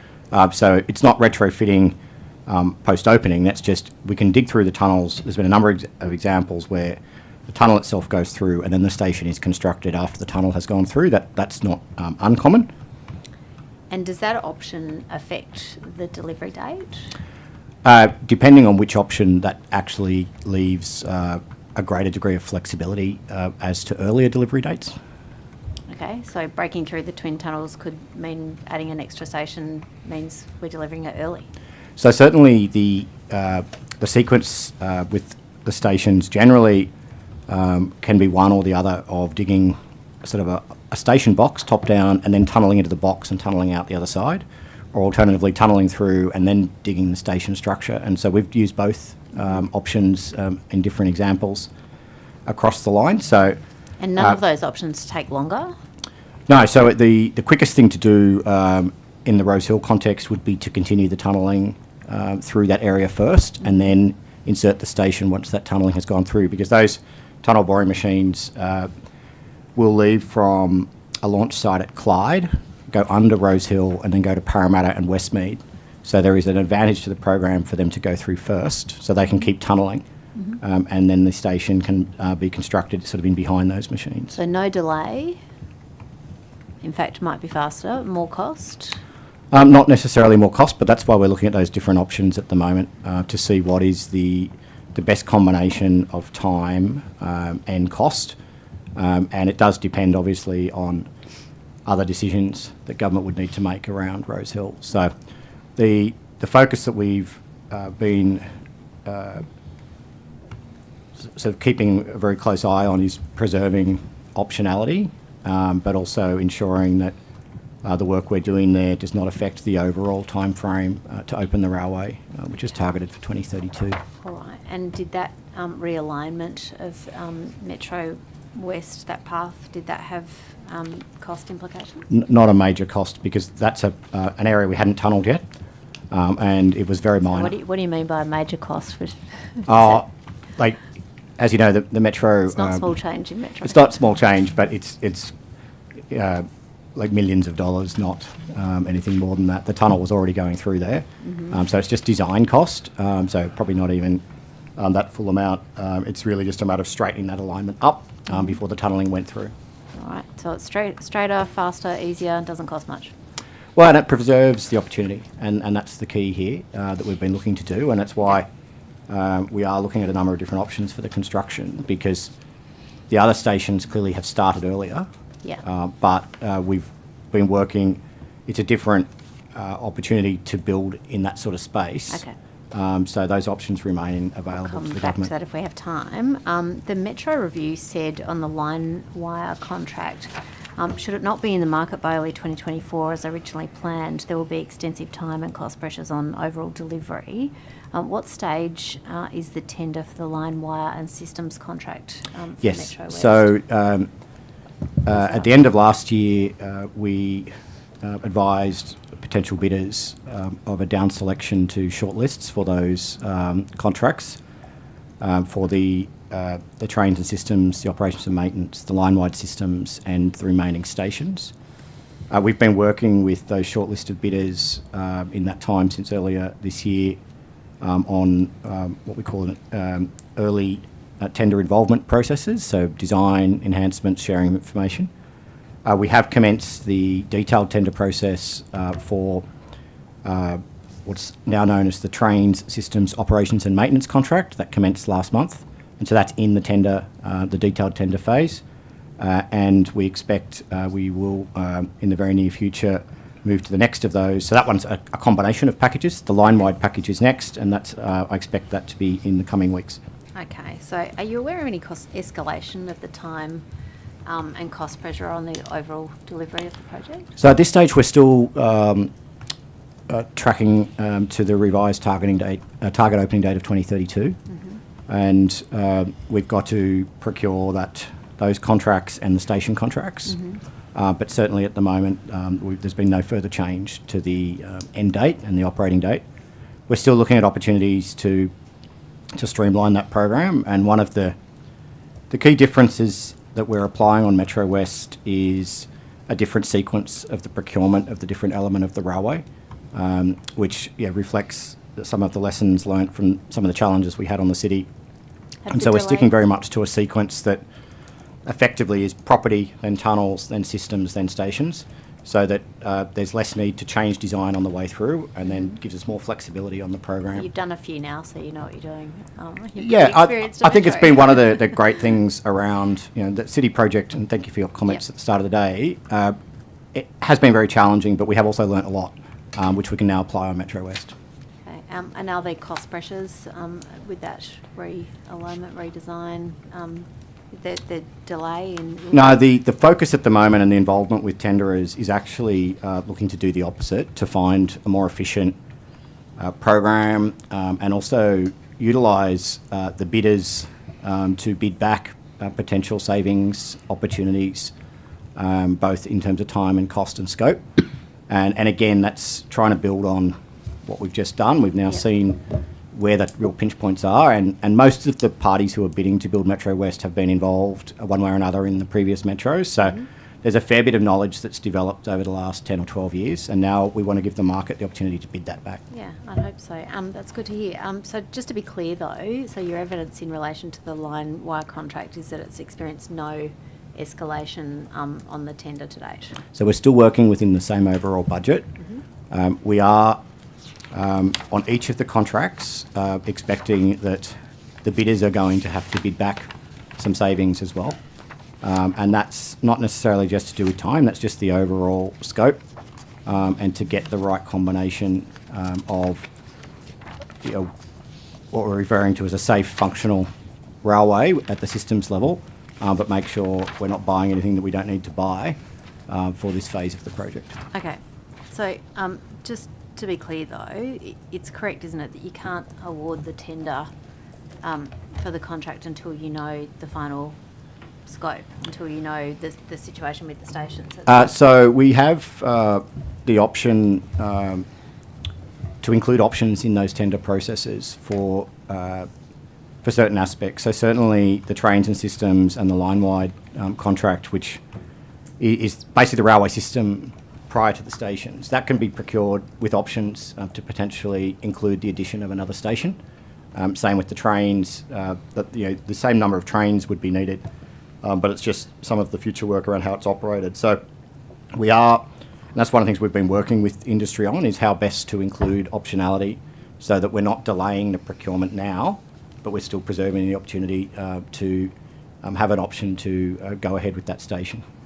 All right, but can I just understand that? How can you be tendering on a project if you don't know the scope of it? Is it an either or?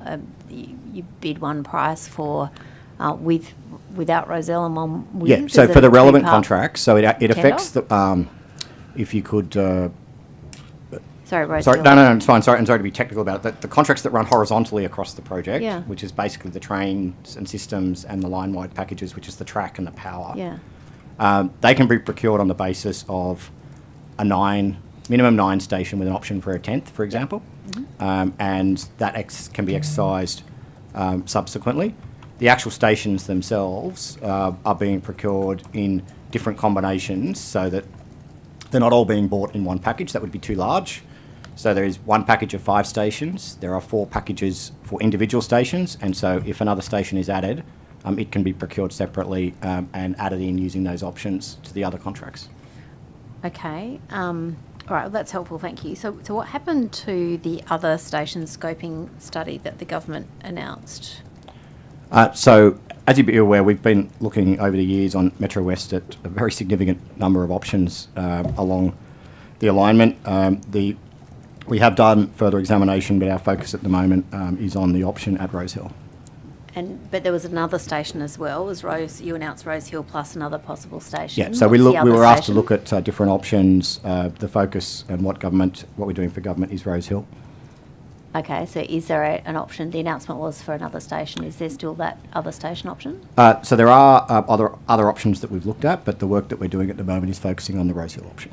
So there is no option for another station? No, I or said there are other options we looked at, but the work that we're doing at the moment is focusing on Rosehill. So has it been ruled out then? No. All right, where's the other station? There's between Parramatta and Olympic Park, we've looked at a number of options. Okay, how many options have you looked at? A number. 2, 3, 4 stations? There were a series of them. So we've looked at right along that alignment from Parramatta into Olympic Park. It's quite a long stretch, about 7 kilometres. We've looked right along that alignment at different options for stations. But the work we're doing at the moment is focusing on the Rosehill option, but the other options are not precluded at this point. Okay, I understand the Rosehill option. I'm just trying to understand what you're saying about the No, other it's ones. not precluded at this point. Not precluded at this point, and potentially a couple of stations, but... Yeah, certainly, as I said, there are some minimum requirements. There are other sections of track that are flat and straight, and we were careful in looking at that, but certainly the work at the moment we're focusing on is at Rosehill. Okay, I understand that. And just to be clear, that other station work, has that been completed and parked or deprioritised? We've done that work. It's part of the work that we've given to government for further consideration. Okay, so that's with government now, and that work is concluded from your perspective? Oh, well, for now. For now. We may be asked to do more. Yep, certainly. Okay. All right, that's helpful, thank you.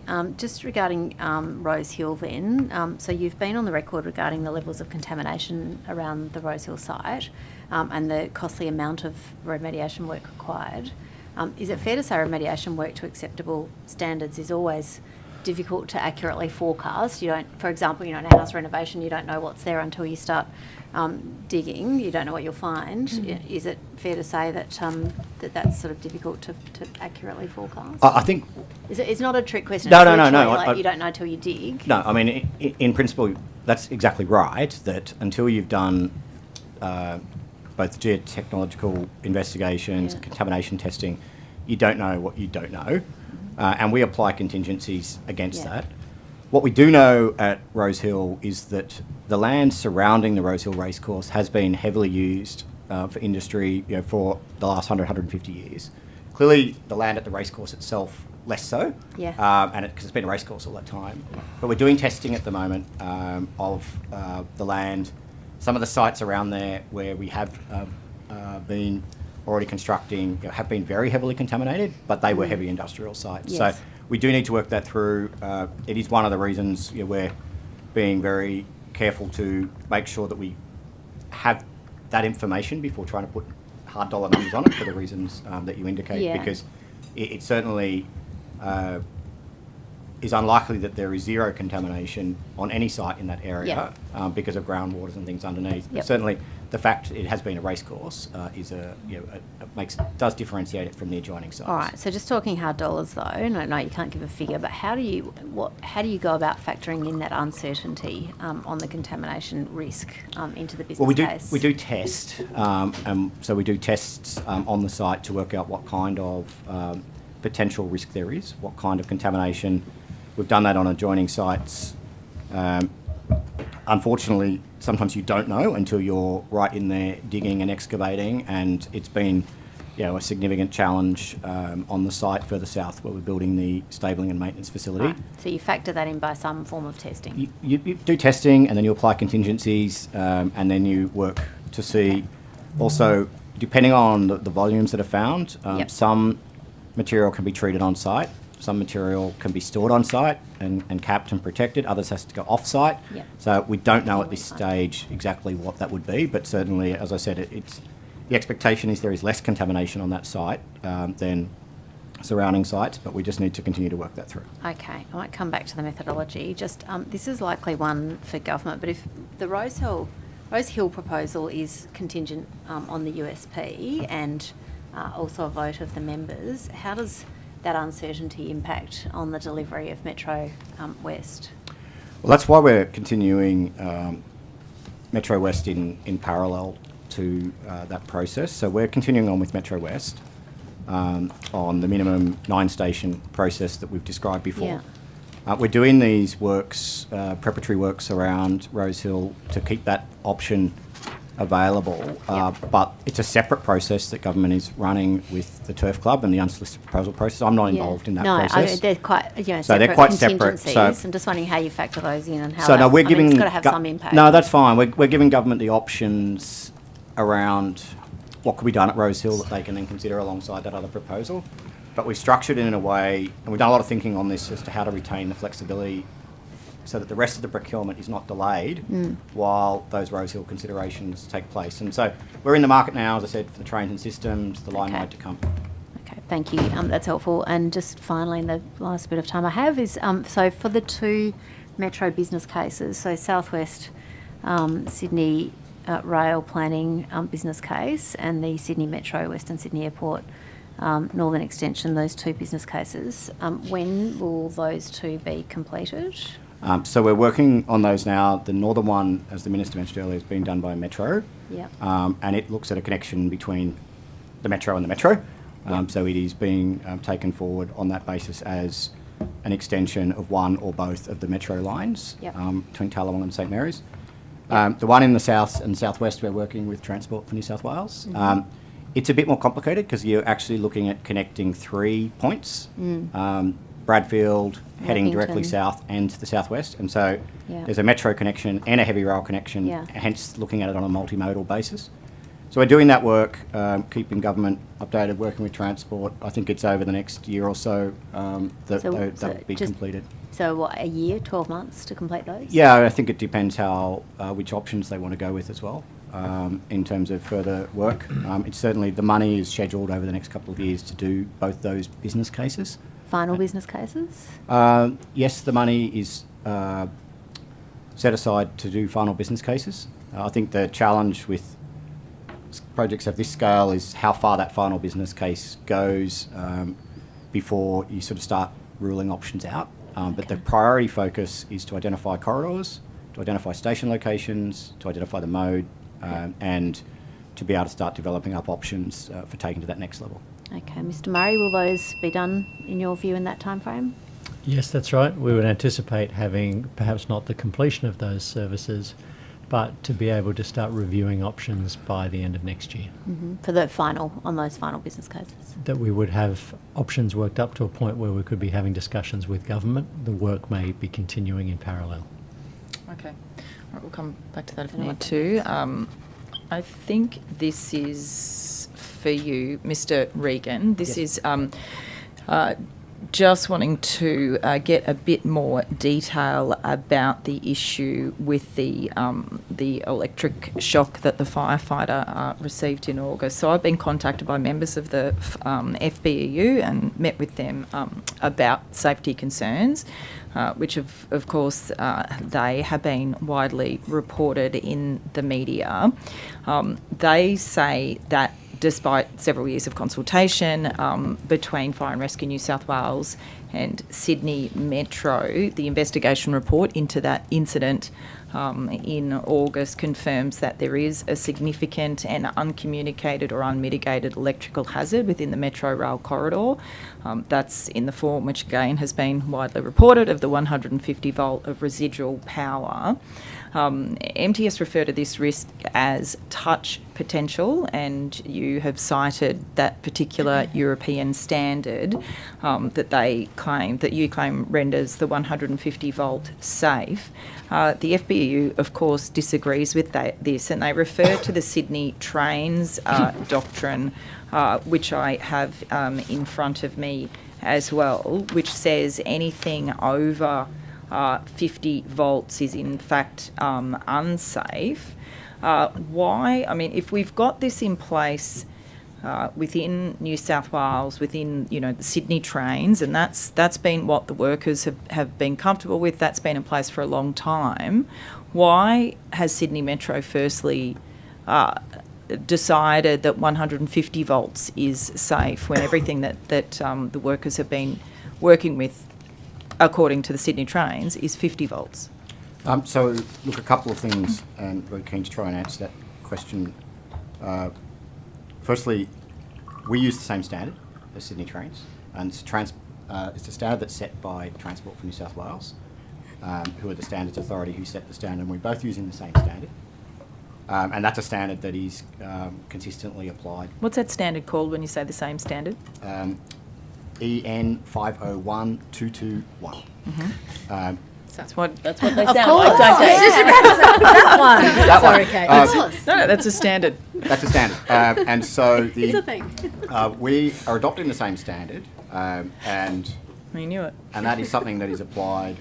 We have procedures, and Mr. Longland can talk to this as well, around how different circumstances adopt or adapt to different exercises or different sort of activities within the tunnel. But the key thing is we're not operating a separate standard.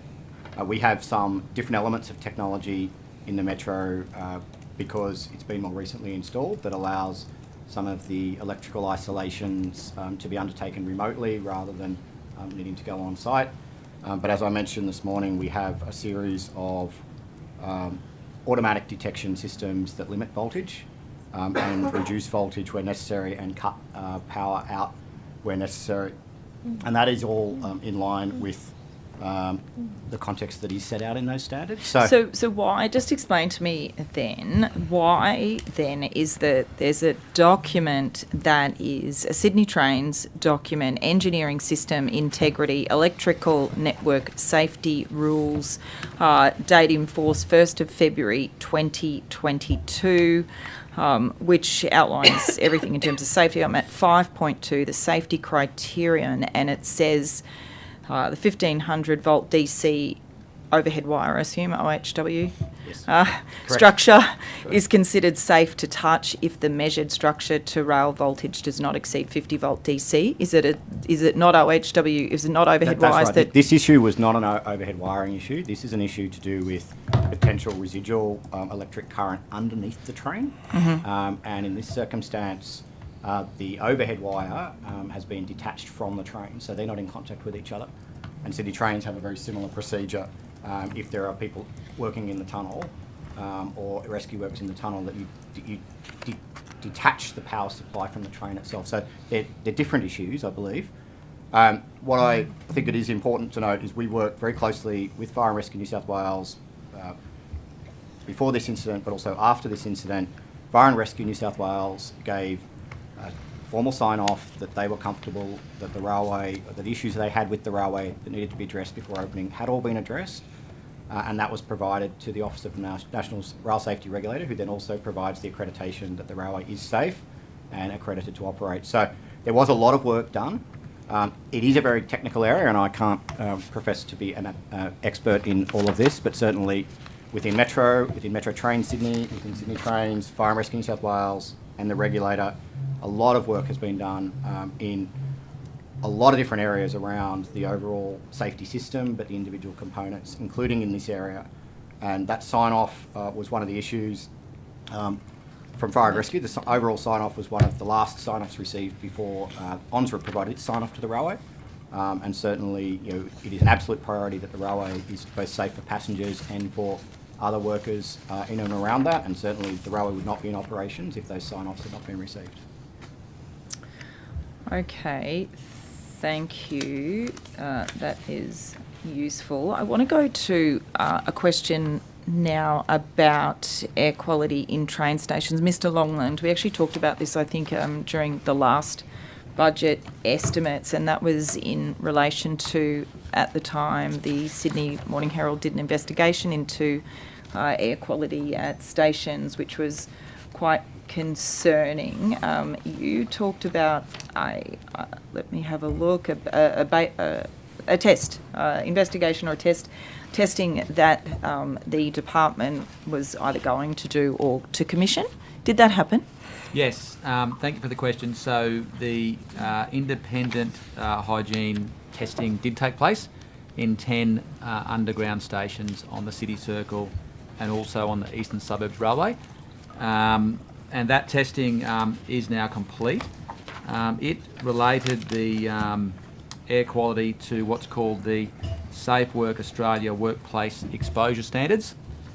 And the results did demonstrate that the air quality is well within the limits of respirable, inhalable and metal particulates within those workplace exposure standards. So there was no safety risk for our people working at those stations, which is really good news. The reviewer recommended that we undertake that testing periodically. So I think we're looking at an annual process to ensure that the levels remain under those standards. Thank you, Mr. Longland. Now, is that information public? Look, I know we circulated and shared the information with our staff and with unions. I'd be more than happy to check whether we could table it if that's something that you would want to have a look at. Thank you. Yeah, I think particularly when it comes to air quality, I think it matters where the source is, where you test, you know, at what times, for example, and how frequently, especially, of course, if it's in relation to safe work, which is exposure over a period of time. That would be, yes, if you could see, that would be very useful. Mr. Regan, we were just talking about the stations before, I think, in terms of Metro West, and we, I'm sure we've covered this at a previous hearing, but with the stations, with the Metro stations on the line that has just opened, what's, as in the Sydney line? City M1 line. Yeah. Yes. How much were the stations on average each station? I mean, they're beautiful stations. Look, there's no doubt about it. Yes, World class. The stations, I think, are functioning very well, and certainly they're moving the volumes of people. The reason I pause is that the stations were very heavily impacted during COVID, and so the costs of the stations is certainly more than was originally intended, and the budgets had to be adjusted for those stations during COVID. So I don't have the exact numbers in front of me. I can take on notice the cost of the stations for you. Thank you.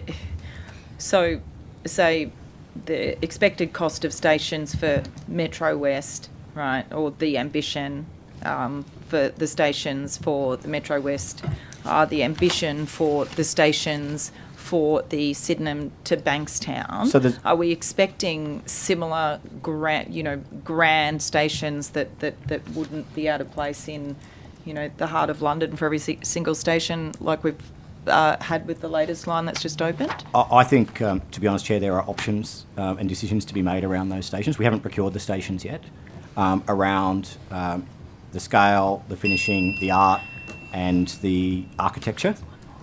So we haven't purchased them yet, and certainly that is one of the things we're looking at around what is the level of, what's the appropriateness of stations, suburban versus city, and seeing whether there are opportunities to look at those differently going forward, because certainly I think they are great, wonderful architectural statements, but, and people seem to love them, which is great.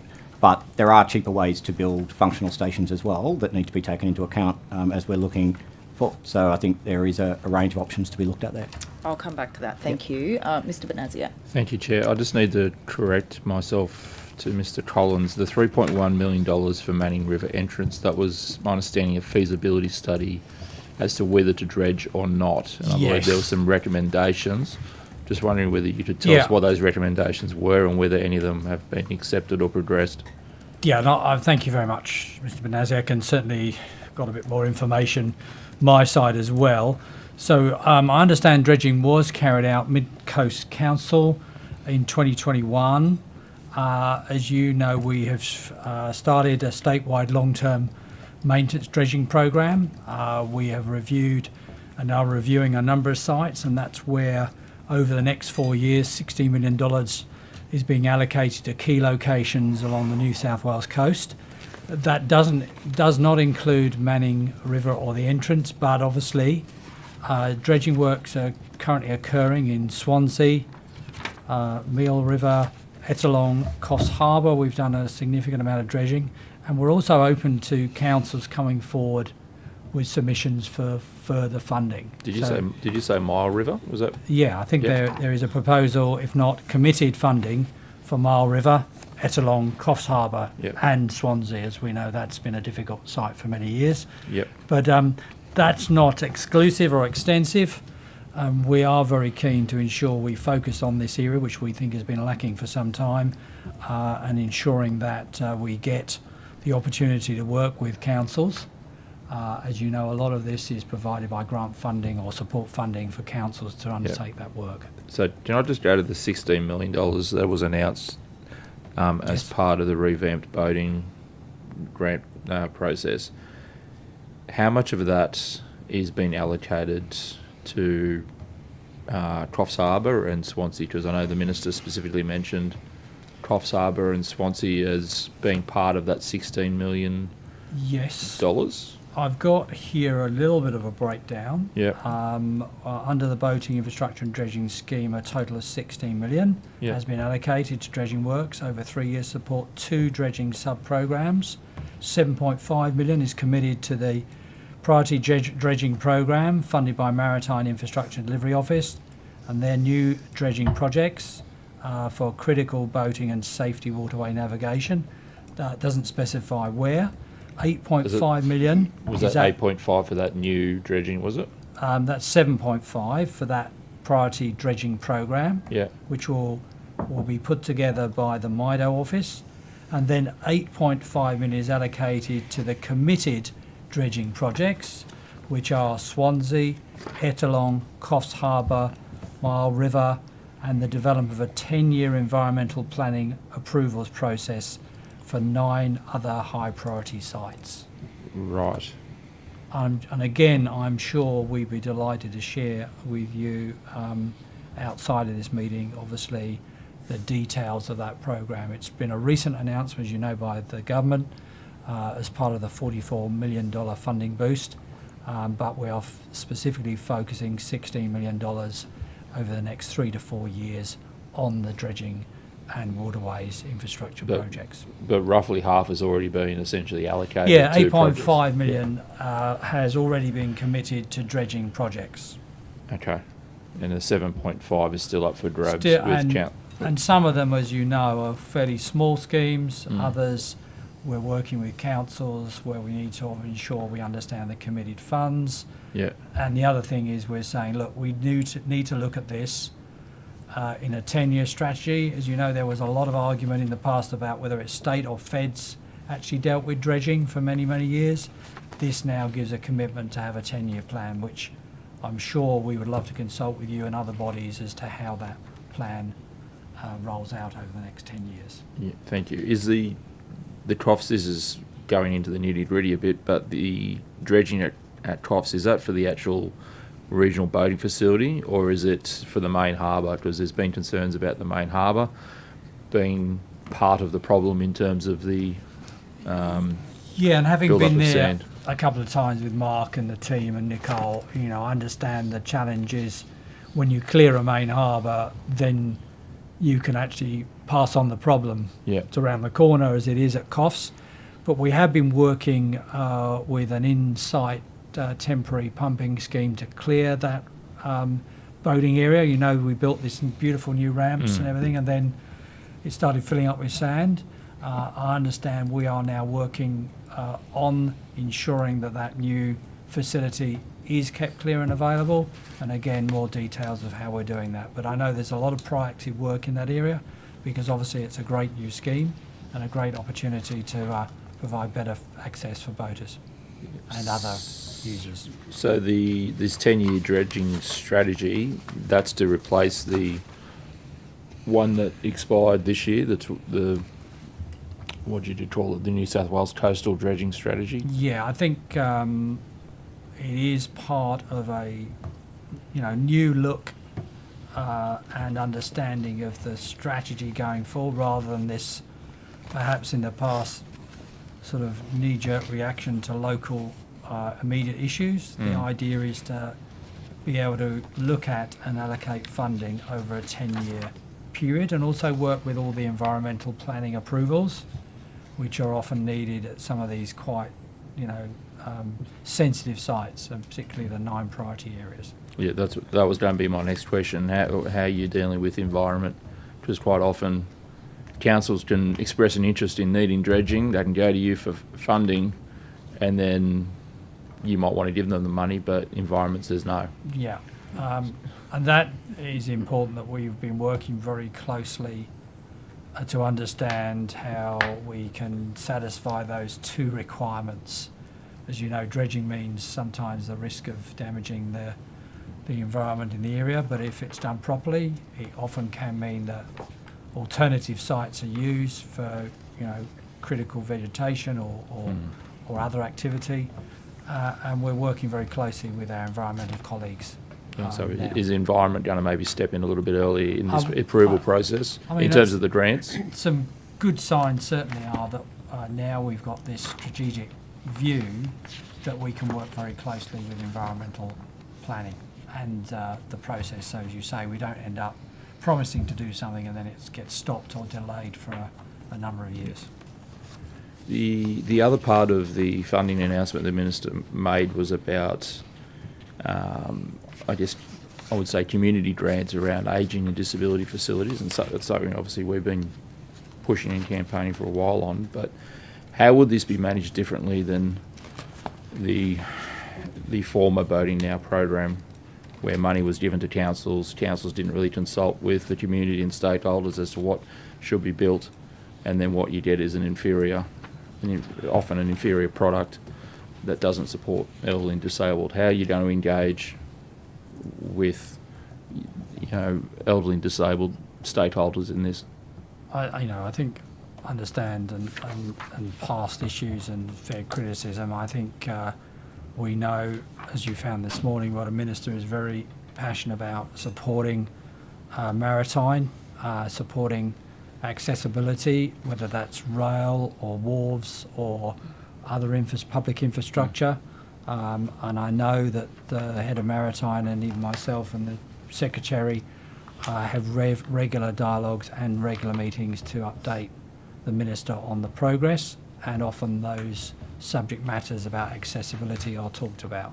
So I do feel there's a new focus on accountability in that area. But how do we get that accountability down at the council level, who will be probably building these things? And quite often it's very silly things, like they put in a stair and put in round stair legs, and then you put it in water, and you wonder why people are slipping off and hurting themselves. It's very simple things that they don't think of. And one of the things with our specialist MIDO team, which is now headed up by Nicole Watts, we are giving pretty good, frank advice on with a number of councils, good discussions about what is suitable for a maritime or marine environment, as opposed to, as you say, sometimes councils are used to building these things away from a maritime environment. Corrosion, slip test and durability are all those things that we've got to take into account. I'm not suggesting that you micromanage them, but is there going to be a greater level of, checking on their design work and whether it is actually suitable for marine infrastructure? I think, Mr. Benaziac, if I could just add on that, it's actually one of the elements that the Coordinator General and the Deputy Secretary for Infrastructure and myself have been working on, because we want to make sure that projects are actually managed from the right area of transport. What we have seen in the past is a real mix, large and small projects handled in varying parts of the organisation. So under our changes that we spoke about before to one of the questions, that has been a centralisation of projects so that Maritime can handle maritime specific, especially grant funding and supervision, and then projects with engineering complexity are dealt with under the right governance framework. Okay, thank you. Thank you. We've got 3 minutes, Ms. Wood. Thank you. You're going to come back to me on the $3 billion gap in financial spending for this year. How are you going with that answer, Mr. Murray? I think we have obviously taken that on notice, and we'll aim to come back and have that discussion. But to echo, I think, the discussion from this morning, which is there are a range of elements that make up those capital forecasts and programs, projects coming in and out. Yeah. And that's a fairly large download in terms of what we would want to get back and discuss. So we're looking at it, but we've taken it on notice in regards to your question. I thought you had undertaken to give us what you could today out of Gateway, West Connects and the projects that had opened, and whether that was the entirety of it or if there were other components. Well, I think that are you able to indicate that by this afternoon? Not wishing to delay, but in terms of that detail, the people who are responsible for that are all sitting here, so it's very difficult for us to be witnesses in the hearing and also doing that work. So I'm sure Ms. Swang has a group of people maybe back in the office who might be able to look that up. I'm sure shouldn't be a surprise to anybody about where the I think where the gap is and the $3 billion. It could perhaps help us if there were more direct questions about individual projects. Certainly when you look at projects like Metro City, when you look at Parramatta Light Rail Stage 1, which is drawn to the end of its capital outlay. Yes, when you look sorry, at Mr. Murray, just in the time we have, we were very clear on the question this morning. There was a difference in the line items for the financial spend for this year, and you're going to specify what those were, whether it was just those projects that had come offline, Gateway and the others noted by the Minister, or whether there were others, and you had undertaken to try and get an answer to us today on that. Yes, and we'll take the question on notice as a general principle. I'm saying that once we look at that, I mean, we are bringing 40 new projects online this financial year. All of those are part of that changing dynamic of what's inside and outside the capital envelope. Yeah, which is why we're asking. It's a big difference. I'm interested in whether that's just projects coming offline or whether other component parts of that. So, and certainly we're taking that on notice, and we'll provide further detail. Okay, thank you. That's interesting to know. Mr. Murray, are you aware of the ongoing community concerns regarding the Sydney Harbour Bridge cycleway? Yes, I am. Okay, I've been advised that they continue to write to you and they're receiving responses from other public servants. Will you undertake to do an on-site meeting with the concerned residents? I'm happy to take that matter on notice. There are a lot of stakeholders involved in the Sydney Harbour Bridge cycleway, and we are currently in the process of setting up for construction, so I would take advice on where we're at. Are you not able to meet with those concerned residents at the site? Well, I know that other members of Transport have certainly met with varying groups. I'm happy to look into that. Will you meet with them? I'm happy to look into it and ensure the right person is met with them. Just going back to the cost of the metro stations, there has been some reporting about the costs. The Daily Telegraph reported that the Martin Place metro station, $745 million. The Waterloo station was $525 million. The Sydenham station redevelopment, but that's a redevelopment, was $1 billion, and of course Central Station, which is just won't even. So say $500 million, if that's $500 million to $750 million to $1 billion, and you say, Mr. Regan, that is there an active discussion within Sydney Metro and Transport for New South Wales to reduce the costs of the stations going forward? Would that be fair to say? I think it is a very good question, and very fair to say that there is active consideration. I know a lot of people have different views, but there's quite a range of options when it comes to buying infrastructure at that scale. And it's, some of it may relate, people are very focused on the art and the finishes, but actually it's other characteristics as to how they're built, the level of capacity that's built on day one versus what might be provided for to go in at year 10 or year 20. So there is quite a range of options, and I think you can even see across the metro stations on the network already that different choices have been made at different times. So it's a discussion, yes, very much between Metro and Transport, also with the government. Yeah. We haven't bought the stations yet for Metro West, and so there are still some decisions to be made. The other point I would make is that some of those big city stations, and Martin Place being a good example, was procured as part of an arrangement where the development rights to above that were also sold at the same time. So some of what you see at Martin Place would not be a station we would buy alone. Yes. That's been funded by the developer as part of a broader development. So it's I think there's quite a horses for courses approach that needs to be applied, and there is a difference between what's needed at a suburban station versus, say, the new Hunter Street station, right here in the city. Yeah, so absolutely understand the question. Yeah. Thank you, because you also good that you said in discussions with Transport for New South Wales and obviously the government, because Mr. Murray, we've just had the bus industry task force handed down. Of course, the percentage of money spent on buses, for example, compared to, well, let's say Metro, but an earlier question about the fact that there are bus shelters, there aren't even bus shelters, there are bus stops in Western Sydney that have no bus shelter, there's no bus services in so many places. What are you doing to ensure a more equitable distribution between, say, Sydney Metro and the buses?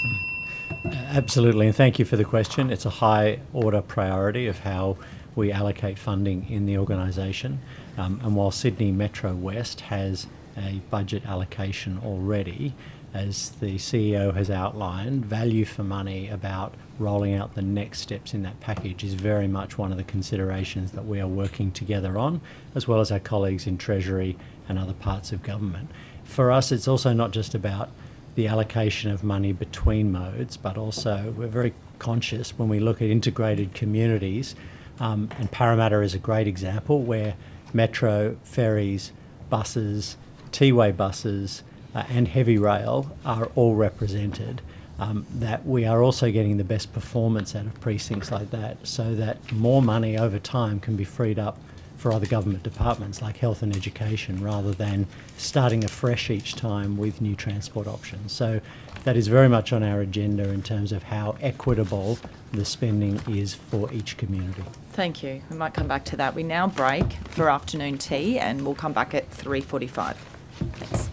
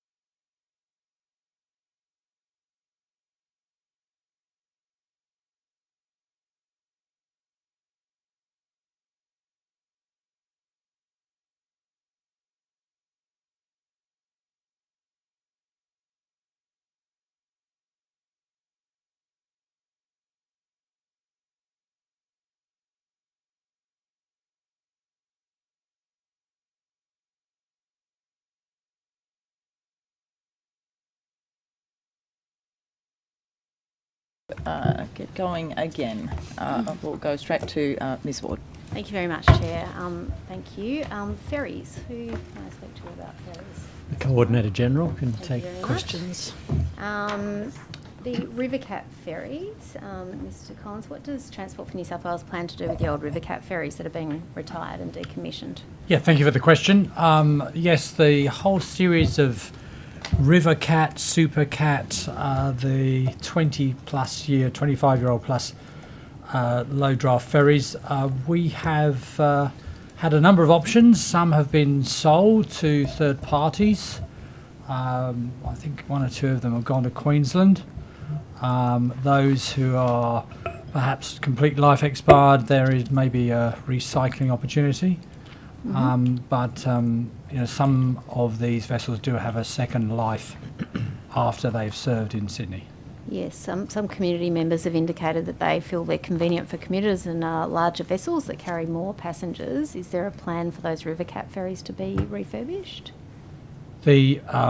We're replacing the Rivercat ferries with the Parramatta River class ferries, of which the first, obviously, 2 have entered service, and there's a third one on its way from Tasmania very soon.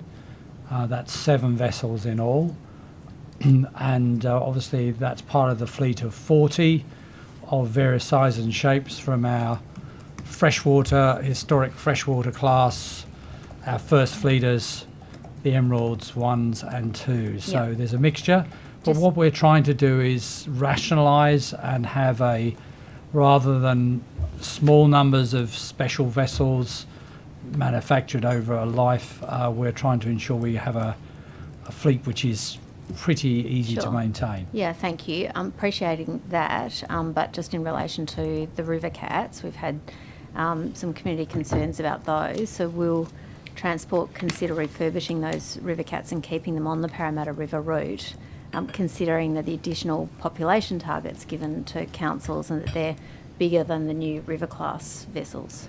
Yeah, they're only slightly bigger. The other thing is the new River class ferries, the first versions are being retrofitted with air conditioning. The Australian built versions will have air conditioning from get-go. The other thing is they're significantly efficient in terms of fuel, whilst maintaining the same sorts of speeds, if not comparable speeds to the older class of ferry. And there's also the risk with the older class Rivercats of obsolete components, which are very difficult to refurbish. We believe we will have more than sufficient ferries for the ever-growing population of Parramatta. And there is further work the government has asked us to look at in terms of electrification and other forms of support for the growing demand of ferries. Over 60,000 people make journeys on ferries during the busiest times. Yeah, so there's concerns there about that growing population. Just in relation to a specific, following on my colleague's questions about ferry wharves, just in relation to the Rhodes Ferry Wharf, is the government committed to delivery of the Rhodes Ferry Wharf? I'd have to, again, I know most about ferry wharfs, but I'll need to just take that as notice. I may come back to you on that. All right. In terms of roads and its wharf. In doing that, Mr Collins, could you also indicate what the intended opening date is for that Rhodes Ferry Wharf? I will certainly come back to you on that. Okay, and then also in relation to the funding, why was the funding put aside in the former budgets for the delivery of the Rhodes Ferry Wharf, but in the last 2 budgets, that's 23-24 and 24-25, Rhodes Ferry Wharf was removed as a line item? I've now found the page that I want to refer to. Obviously, there was investigation into the status of both Birkenhead Point and Rhodes Wharf.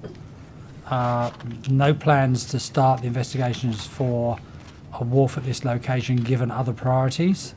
We're looking at Rhodes. We're looking at Elliott Street Wharf, both a low budget, low cost exercise to reinstate that Wharf at Elliott Street, and a more long-term solution, which will be served by the F10 route. And we certainly believe that that will include some additional opportunities for services. Sure. The roads precinct was rezoned in 2021 following finalisation of the roads place strategy. Obviously, we're looking at whether there are new proposals with interchange at Lee Street roads as part of that place strategy. Okay, thank you. Just in relation to the F3 Parramatta River route, the committee's given us an indication that on weekends, eastbound ferries are often full at the first few stops, and on the F3 route, so Parramatta and Sydney Olympic Park, are there plans to start ferries further along the Parramatta River at Cabarita or at Abbotsford? Yeah, we've often supplement during the busy summer periods, as that route is very popular, as you describe, supplement with additional ferries. Now we are growing and building the new fleet, which has much more reliability than the old services. We are looking at what the short-term summer operational plan will be, as we know that's in high demand, and also looking further with the mid-term ferry fleet and service strategy to ensure that whilst we see ferry usage grow, that we are particularly focused on that Western Sydney and inner harbour services. Sure. Just as you can appreciate, you've acknowledged, thank you, when it's difficult when you get down there with families and the kids are all excited and you're packed up and ready to go and you can't get on a ferry there. It's a challenge. It is, and obviously as Olympic Park becomes much more of a transport hub, okay. We've got to make sure the river services match that transport hub approach. Thank you, much appreciated. Just in relation to buses, the 439 bus route, will Transport restore the 439 bus route? I will again take that on notice. There's a whole, as mentioned earlier, we have done, buses were in intensive care, as I call it, when we arrived. Even if we wanted to add another route or another service, we didn't have enough bus drivers, and to be honest, our fleet is ageing and is due to be fully replaced. We are now in a position where we've made those local changes by, as the Secretary described, through the contracts, local changes where we've reallocated services where some are underutilised and where demand has increased. My colleague, obviously Trudy Mayers, is working on the medium-term bus plan along with government, which will look at these, including individual routes, Sure. which have been identified as those which people obviously have concerns Thank about. you, and you'll come back to us on that one though, Yep. specifically, thank you. Just in relation to school bus services, do you have an update? Correspondence has been sent by Mrs Tina Ayad, member for Holsworthy, on the 10th of May. Do we have an update, Mr Murray, on that regarding the school bus services for students living in Sandy Point, Pleasure Point and Voyager Point? I'm aware of that particular inquiry. Again, I haven't got the actual details of the response. I'm certainly aware that that was raised as an issue and it has come to my department, but let me... Given it was May and there are school students involved, is that something you'd be able to expedite? I'd like to Mr. think I've Collins? got my fingertips on everything, but I will just need to check with my team and take on notice. They may well have responded. We may have given an answer, whether that's Thank you. the right answer that they want, but certainly I'll double check and make sure we've Sure. got that one. That's Okay. Sandy Point, did you say? And Yes, Sandy Point, Pleasure Point and Voyager Point in Zayad's Holsworthy. correspondence of 10 May 2024.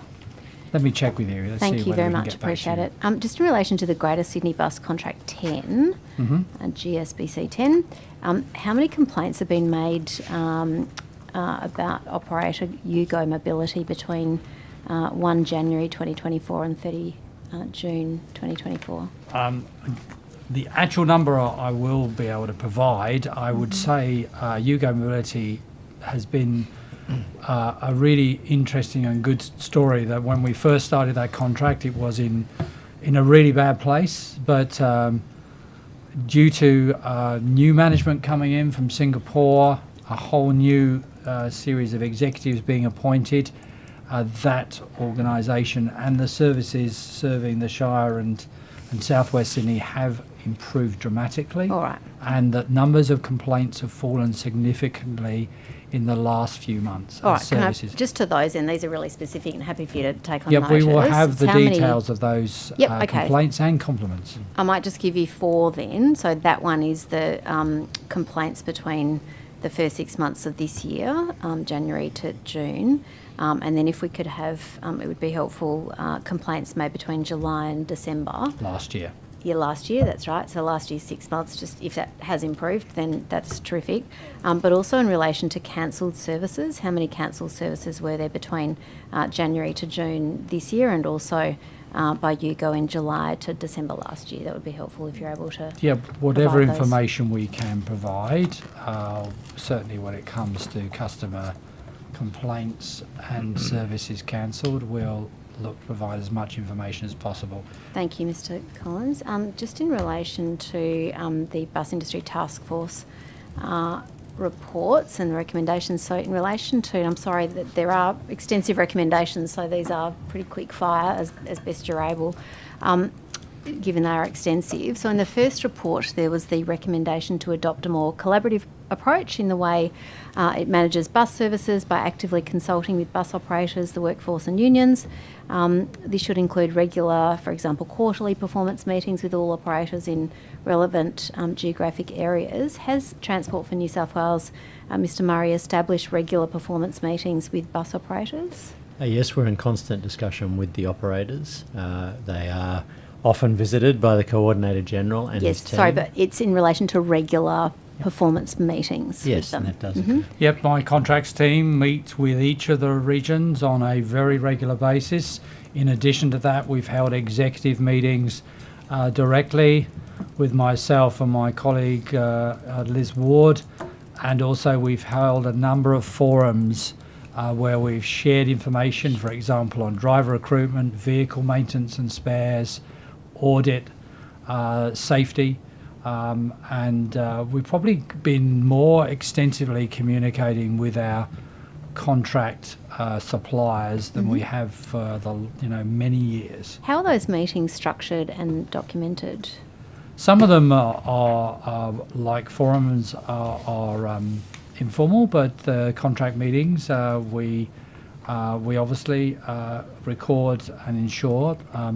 The records are kept. These obviously are about commercial contracts, so they are confidential and wouldn't be widely circulated for other purposes. Okay, and what clear and documented steps have been taken to increase the transparency of performance information to the public?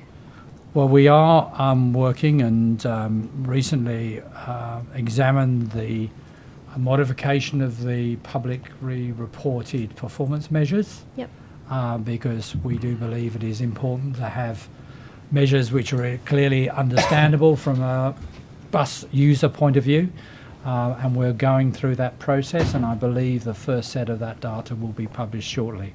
So you're able to indicate or take on notice, if you prefer, what those steps have been taken so far to increase that transparency? Well, we've been through a whole series of discussion with both the bus operators, but also community, to understand what is best published, because as we know in the past, operators sometimes can publish data which is only understood by those people who publish it. So we've focused on some of the simple measures of measuring, for example, on-time running or cancellations, but the details of which obviously will be shared in the near future as we publish these new sets of performance measures. Okay. Ms. Ward, on our website we have a data and analytics portal, and the regional and metropolitan bus service contracts data is represented on those pages, and that's, as Mr. Collins said, will be added to as we go, but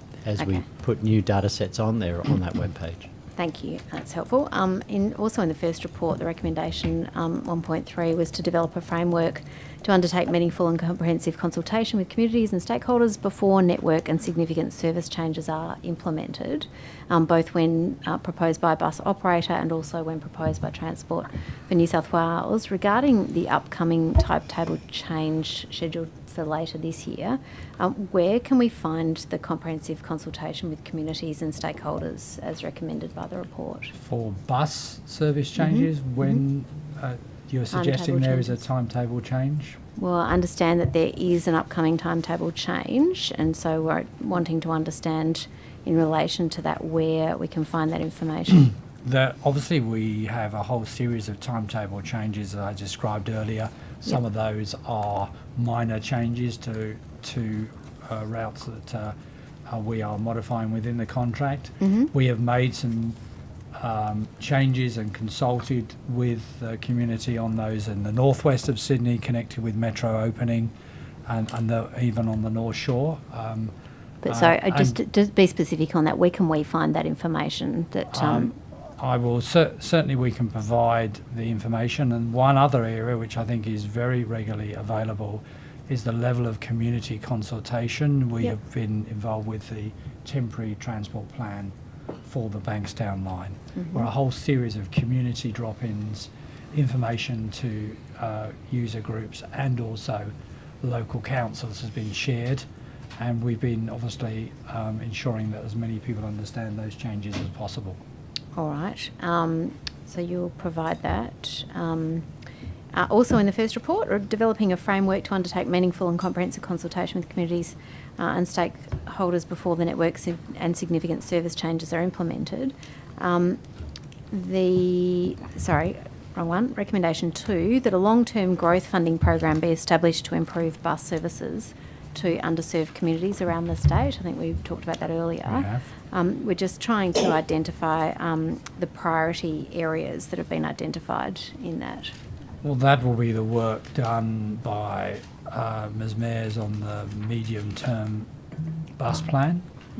As described earlier, we will be working with the planning parts of transport and obviously government to understand those priorities. It is a big task because it will cover a number of areas, particularly as mentioned earlier, the areas of growth or where bus services have been under utilised or provided in the past. All right, but Mr Collins, this first report has been available for over 12 months. It sounds like it's still being developed. It's been there and available. Are you saying it's still being developed? Well, I think the important thing to understand is that obviously our initial focus and our initial focus for the task force recommendations was actually on safety, particularly following the terrible tragedy of Greta. And we've worked through that. The other issue was that, as I said earlier, with the bus provision in intensive care, we changing things or leaping into a growth funding strategy would have probably been not advisable, considering we were firefighting to deal with significant lack of bus drivers and vehicles. So we are now, as the Secretary said, we are focusing now on obviously developing that medium-term plan, which will look at things like growth buses and obviously the government's assurance on funding. Okay. Does Transport for New South Wales support seatbelt installation for school buses? Absolutely, and significant work has been done in the installation of school buses, particularly for those vehicles which needed modification, I believe. Thank you. Sorry, is that for all school buses? It is for all school buses which are required to provide them. There are a few exceptions when urban buses are used for school runs, which are a few. That's the two-door or the local buses, but specific school buses and coaches are now all fitted with seatbelts. Okay, and so in relation to bus support, just wanted to go to the regional services. So has a new division or unit focused on bus, ferry and light rail services been created within Transport for New South Wales, Mr Murray? No, they are elements that are within the Coordinator General's remit. Okay. All right, and so Mr Collins is heading that? That's correct. Yeah, and we're in the design level of our branches. which includes a combined public transport and contracts team, and we are in the middle of designing and also appointing people to those roles in the next few months. Mhm. All right. And has a project team been established to focus on improving rural and regional contracting arrangements? That was recommendation 1 in the second report. We certainly have now a specific team which is working with particularly rural and regional contracts, of which there are over 600 of those contracts, and the team is working through that to ensure that we renew those contracts in a timely fashion. Thank you. Maybe Mr. Collins, maybe Mr. Murray, this is for you. I'm sure you're aware of the high dog ownership in Sydney. We, in fact, have, we're one of the cities with the highest rate of dog ownership in the world. You would be very well aware of the campaign to get pets onto public transport. What work has the department done internally to, firstly, to weigh up the positives and negatives, the pros and cons of, for example, allowing dogs on trains and indeed the new metro? Thank you for the question, and it is certainly an ongoing discussion point, and we have had a number of different examinations of the pros and cons of some of these elements. Certainly the position that we've taken across the agency is that while there are benefits of people being able to move more freely around the city in particular with their pets, there are also capacity and just the operational requirements that occur if you have particularly larger animals coming onto the suburban and intercity rail network in particular, but also buses and trams where there is more restricted room. So we've looked at all of these elements, and we've consulted with the workforce as well, and we're continuing to look at those policy items. No decisions, no changes to the current policy have been proposed as yet. And so have you looked at this across all modes, so buses, trains? Was it considered in the new metro at all, Mr. Regan? So on the metro, we rely on the policy positions of Transport for New South Wales for what is allowed on the metro, so it's a consistent approach to what's applied across heavy rail and light rail. And Metro throws up its own particular considerations because by its design it is more of a standing service. We've already seen at capacity running coming through the northwest, through Epping, through Chatswood into the city, and headed the other way even on weekends. So injecting animals to that does propose its own set of concerns that may not be the case, say, on a Sydney ferry.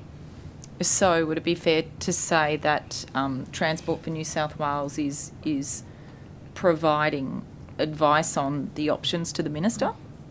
Yes, we continue to have an open discussion with the Minister and her team around these elements, and there are obviously a number of representations that come through the Minister's office and come to Transport directly, and we're continuing to look at that.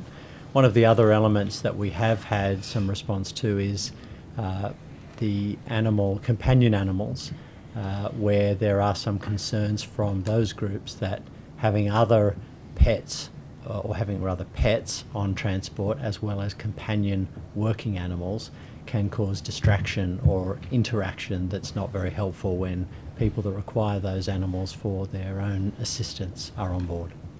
Yeah, but those animals are extremely well trained to travel anywhere and be around other animals. That's the training they receive. You know, big crowds, really, in terms of that being a reason. I think the animals themselves are trained, aren't they? They are. I'm not sure it's that.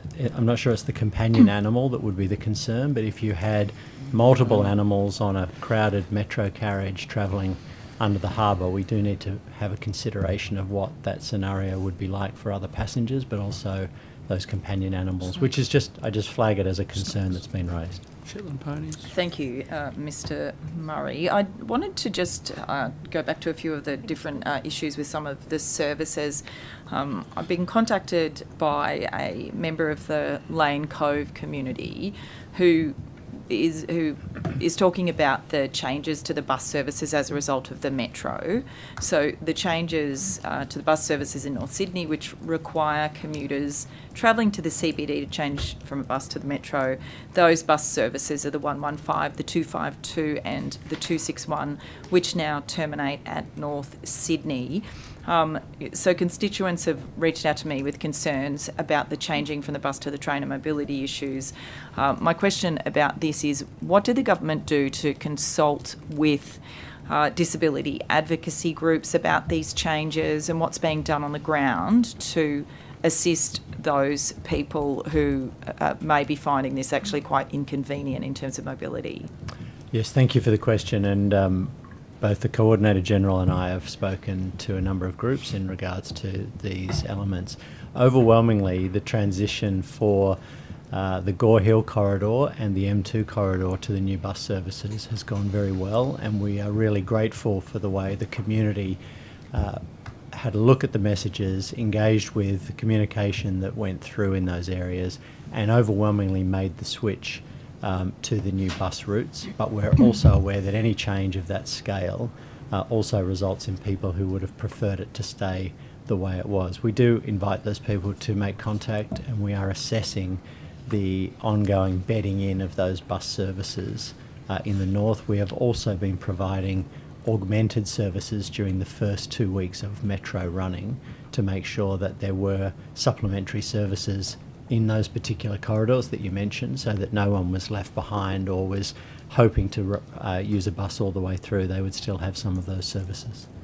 Okay, and so did you communicate and consult with disability advocacy groups, for example, about what was needed to ensure that that transition was as smooth as possible at the different places where their service was going to experience disruption? I'd have to take on notice exactly the forums that were used for the disability groups, but certainly we had a comprehensive engagement plan around the bus transitions that was rolled out over significant months to be ready for metro.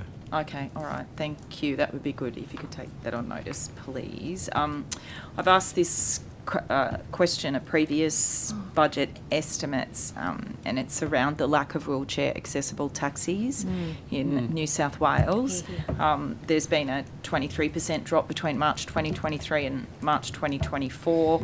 Of the more than 6,500 taxi licences in New South Wales, only 754 are wheelchair accessible, and that just completely drops when you get to regional areas, and the statistics are horrendous. Of course, they're not just statistics, and the Physical Disability Council undertook a survey, and it just is really impacting people, increasing isolation. Yeah. They can't get around, particularly in regional areas. People are waiting 2 hours, 7 hours, sometimes 12 hours, or just unable to get places. Has the number of wheelchair accessible taxis increased? I think that was maybe committed to, or you said you were working on it last time.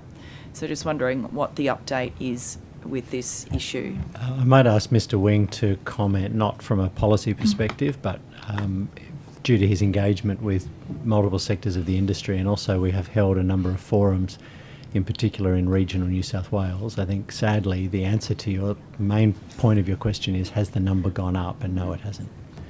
Mr. Wing? Thanks, Mr. Wing. No, you're right. Thank you, Mr. Murray, and thank you, Chair. The numbers have not been going up. Unfortunately, although the rest of the industry is increasing, and we have seen more ordinary taxis on the road in recent times as well, we are not seeing more wheelchair accessible taxis on the road. They've continued to drop since the pandemic, essentially, in numbers. Part of this is, yes, so I'd appreciate those stats or numbers if you do have them, say over, the most current, because I've got them up until March 2024, I think. But of course, it's just that in terms of the time it takes for the drivers, they have requested much more assistance, financial assistance.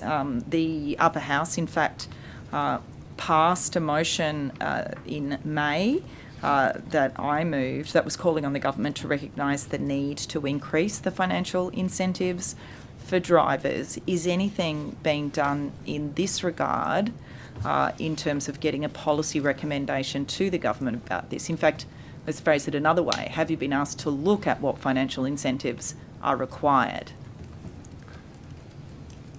We have been, that's part of the engagement that we've been doing with those communities. And while slow, we are getting some different proposals, potentially using the community transport sector, that we may be able to find some incentives working with those operators that may help new vehicles get back out onto the road, but it's very early days at this point. So, thank you, Ms. Murray. So nothing is happening in a concrete fashion to say this much money per trip for somebody that needs a wheelchair, for a wheelchair accessible taxi, will make it financially viable for that taxi driver to continue driving a wheelchair accessible taxi. Is that being done? An incentive for the taxi drivers themselves?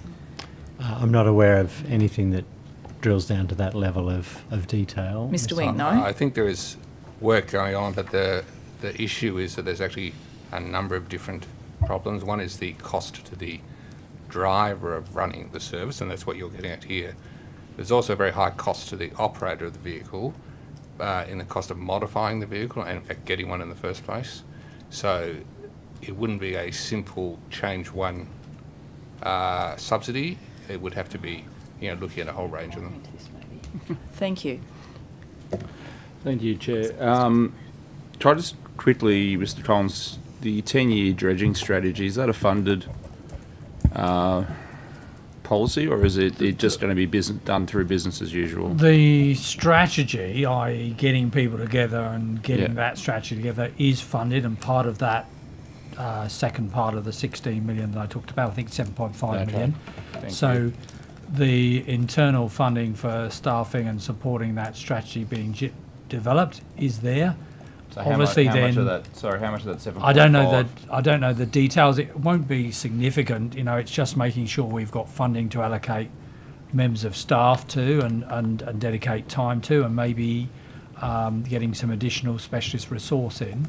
But obviously following that strategy, that will be one of the documents which will be shared with the Minister to look at then what are the opportunities for funding that longer term dredging program, and how we work with councils, particularly on those grants, to ensure that those programs are prioritised. Yeah, that's fine. I just wanted to know about the funding part. You've covered that. Okay. Can I just go to the advisory, various advisory groups? There's lots of them, aren't there, Mr. Mendoza? There is.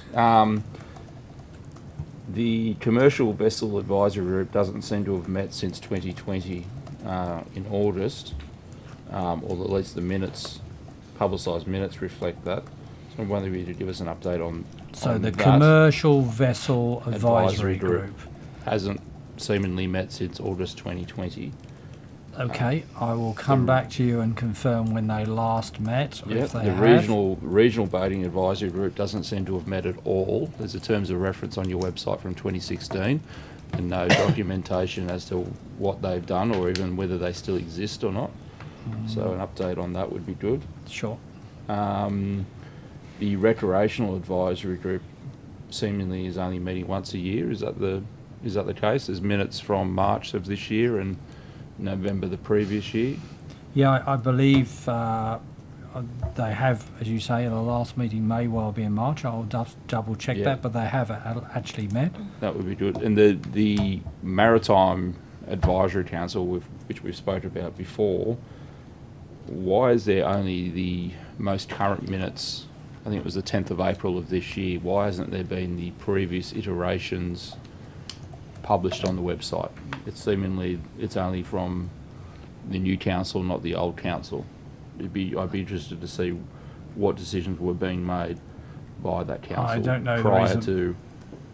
again, Mr. Benaziac, I'll get some information of why that wasn't published or whether it needs to be. Yep. That's fine. Can I have an update in November 2023 estimates? I asked around some staffing figures of Maritime, and you indicated that there was 22 positions vacant within Maritime. I'm just wondering whether you could update us as to whether those positions have been filled, and if there are still vacancies, Yep. where exactly in Maritime those vacancies sit. On a regular basis, in fact on a weekly basis, I go through a vacancy a request from each of the executive directors, and only last week I think we approved, obviously there is a turnover, particularly of boating safety officers. We've approved a number of vacancies being filled, and also I've seen today a particular job role being advertised externally and internally for Bateman's Bay, for example. We are in a better position than we were when we last spoke, with more officers being present and recruited. I can give you the total number, I'm sure, on notice. Yep. But I assure you that we have been focusing on these critical frontline roles, the ones that we want to keep filled. Quite a few of those voting officers have gained promotion, and obviously we've started another Aboriginal cadet recruitment program for this area as well. Okay, thank you. I think that probably covers off my Maritime stuff for the moment. Can I just go to you, Mr. Wing? I'm just interested in the fines and infringement notices that have been issued within point to point since deregulation. I'm just wondering whether you can provide a breakdown since the deregulation occurred, how many infringement notices total have been issued, maybe a breakdown of what they are for, and if possible a breakdown by provider, so Uber, Lyft and the different taxi service providers, so GM, 1-3 cabs, etc., whether you have that data available at all. I could give you a high level number. I think I'd have to take... I'm happy for you to take a lot of that detail on notice. I appreciate you might not have that to hand. Well, this is at a high level that we've issued in the last financial year.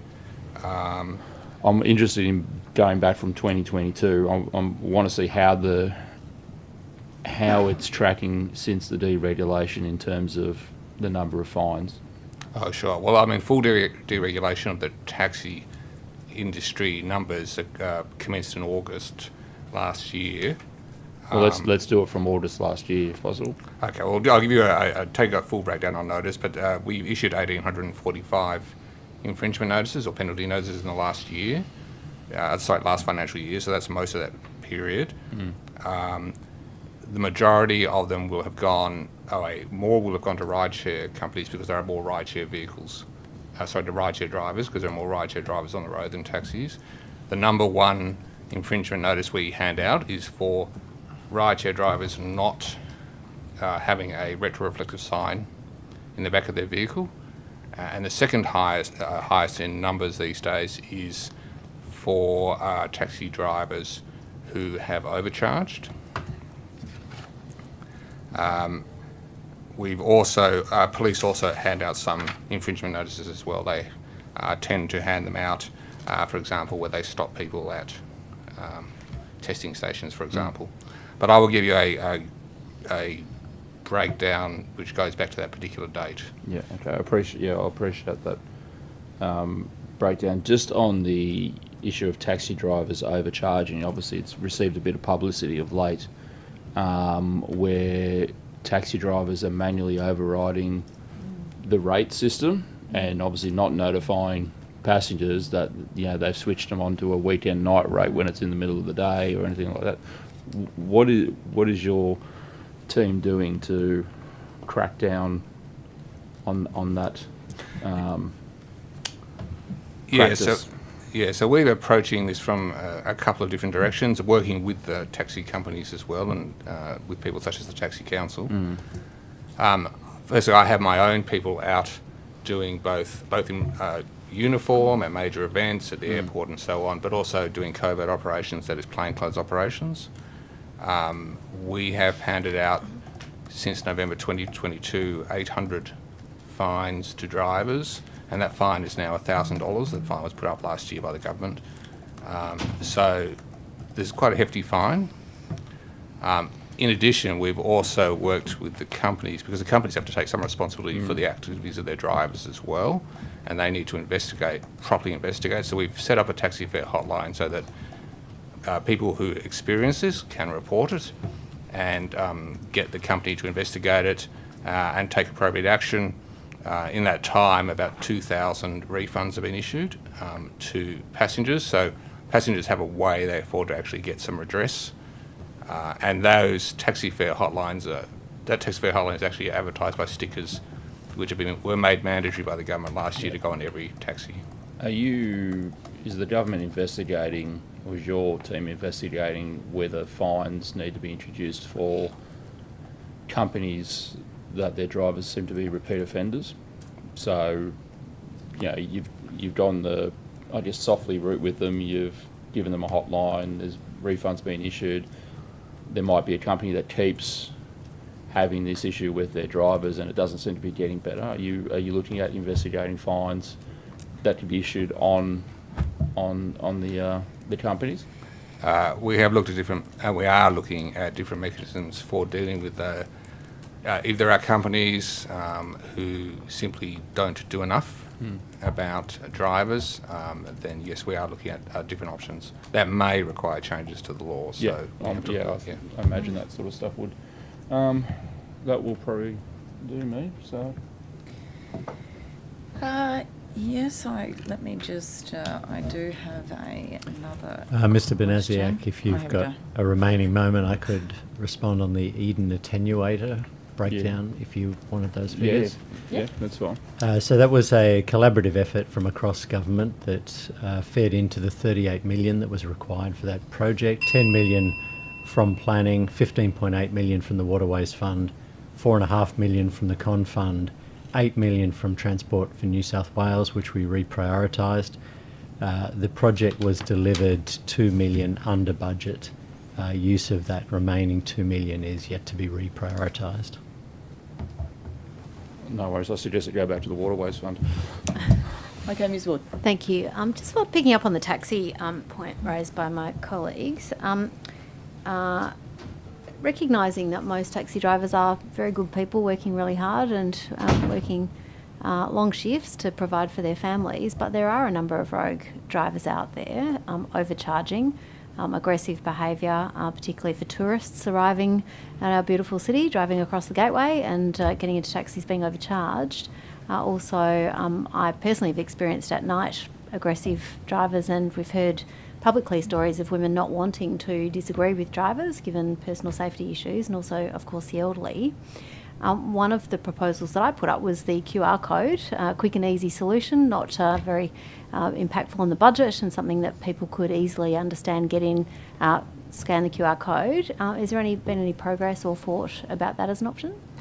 Well, firstly, thank you, Ms Law, for making the point that the majority of drivers do the right thing. So, and I know you've said that in public as well, and it is important that most of our drivers are doing, they're working hard. It's not an easy job. So, yes, there's a number of possible options for addressing some of these things. We obviously have a QR code on every taxi fare hotline sticker already, and in fact, if people feel uncomfortable about confronting their driver, I suggest they just report it rather than confront the driver. I'll get to that. But the suggestions, there are a lot of possible technical solutions, and companies have been trialling some of them, including there has been companies trialling using QR codes and then turning that into a booking. So using payment systems through that. Yeah. They haven't had much success to date because of customer resistance. But I certainly think any technology solution that works is something that we would look at, yeah. Something you'd be open to looking at or considering? Absolutely. I think people are pretty used to using QR codes around the world, and particularly during COVID, we saw the success of Service New South Wales, and it's the international language is the QR code. Oh yes, my inspectors were out there every day making sure that every taxi had one on, so yes. Fantastic. Can I get to that though, and not to talk about all problems, but the stickers don't appear to be, it won't surprise you to find that I do check taxis for the stickers, they don't always appear in taxis. What steps are you taking to ensure that those stickers are there for, in the absence of QR codes and other things, so that people can avail themselves of those stickers? So we have printed about 50,000 stickers, and we make them available for free to all companies to ensure they put them inside their vehicles. They obviously then have to give them to the operator to get the operator to put them inside their vehicle. My inspectors look at, and my authorised officers will look at every time they pull over a vehicle, and they did something like 8,000. They do 8,000 or so compliance checks every year on rideshare and taxi vehicles. Every time they pull one over, they will look at it, and if they see that the sticker's not there, they'll give a direction to the company to fix it. Can the public report those in if they can't Oh, find absolutely, the stickers? please do. I mean, I think the public could certainly report if you're in a taxi that doesn't actually have the sticker, and therefore they don't know how to report. What's the thinking, Mr. Wing, problem. behind? Yeah, thank you. The smaller ID, because it's very difficult. It used to be the large ID papers or the sticker up the top. They're now much smaller, difficult to read if you're old like me and too vain to wear glasses. And some of those things were very useful to try and identify the driver, even if you could take a screenshot and deal with that once you'd exited the taxi. What's the thinking behind the smaller ones that are quite difficult to read? It's actually the issue that's coming up really now is that people tend to sit in the back seat. So they find it quite hard to read what is sitting in the front seat. Yes. Safer. But, yes. And in fact, during the pandemic, we advised everyone to sit in the back seat. So that's become far more common now. But what we do say is if you capture the licence plate number, we can work out which taxi company it was, and they can work out which driver it was. All right, just on that, there seems to be some occasions, and I'm sure you deal with many reports and do so for the majority of people, but there have been a number who've come to me to say that either no action's been taken when they have sent through a complaint, and particularly one that was sent in relation to a company that was responsible for overcharging, but the response from you was that they were no longer authorised with the New South Wales Point-to-Point Transport Commission in providing passenger services. You're therefore unable to facilitate an outcome for your complaint. That's a Hooger and Daughters Proprietary Limited trading as Premier Alpha Cab, so that companies set up a new one, and left this person with no Well, they may have set up alternative. a new one. We actually closed them down for another reason. So But yes, so But yes, I'm sorry, the person who has experienced that overcharging has been told by Point to Point there's nothing you can do. Yeah, so all of this is part of an arrangement that we have with the taxi industry. We giving them our expectation that they will address the issue.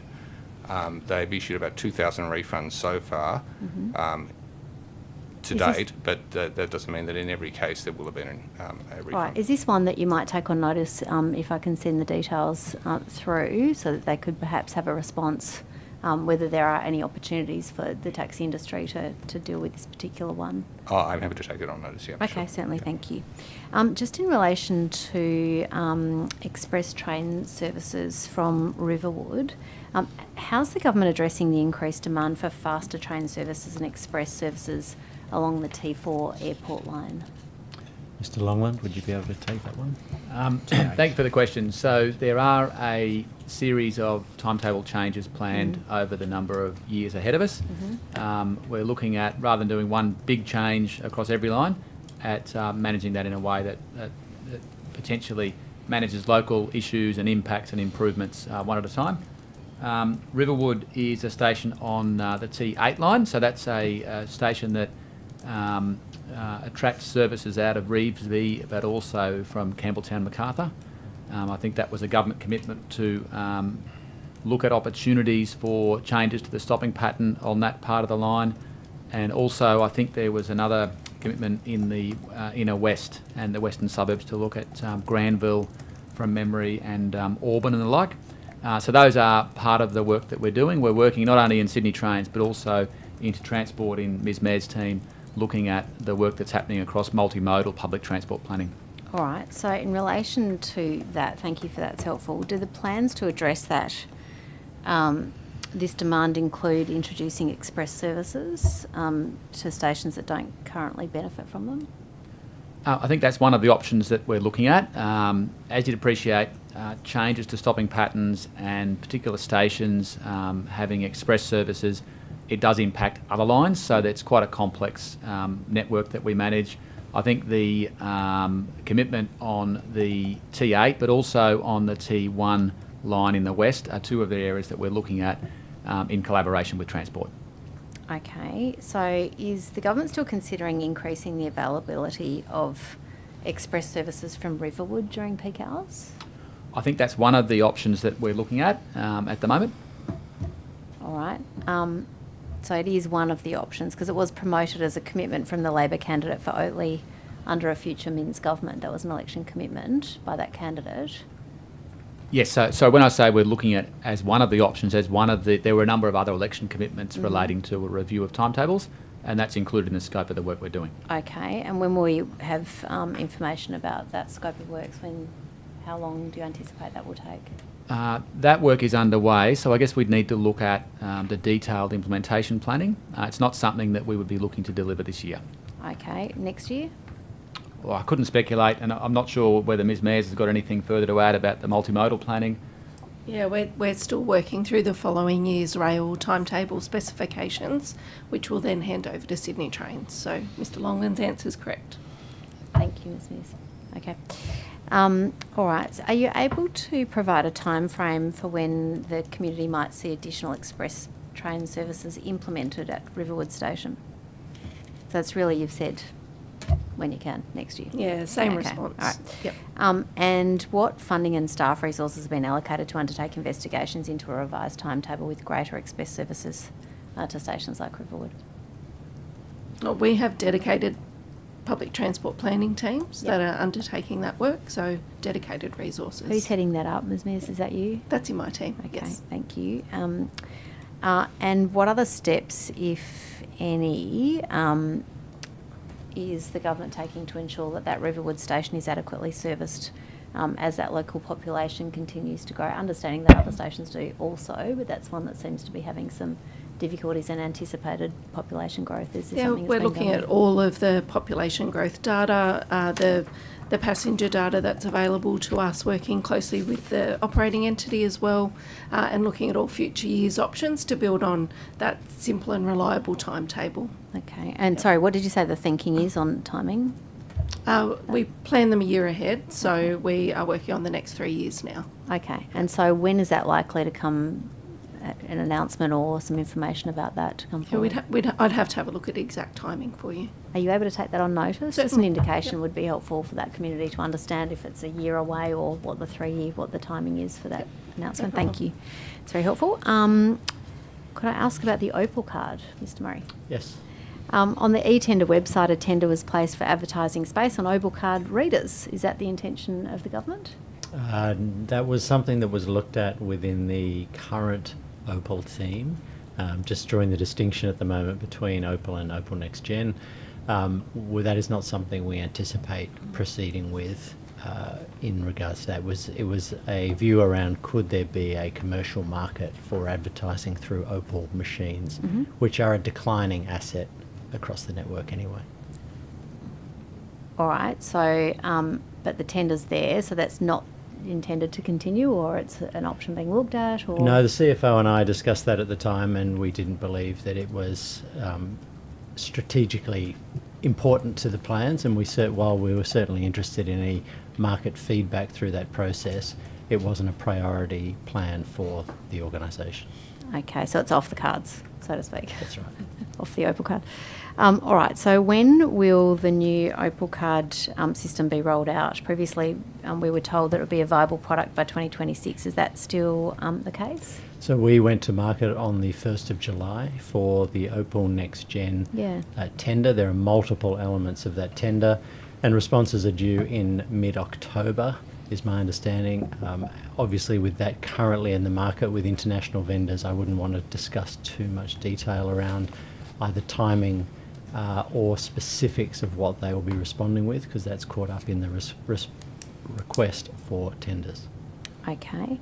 But it's still on track for that viable product by 2026? Yes, that's correct. Okay, thank you. And when does the current contract with the provider end, the current contract?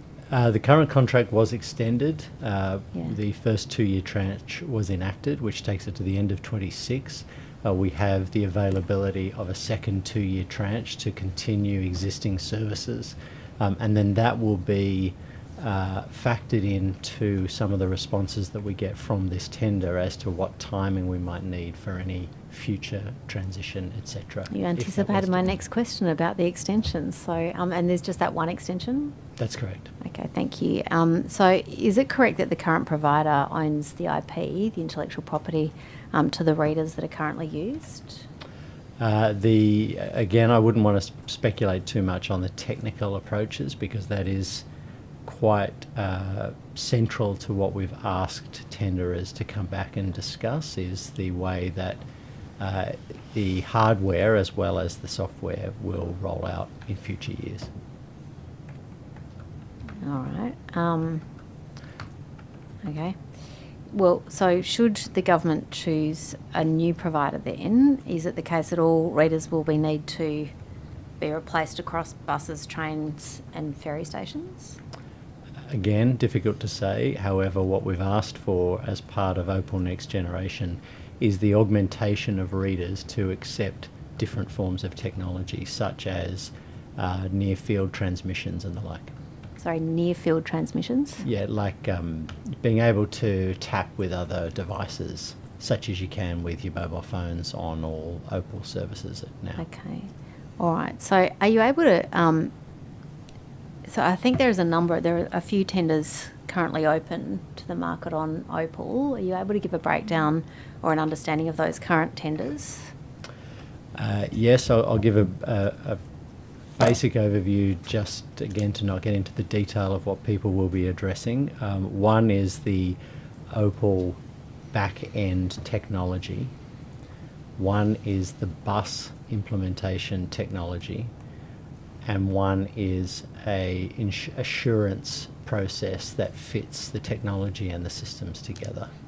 So the assurance process tender is separate to the back-end technology? Yeah, that's my understanding. Tender separate. And at the same time, we also have gone out with our ghost buses, next layer of our ghost buses funding of 91 million, which was included in the processes so that we have that tied into future ticketing approaches, making sure that they have interoperable technology. Sorry, can you say that again? Interoperable technology between what we do on our buses to track patronage and the location of buses, so that it will also form part of that overall review by the Opal Next Generation team. All right. So I'm just interested in what an account solution means for the Opal system. I'm genuinely asking. It's not my technical expertise. What does that mean? The current technology operates where the card carries the data. So every time you tap on a bus or a train, it is transmitting the details back into that card. The future technologies, and certainly elements that have been used in other jurisdictions, is to move to account-based technology where, regardless of the hardware you use to tap on, the account sits with the user in the cloud and can be modified online, etc., which is something that we've never been able to do, despite the current Opal being a leading product and being recognised around the world, and certainly around Australia as being a very successful product. You cannot make any kinds of interchange or interference with that account once it's on the card. You can cancel the card, but in terms of ensuring that concessions are loaded onto those cards, for example, you can't do that. Right. I know I've lost a number of Opal cards, as many of us I'm sure have done. Interesting. Okay, and what's the sort of timing you're thinking about consideration of that? Well, the tenders will be returned in mid-October. Okay, and then how long will you take after that for assessment? I wouldn't want to speculate on that. It will depend on the detail. There is a program, I don't have it in front of me, but it will also depend on the number of bids and the complexity of the proposals that come in. Okay. Can I go back to Sydney Trains, Mr. Longland? I'm sorry. Can I just ask about these aren't tricky questions. I'm genuinely interested. When incidents occur on the Sydney Trains network. Is there a rating system used to define them, or how do you sort of classify them? Yes, thank you for the question. So we have an incident management framework, 3 levels: level 1, level 2, and level 3. Level 1 is a routine incident. Level 2 is a critical incident, and level 3 is the top level. That's sort of what we call a crisis event. So that's something that would impact the whole of the network. Okay, so I don't mean to be catastrophic, but what sort of example? So a level 1 is sort of, if you can just give an example of what that might mean, like a branch fallen on a track or something? Or So yeah, level 1 might be a train that's broken down and that might be blocking a part of the corridor, so it might be affecting one line, and it might need intervention in terms of a fleet, a team member to reset the train, get the train moving again, so creating local impacts on part of the network, but not across multiple lines. Okay, and then level 2 is how more dramatic? So level 2, unfortunately, an example of a level 2 incident might be a self-harm event or something that involves emergency services that is a prolonged incident that might take a number of hours. That we're often in those sorts of incidents where under the direction of emergency services. So those sorts of events are more unpredictable, and we tend to have more staff involved, and the planning and the communications around level 2 is much more significant. Okay, and so how many level 1 incidents occur each year? Oh, look, I'd have to get the details, and I'm happy to provide them, because obviously the team at our Rail Operations Centre do a fantastic job. Yeah, they do. We deal with, clearly we deal with infrastructure incidents, fleet incidents. We deal with a lot of security incidents, unfortunately. We deal with medical incidents and the like. So level 1s tend to occur quite regularly. So in any given weekday, we would have a number of level 1 events where the team at the Rock are working with local teams to manage incidents locally and minimise the impact for passengers. So those sorts of events would be fairly frequent. I'm just wondering, because in terms of train reliability, it's still below target. I think my colleague asked about that significantly, but despite the rail improvement plan, it's still sort of down there. Is that why the reliability is down? Thank you for the question. So rail reliability, certainly for the suburban network, we measure 2 measures for reliability. One is 24/7, so that's every train on every day across the network, and we manage peak reliability. They're the numbers that we track. They both have a target of 92% of services arriving within 5 minutes of their timetabled time. 24/7 punctuality for the last financial year was 91.1%, so it didn't quite achieve the 92% target.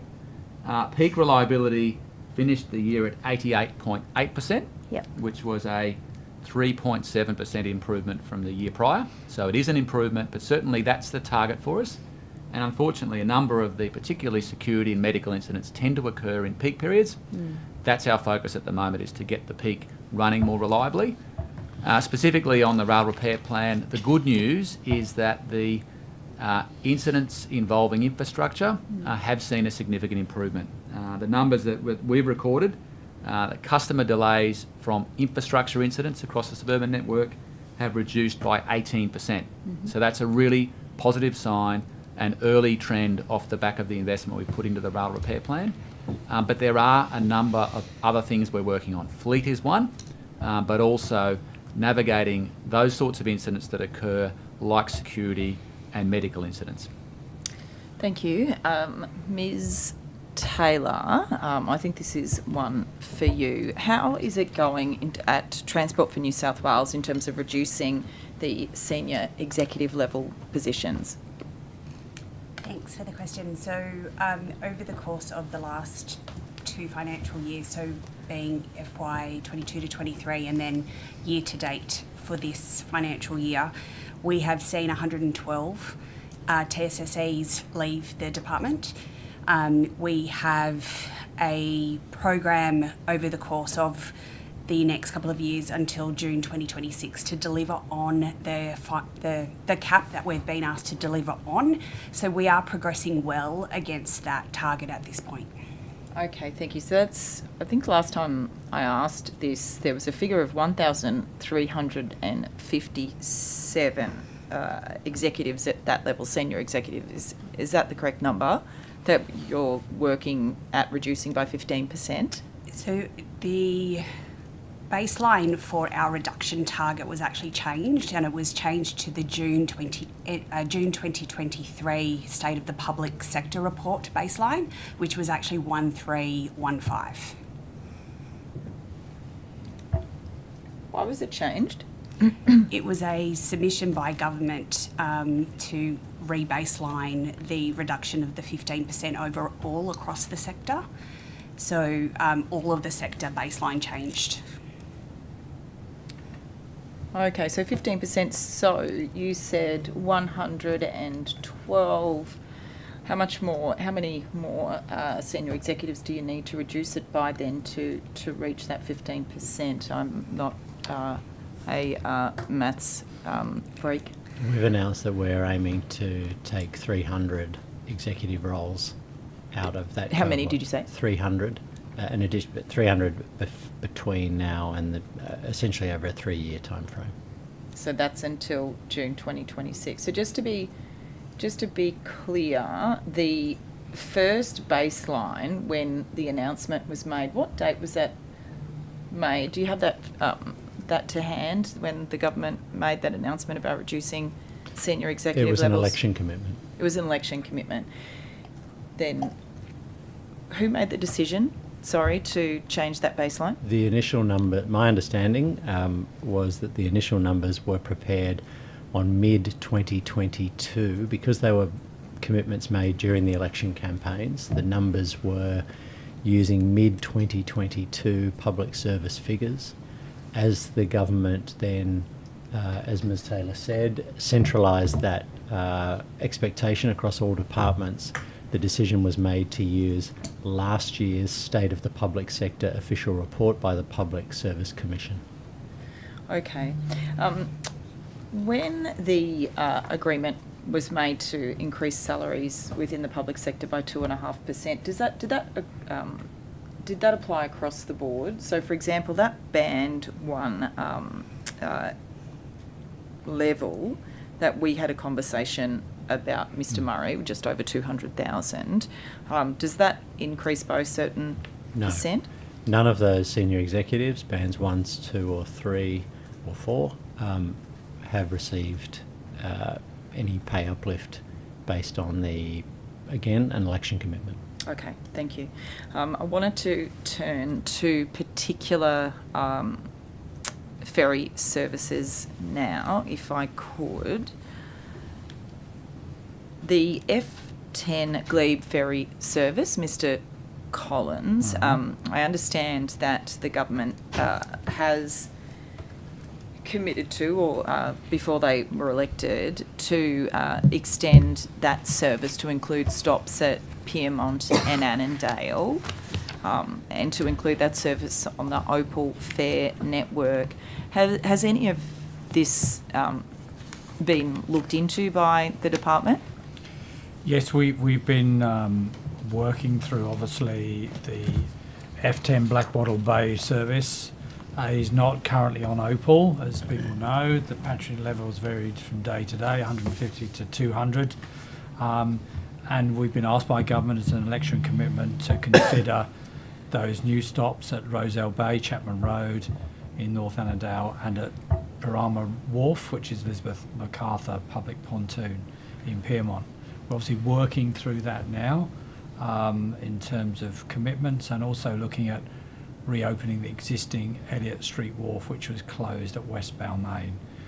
We're doing some work on the need for vessels, because one of the difficulties, we only have one of those small Meemail ferries available to us, and therefore we're looking at whether we can reappropriate other ferries and make sure the wharfs are suitable.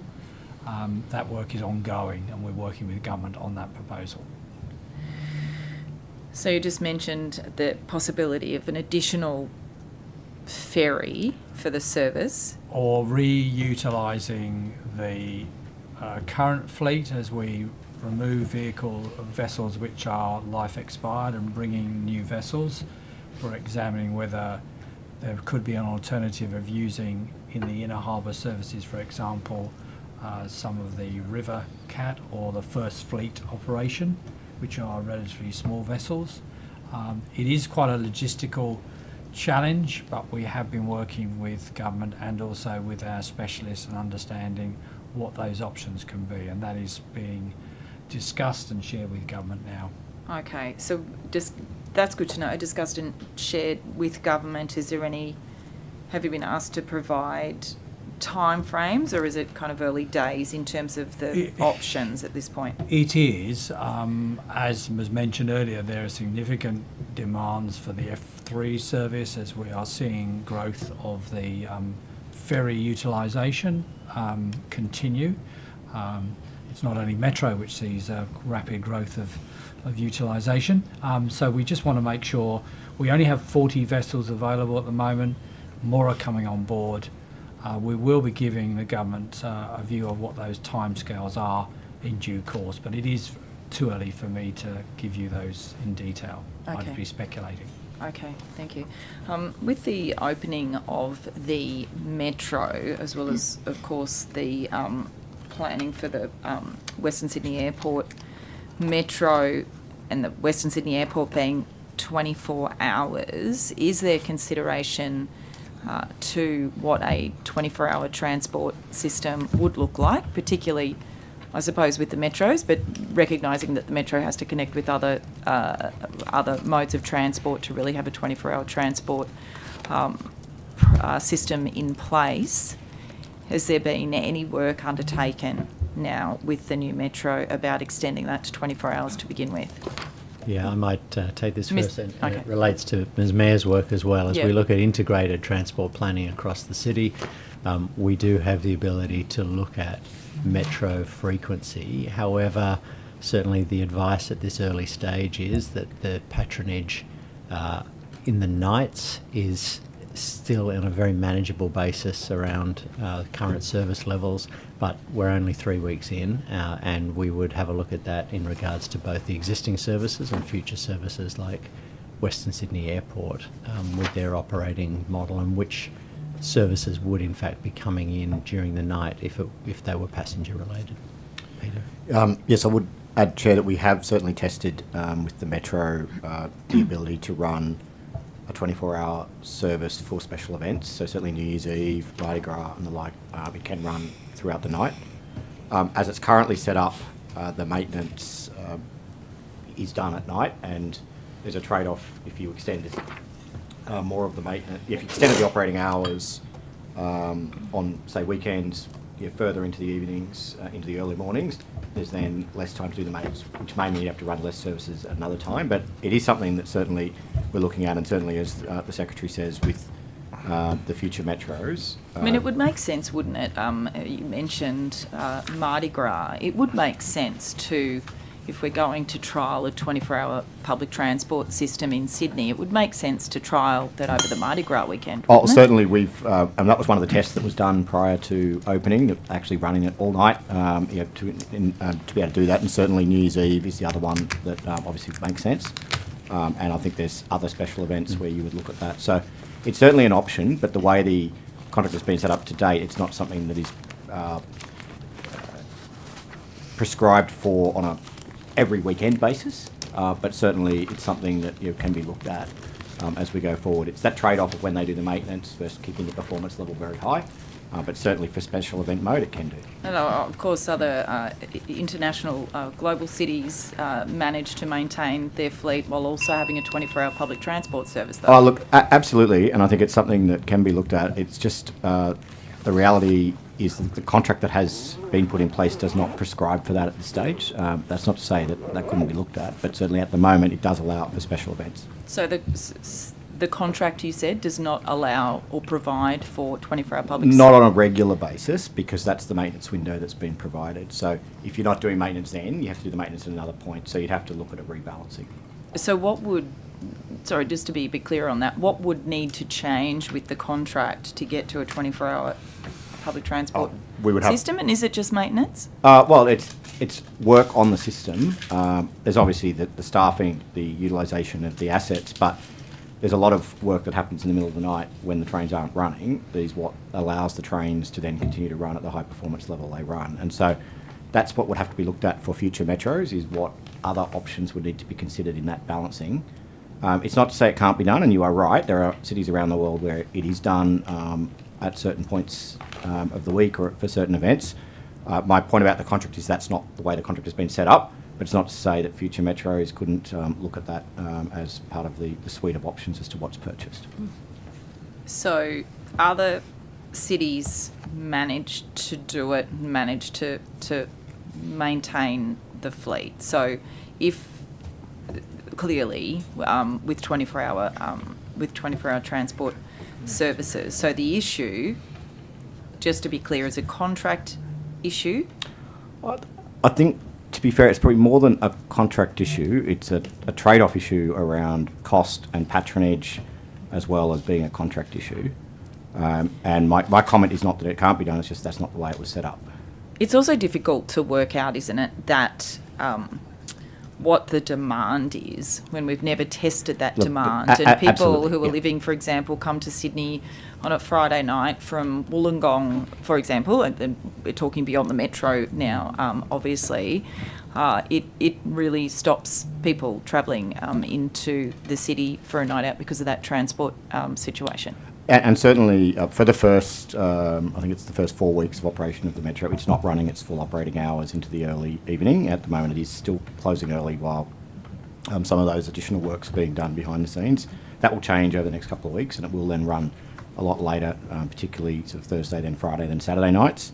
But at the moment, it's not set up to run 24 hours. There are trade-offs in that, but certainly you are right. It is something that is done in some places around the world, but we'd have to look more broadly across the network, because the metro alone won't provide the full outcome. But it is, I think, with the airport as well, I think that does raise an interesting question. But to the Secretary's point, what does it connect to becomes the next question. Well, yeah, but I mean, are you saying, Mr. Murray, that the Western Sydney Airport won't receive passenger planes between the hours of, and what are the hours? What will they be? I thought there was something like 2 a.m. to 5 a.m. or something. It's a 24/7 airport. But the metro. The metro for Western Sydney Airport. Do you have hours? No, I'd have to take that on notice for you.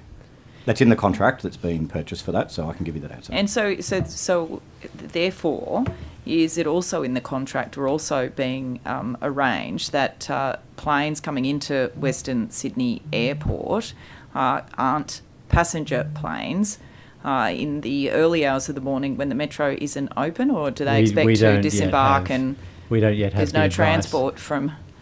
The Western Sydney Airport's only just secured, as was announced last week. Singapore Airlines will be taking up the first slots out of that airport. We don't yet have the operational timings or deployments or when they would seek to use some of those travel windows. I think we just make the point here that we would have to take that into account with the future capacity of the metro line to the airport and whether there were any downtimes for passenger movements that we would want to bake into that operation rather than running empty metros when that could be used. I think the other two elements to take into account is even on the last 2 weekends, Sydney Metro and MTS have worked hard to change the regularity of the services, because we had a family fun event on the first weekend where trains were running at 4-minute headways. That was reduced last weekend. And we are continuing to monitor when we think about future City to Surfs, the Sydney Marathon, the Rugby League Grand Finals, where we expect to have significant patronage impacts, what we could do with the operator and metro to cater to that multimodal shift. Okay, so at this point, we don't know, but we do hope that by the time the passenger planes are coming into Western Sydney Airport, that there is, you would hope, 24-hour metro from Western Sydney Airport. I think we're looking at the full integrated plan for the airport. So the airport, we are relying on their information on passenger services and freight and worker use.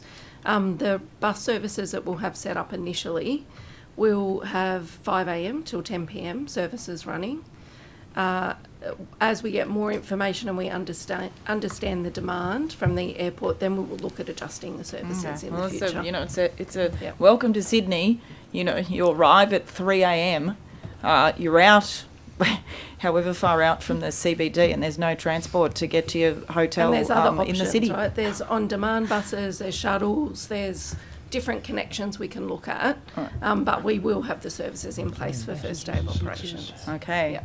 All right. That is excellent. Let's go back to the Central Coast train issue. Again, I had quite a bit of communication about this. Why am I getting feedback and giving you feedback now about the fact that the communication is so poor to the commuters on that line? I mean, firstly, there's the reliability, which seems to be one of the worst in terms of punctuality, frequency, and what have you. But when issues arise, which is clearly very frequently, for essential workers, it's a big commuting area. Why are they not being communicated with in an honest, forthright manner about what's happening, how late the trains will be, so they can make plans and get on with their day? Yeah, thank you for the follow-up, and I did review the information that you tabled. My organisation and my role, we've taken accountability for intercity service delivery since July of this year, so we are still in a phase of mobilising the team and looking at how we can drive performance improvement. That was from where, Mr. Longland? Remind me when you're saying taking it from. So the Blue Mountains, the South Coast, the Southern Highlands, and also the Central Coast, Newcastle. I was in Newcastle last week, and I heard that same feedback directly from passengers, that the reliability of that line, it's 165 kilometres from Newcastle into central Sydney. It's one of our oldest alignments. It mixes with freight. It's got some challenging curves and grades and sections of line that are difficult to maintain. So I acknowledge that the reliability, particularly Central Coast Newcastle, is an outlier, and it's an area that we need to continue to focus on. Specifically on passenger information, we have made a number of changes since July.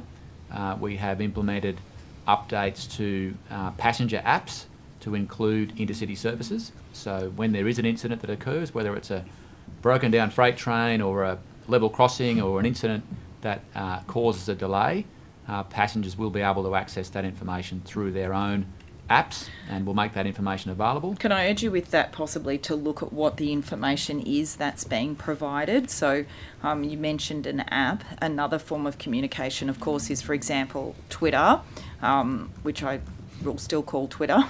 The Train Link North Twitter account, for example, when there is a delay, a constituent has said to me that she regularly contacts them on Twitter, and they come back and just say operational reasons every time. The app potentially says that as well. Right. Clearly, sometimes it is operational reasons, but again, there's another example of there was a recent power outage between Wondabyne and Woy Woy. Commuters were told to allow an extra half an hour for travel. That seems to be a standard thing. But trains were being sent down the line regardless, stopping at Hawkesbury where there was no power, and then they were sitting there for an hour. And then on that day, no replacement buses were provided either. And these are reasonably recent, happening, I think, over the last few months, at least this year when you took over this, yes? So I think you're right. The level of detail we provide is important. We've provided electronic devices to all of our station staff. We're very lucky. We've got local people on the ground. We've got people on trains, guards and drivers, who can provide information as it happens. We want to make better use of technology. I'm not sure they're doing that, Mr. Longland. I'm not sure they're doing that as much as they should be. I think if you look at the various threads, commuter threads, Reddit, what have you, where people jump on and communicate with each other, they're not getting the information that they think they should get. Thank you. Ms. Ward. Thank you, Chair. Just in relation to the tabled document, when do you anticipate you might be able to get those numbers back to us on those projects? again, I did check in at the last break. We don't have that as yet. There are obviously dozens of moving projects in terms of that capture, so we'll have to take that on notice as part of the usual process. Last time, you very helpfully were able to provide a number of those project forecasts. Just if I can very on the day. quickly sneak in and say, Member for Holsworthy, response was done by the Minister on the 6th of July. You asked that question. All right, thank on you for that. notice. I think there were some further questions there about what will happen, but that's fine. All right, just a quick one on the, just following up on my colleagues' questions about the disability inclusion and wheelchair accessible taxis, and just noting that obviously we've talked about the shortage of those taxis, and the New South Wales Physical Disability Council reported that only 30% of official bookings have been completed, which is disappointing. We've talked about that. I just had a budget question. In the 2024-25 budget, it seems that there's no increase in that investment beyond a small increase to the subsidy scheme in response to, I think, inflation. Do you want to elaborate any further on what might be available or what might be the proposition there, other than sort of community consultation? We really want to understand what the view is about committing to increasing investment to getting more wheelchair accessible taxis on the road. So if this is the budget for the various subsidies, Transport for New South Wales runs those, but yes, I think that is correct. The ministers have been conducting roundtables to talk to people about what actually could be done, ideas, etc. But I don't know if Transport has more information about that particular budget item. No, I think the existing subsidies remain, which are 50% of the fare up to $60 per trip, and a $15 incentive for drivers to pick up wheelchair passengers. Obviously, our issue is fully expending that scheme of incentives by not having the ability to deploy that through enough taxis and drivers. To the Chair's earlier question, I can confirm that as of last week, there were 635 wheelchair accessible taxis in New South Wales. Okay. And Mr. Murray, have you reflected on whether you'll agree to a meeting with the community regarding the Sydney Harbour Bridge cycleway? Again, I'll take that on notice. I know that the extensive consultation has been held. With respect, it's not a take on notice question. Will you meet with them or not?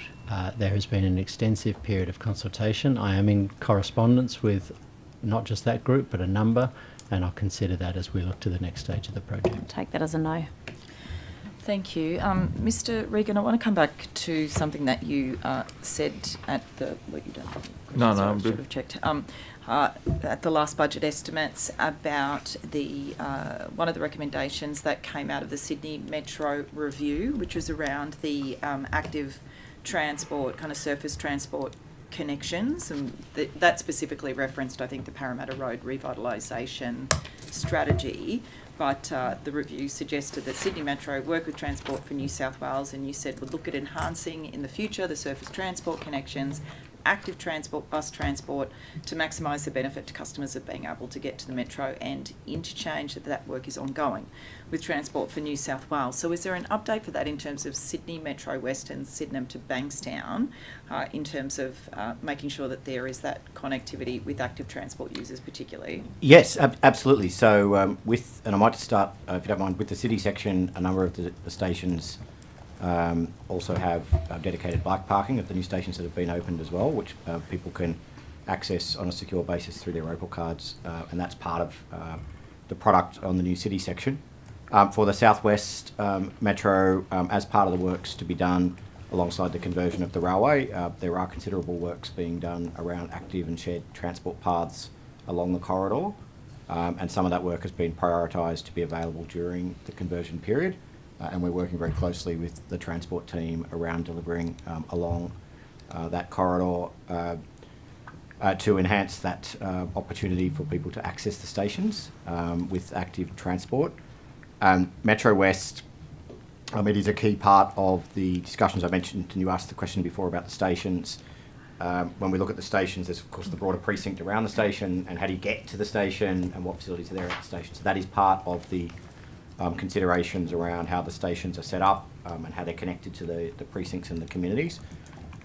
And I think it is an incredibly important opportunity that those stations are accessible to people from multiple modes and easy to access and walk, but also the bike connections, the active transport connections, the bus connections, and the heavy rail connections and the light rail connections are all part of the mix that we work very closely with Transport on how they're put together. So it's certainly a key part of the metro that while there's a metro line, it's not in isolation from the network. It really has to integrate, and at virtually every station, that's part of the design process. Thank you. In my final 20 seconds, Ms. Taylor, has Transport for New South Wales documented how many staff are kind of returning to work under the work from home mandate? How much that's changed within the department in terms of statistics on that? Question. Thank you for the question. So we are currently working through how we bring into line with the workplace circular. So we are expecting to consult on our new policy settings by the end of this month. About 50% of our workforce use the workplace. The other 50% is actually frontline. And what we've looked at is about more than 50% of the people who use workplaces are already regularly using the office. So we will be looking at how we increase our utilisation over our workplaces by introducing the new policy settings by the end of this month. Could you take on notice just to get more data on that, if you do have it? Certainly. In terms of numbers of staff who aren't frontline staff and who extra additional days in the office since that has been, the circular was released? I can absolutely come back to you on the numbers. As I said, we are working to bring Transport into line with the workplace circular, which means we do need to change our policy settings. Oh, gotcha. And we do need to consult on that, which is by the end of this month. But I can give you, I can take on notice the current utilisation and provide that back to the committee. Thank you, Ms. Taylor. Government. That would be a no. Thank you very much, all of you, as usual, for the work you do, the hard work you do, and for the time you give up for us to ask you questions. I really appreciate it. We'll be in touch with you, of course, in terms of any questions you took on notice. The Secretariat will, as well as supplementary questions. So appreciate it. Thank you. Thank you. And that's the end of our hearing. Thank you, everybody. Much appreciated.